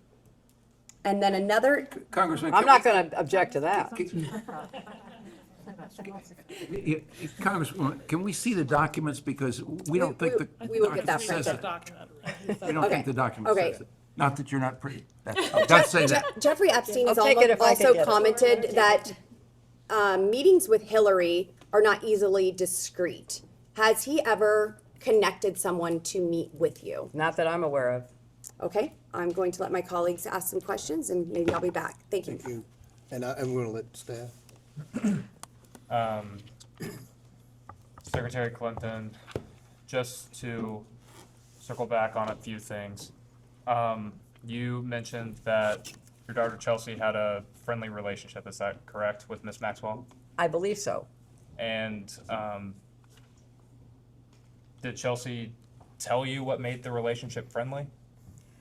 Again, it was through Ted Waite, the longtime friend of ours. That's how, I certainly met her. So Chelsea met Ghislaine Maxwell through Ted Waite as well? I believe that's right. And I believe you testified earlier, Ted Waite's been a family friend for like 30 years or something to that effect. Early 90s, yes. And having a friend that long, did you never discussed Miss Maxwell with Mr. Waite? I don't discuss the relationships of my friends. That's up to them. And so to be clear, you never discussed Miss Maxwell's relationship with Mr. Waite? Not that I recall. Shortly, as my memory is that shortly after the wedding, on July 31st, 2010, shortly after that, they broke up. And shortly after that, he married somebody else. I know nothing about the relationship. I'm just describing what I believe was the chronology. Understood. And upon that breakup, as you said, Mr. Waite never said anything to the effect of why they broke up? Not to me, he didn't. Circling the 2013 CGI annual conference has been brought up on a few occasions today. Yes, indeed. I believe you said you did not remember seeing Miss Maxwell there, is that correct? I do not recall seeing her there. And you had no interaction with her at all? Not that I recall.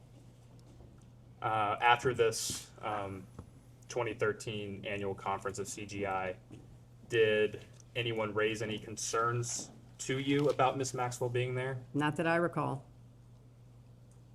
Did, separate from just the 2013 event, did Mr. Band ever raise concerns about Miss Maxwell to you? Not that I recall.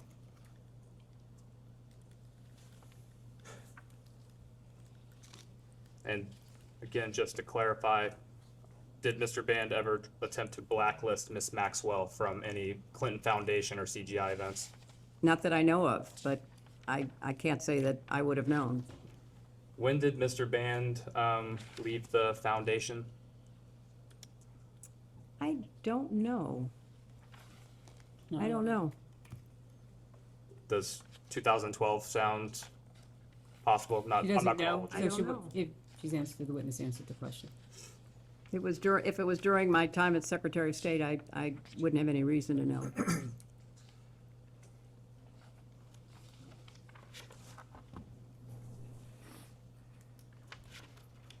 Who would have final decisions over the list of individuals or entities that would get recognized at a CGI event? It was a staff decision. If the staff made the decision, would the board have any input on that? Not that I'm aware of. They might make suggestions as to people that should be contacted or followed up with, but I don't know specifically, and I certainly don't know anything about her involvement. Understood. And suggestions, what type of suggestions would they make on individuals or entities? Oh, they might say, you know, this person's doing great work on affordable housing, or this person has done some really exciting, hygiene work, trying to improve the well-being of people in some countries. It would be things like that. So maybe invite this person because we can maybe introduce this person to somebody who's interested in doing the same kind of work. And maybe they can make a commitment together. Are you aware of President Clinton having a lunch or other type of meal with Ms. Maxwell in 2014? I don't recall knowing that. Have you since been made aware of that fact? Yes, I have been. And was that in preparation for this deposition? It was. Are you aware of any other more recent meetings between Ms. Maxwell and any members of your family? I am not.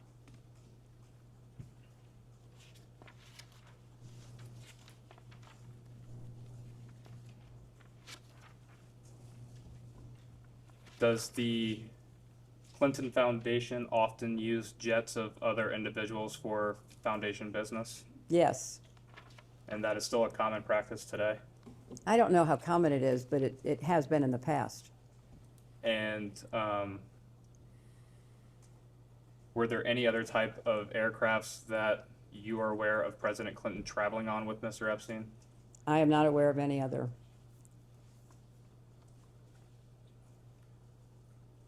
Secretary Clinton, do you know who Nicolas Sarkozy is? I do, the former president of France. And do you recall when he was president of France?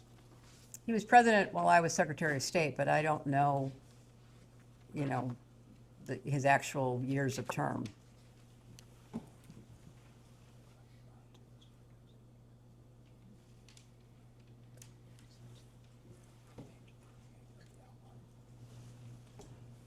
I'm going to introduce as Majority Exhibit 17 an email from the Department of Justice's release of Epstein-related files.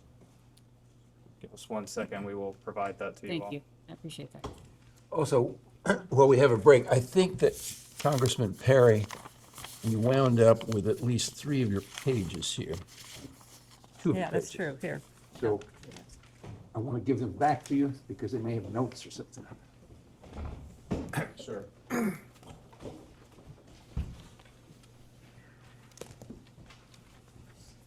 Thank you so much. I appreciate that. Thank you. Yep, okay. Secretary Clinton, this is a email. The top of the page says to a Oliver Colomb. I will stipulate to you that he was an advisor to President Sarkozy. It is date stamped EFTA 01949592. The original email here is from Mr. Colomb, and he asked, could you organize a discreet meeting between Sarko and Hillary Clinton in New York? If not, who should we ask? Mr. Epstein replies, meetings with Hillary are not easily discreet. When? We started to touch on this earlier. Are you aware of Mr. Epstein or any of his staff reaching out to anyone on your staff to set up a meeting? I am not aware, and I find it kind of weird because I know Sarkozy, he would not have needed, if somebody was seeking a meeting with me and Sarkozy, he would not have needed to go through anybody else. He could have contacted me directly. Understood.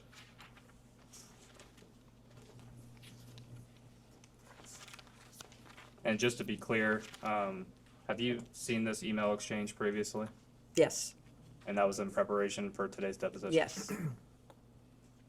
But no prior awareness of this email None exchange? whatsoever.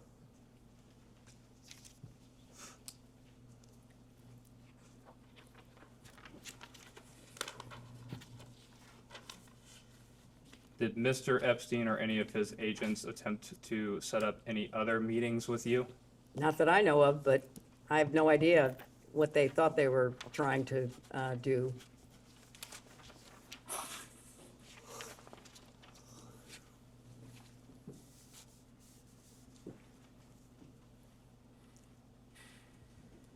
Secretary Clinton, we've touched on this a little bit, but just to make sure the record is totally clear here, you have said that you have never been to Mr. Epstein's island, is that correct? You You've know never what? been. I am so tired of answering that question. If you have one scintilla of evidence to the contrary, put it forward. I have never been on his island, period. I've never been in his homes, his offices, his anything. So I don't know how many times you have to say the same thing over and over and over again. And I just am struggling with the relevance of all of this. But no, I never have been. And based off that response, that would include you've never been to Mr. Epstein's Manhattan townhome, I have not. his New Mexico ranch, No, I have not. his Palm Beach residence, No, I have not. his Paris apartment. Didn't know he had one. Haven't been there.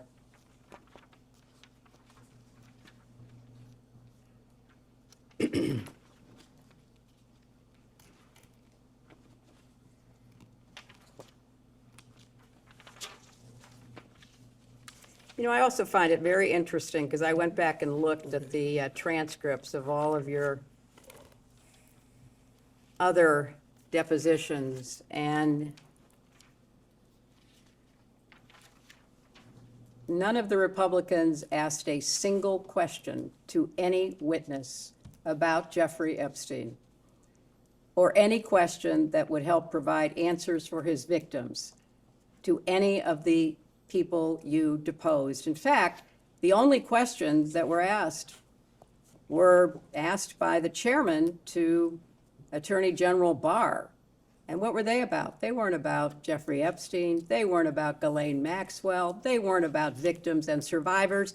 They were, General Barr, I may jump in for a couple of questions.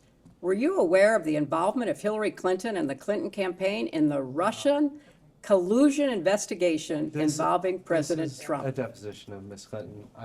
Well, I'm just saying, you have kept me here for hours asking the same questions over and over again. I've given the same answers over and Madam over Secretary, again. we Not will- a single Republican give us at just a any moment. of your depositions has asked a question about Epstein or Maxwell.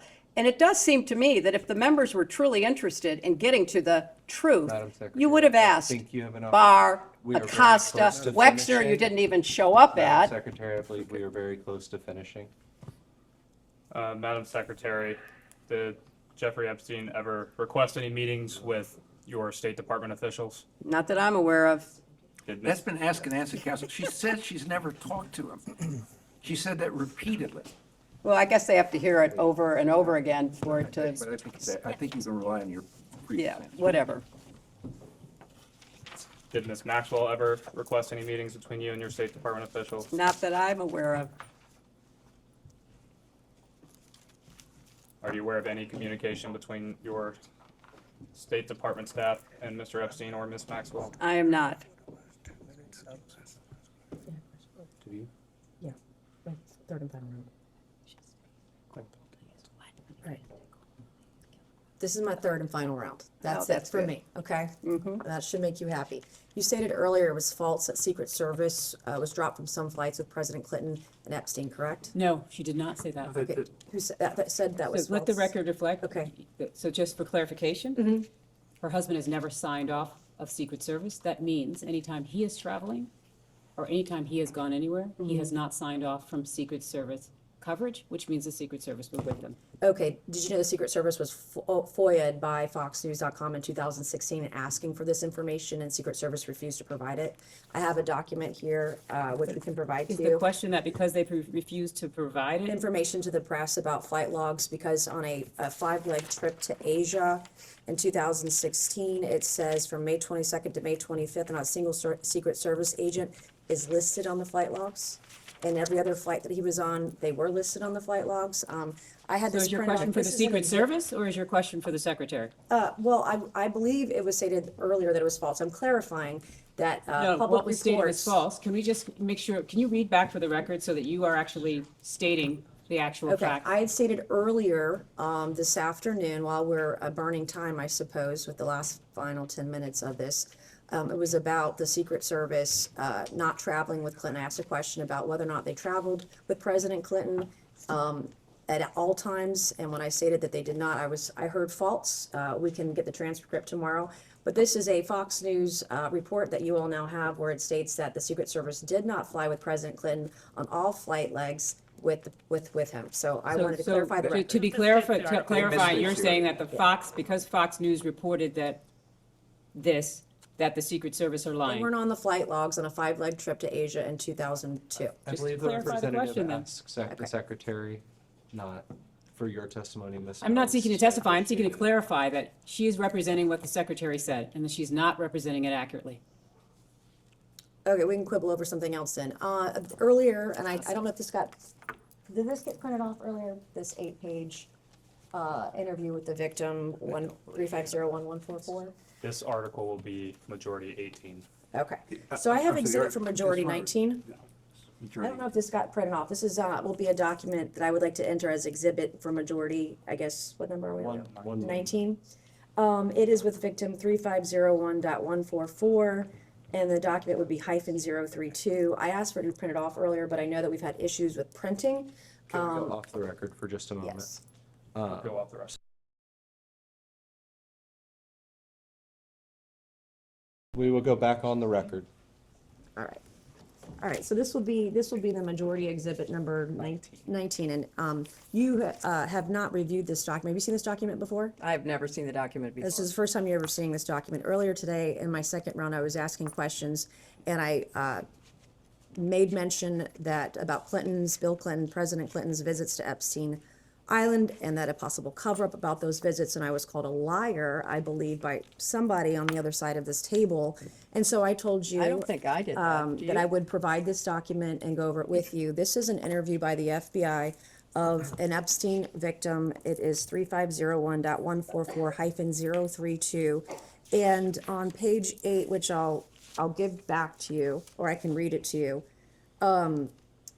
I'll give it this back. If you can read the last You can read, then. sentence. Would you please read? I'm not interested in reading something. I have no idea what it is. Do you want to read it? Go right ahead. Okay, I'll read it. I was called a liar over this. So this particular victim stated on the record in an interview with the FBI, Epstein wanted blank, the name of victim number 1, to say that blank, victim number 2, was a liar and that President Bill Clinton was never on Epstein Island. So I stated earlier for the record that Epstein directed victims to lie about your husband's visits to Epstein Island. I was called a liar. This is the Excuse me, you were document. called, that is not accurate. The record will reflect, and the court reporter can read it back with respect to whether or not President Clinton had ever been on Epstein Island. If somebody had represented that would not be accurate. So I said that was nobody Jeffrey made a Epstein statement about directed you. that Jeffrey Epstein directed this victim to state a lie about Bill Clinton never visiting the island. Now on page 7, for the record, which I know you've never seen, there's a fully redacted paragraph, and that fully redacted paragraph in the unredacted files of the DOJ reveal that President Clinton, it redacts his name, and it also discusses notepads that the victim wrote down in phone calls with Jeffrey Epstein because she was told to lie about another victim and lie about Bill Clinton's visits to Epstein Island. I don't know why this information is redacted. And also the attachments in this file, by the way, there were notes. You cannot see those at the DOJ. They are still redacted, which is the reason we're here today. We want to get to the bottom of this and get the truth. My next question is... Excuse me, was there a question? I'm making a statement. I want to know if she's ever seen this document before, and she was aware. I was called a liar earlier. This victim was told by Jeffrey Epstein to lie about Bill Clinton's She answered visits that to... question, Okay. Congressman. I was just answering the question for the attorney. I have majority exhibit number 20 that I would like to enter into the record. And this is page 88 of a federal case between Virginia Giuffre and Ghislaine Maxwell. On page 88... Could you hold 1 second? Oh, that's different. There's going to be 20? Yes, sir. Could you hold for 1 second, please? No, this is something else coming here. That's 20, I think. That's 20, right? He has in his hand 20. Well, your in your hand is The other redacted page that we handed out was the cover page. a printout we got from the other document to hand to you guys, the exhibit 19 she was talking about earlier. So we should be looking at Exhibit 8 right now. Is that right? Correct. And not anything related to the other document? For the Correct. record, it is labeled Exhibit 20 but the actual document states Exhibit 8 on the front. That is That was just the cover page. I had Yes. printed off just because these documents Full are hundreds of clarity. pages. I'm not an attorney. No, got it. And just to be clear, it's a single page as some exhibit to a court filing, and That's hundreds of pages long. There are 2 pages. could you please represent for the record what court filing this is and what the title of the document is? This would be the Virginia Gouffre v. Maxwell federal lawsuit. It's case 115 CB 07433-LAP, filed on the 1st of January 2024, and it's page 88 of that What's documentation. the title of the filing? It's the lawsuit. Well, there are many. I don't have the pleadings in cover lawsuit. Is it a page. I don't have the complaint? cover Is it page discovery? for- Is it interrogatory? in that document. We don't know what this is? Okay. Can we take a minute to read this, please? Thanks. It's the first shaded paragraph I'm going to ask about.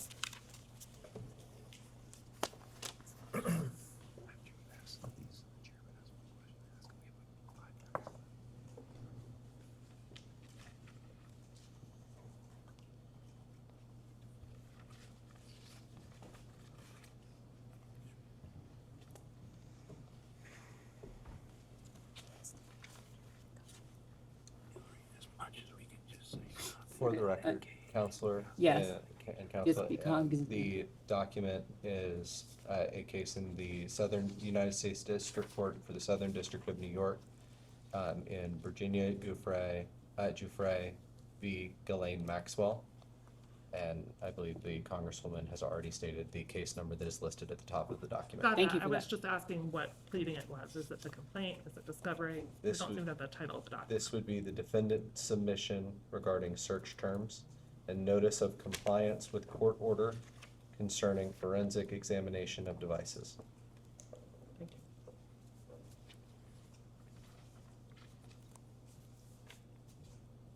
Ready?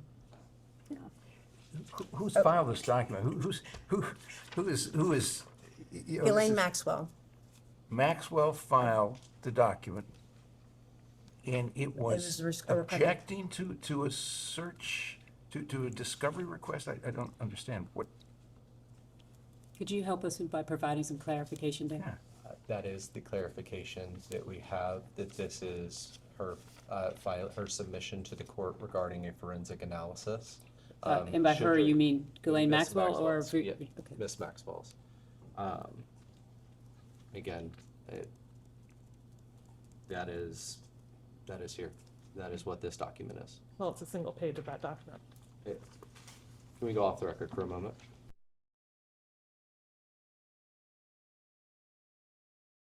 We will go back on the record. May I ask my question? Okay, so court filings, in this particular court filing, it lists you among 13 specific witnesses for whom Virginia Gouffre was seeking all communications. There are no allegations against you, but why do you believe you were included on this list with people like Prince Andrew, Alan Dershowitz, Amy Taylor, the Dubins, Jean-Luc Brunel, Bill Clinton, and yourself? Objection. This calls for speculation. It's a partial document. The witness may answer if she can, but it's a list of names in a search term description. I have no idea. Did you know at any point that your communications were sought after in this lawsuit? I know nothing about this. So you were never made aware that your name was mentioned in this lawsuit? This is the first time I'm seeing this. No one's ever spoken to you about your name in a lawsuit?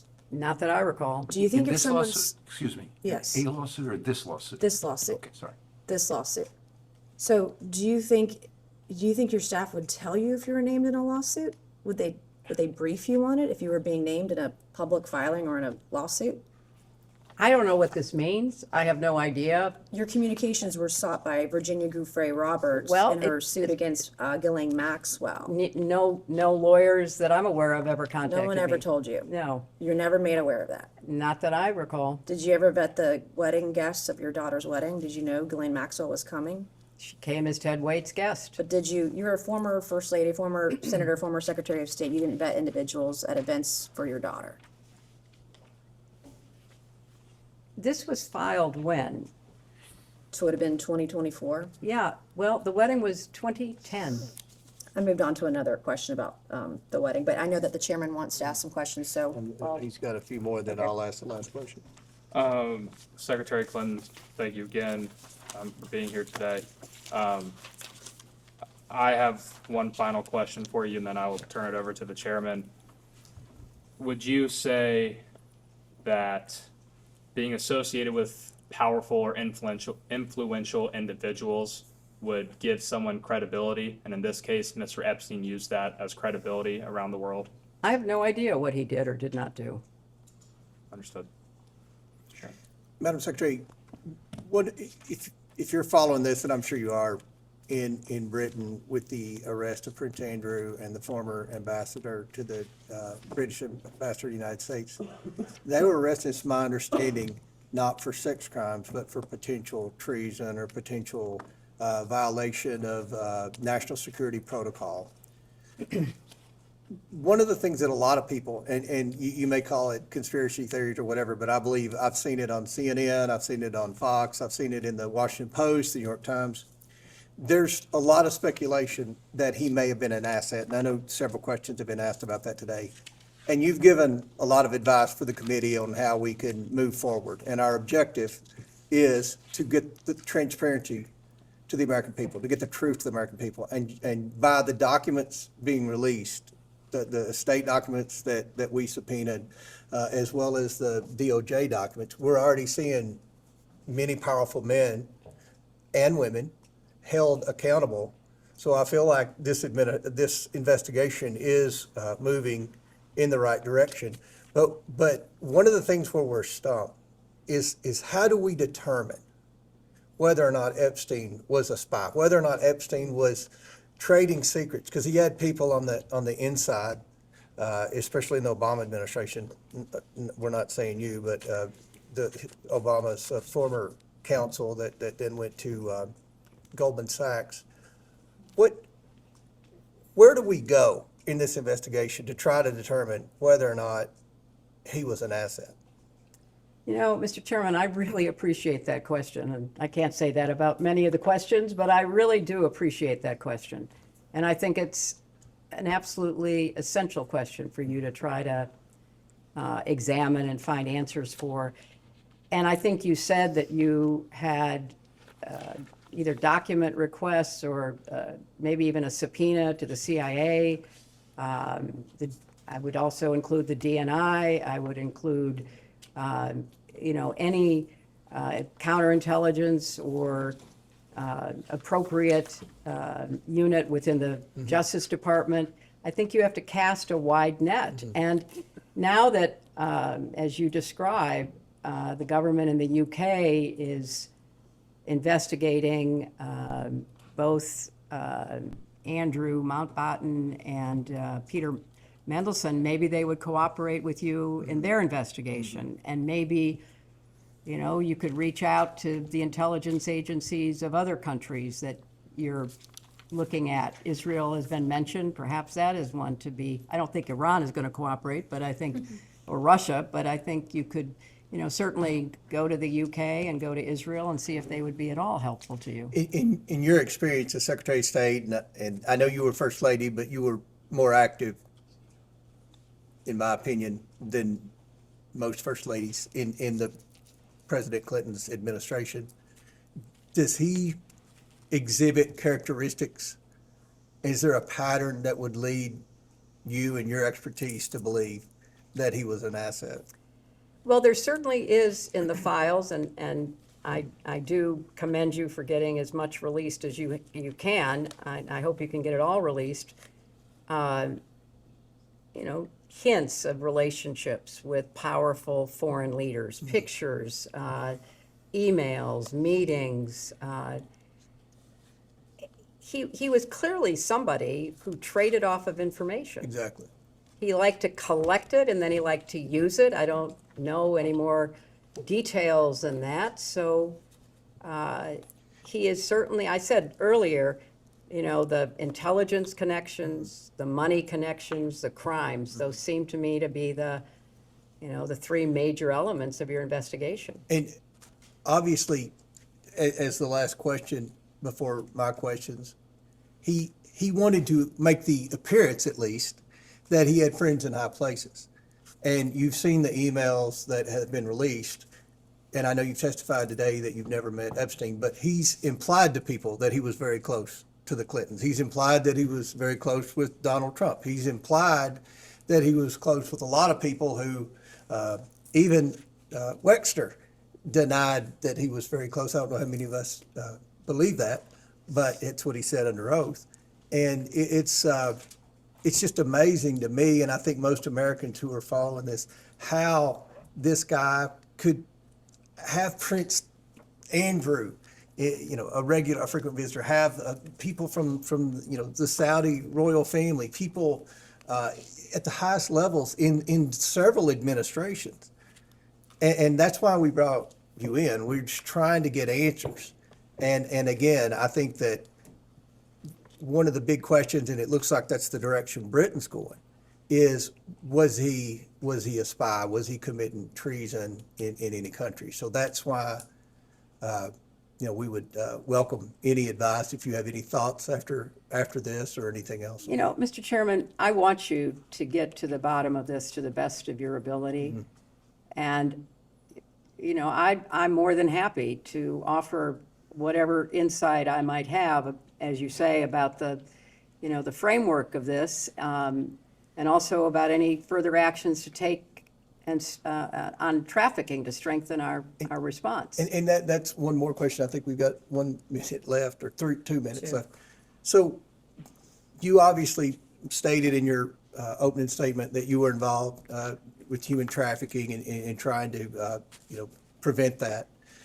With what you've seen in the files, what Epstein was doing with those girls, recruiting other girls to come in, does that meet the legal definition of human trafficking, or is it more of prostitution? Because one of the things that we want to do at the end of this investigation, and I think Ms. Mace will play a big role in that, and Ms. Luna and Ms. Simon and all the members in both parties, hopefully, is trying to strengthen the human trafficking laws. And some people have suggested that based on what they've seen, maybe some of that wouldn't have, the government could have prosecuted him on human trafficking because it didn't meet the definition. Do you have anything to add? Well, I don't know all the specifics that you have at your disposal, but I've also read in some of the press that he was importing women from other countries.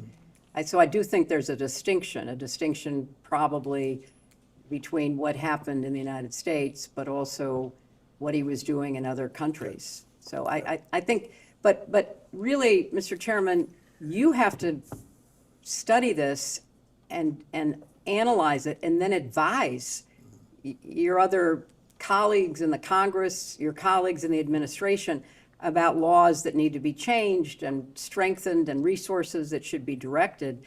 Because at the end of the day, girls and women were abused, whether they were abused through solicitation of prostitution and the lies and the promises that were made to these, you know, young women. And that in itself is just despicable. But then a system that, you know, got close to customs agents, got close to local prosecutors. I mean, this man was a master manipulator, a con artist of the nth degree.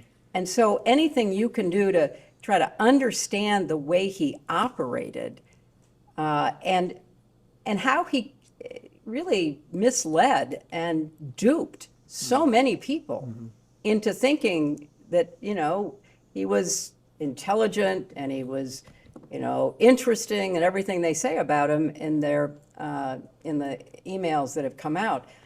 So that would be a great public service to try to really understand this and to break it down into the different categories that you're looking at. Hopefully we can do that in a bipartisan manner. I believe. We'll go off the record. Thank you.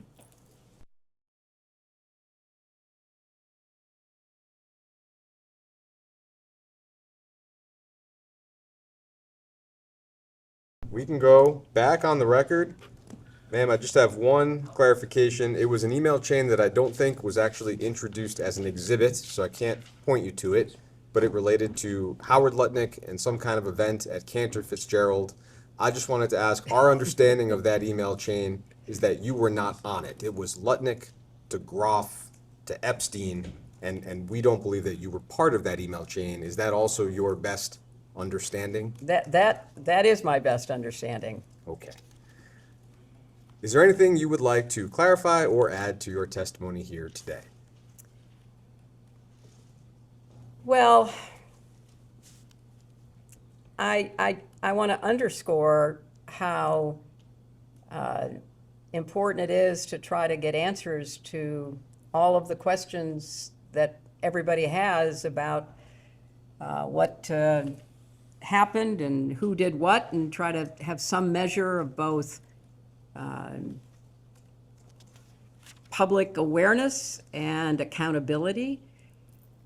So I've answered these questions to the best of my ability, and I,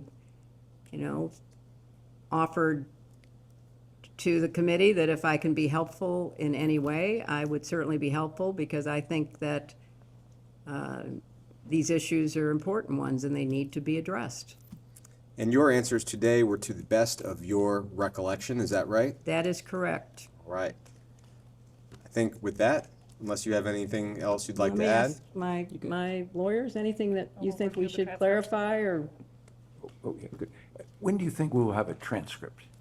We can go off the record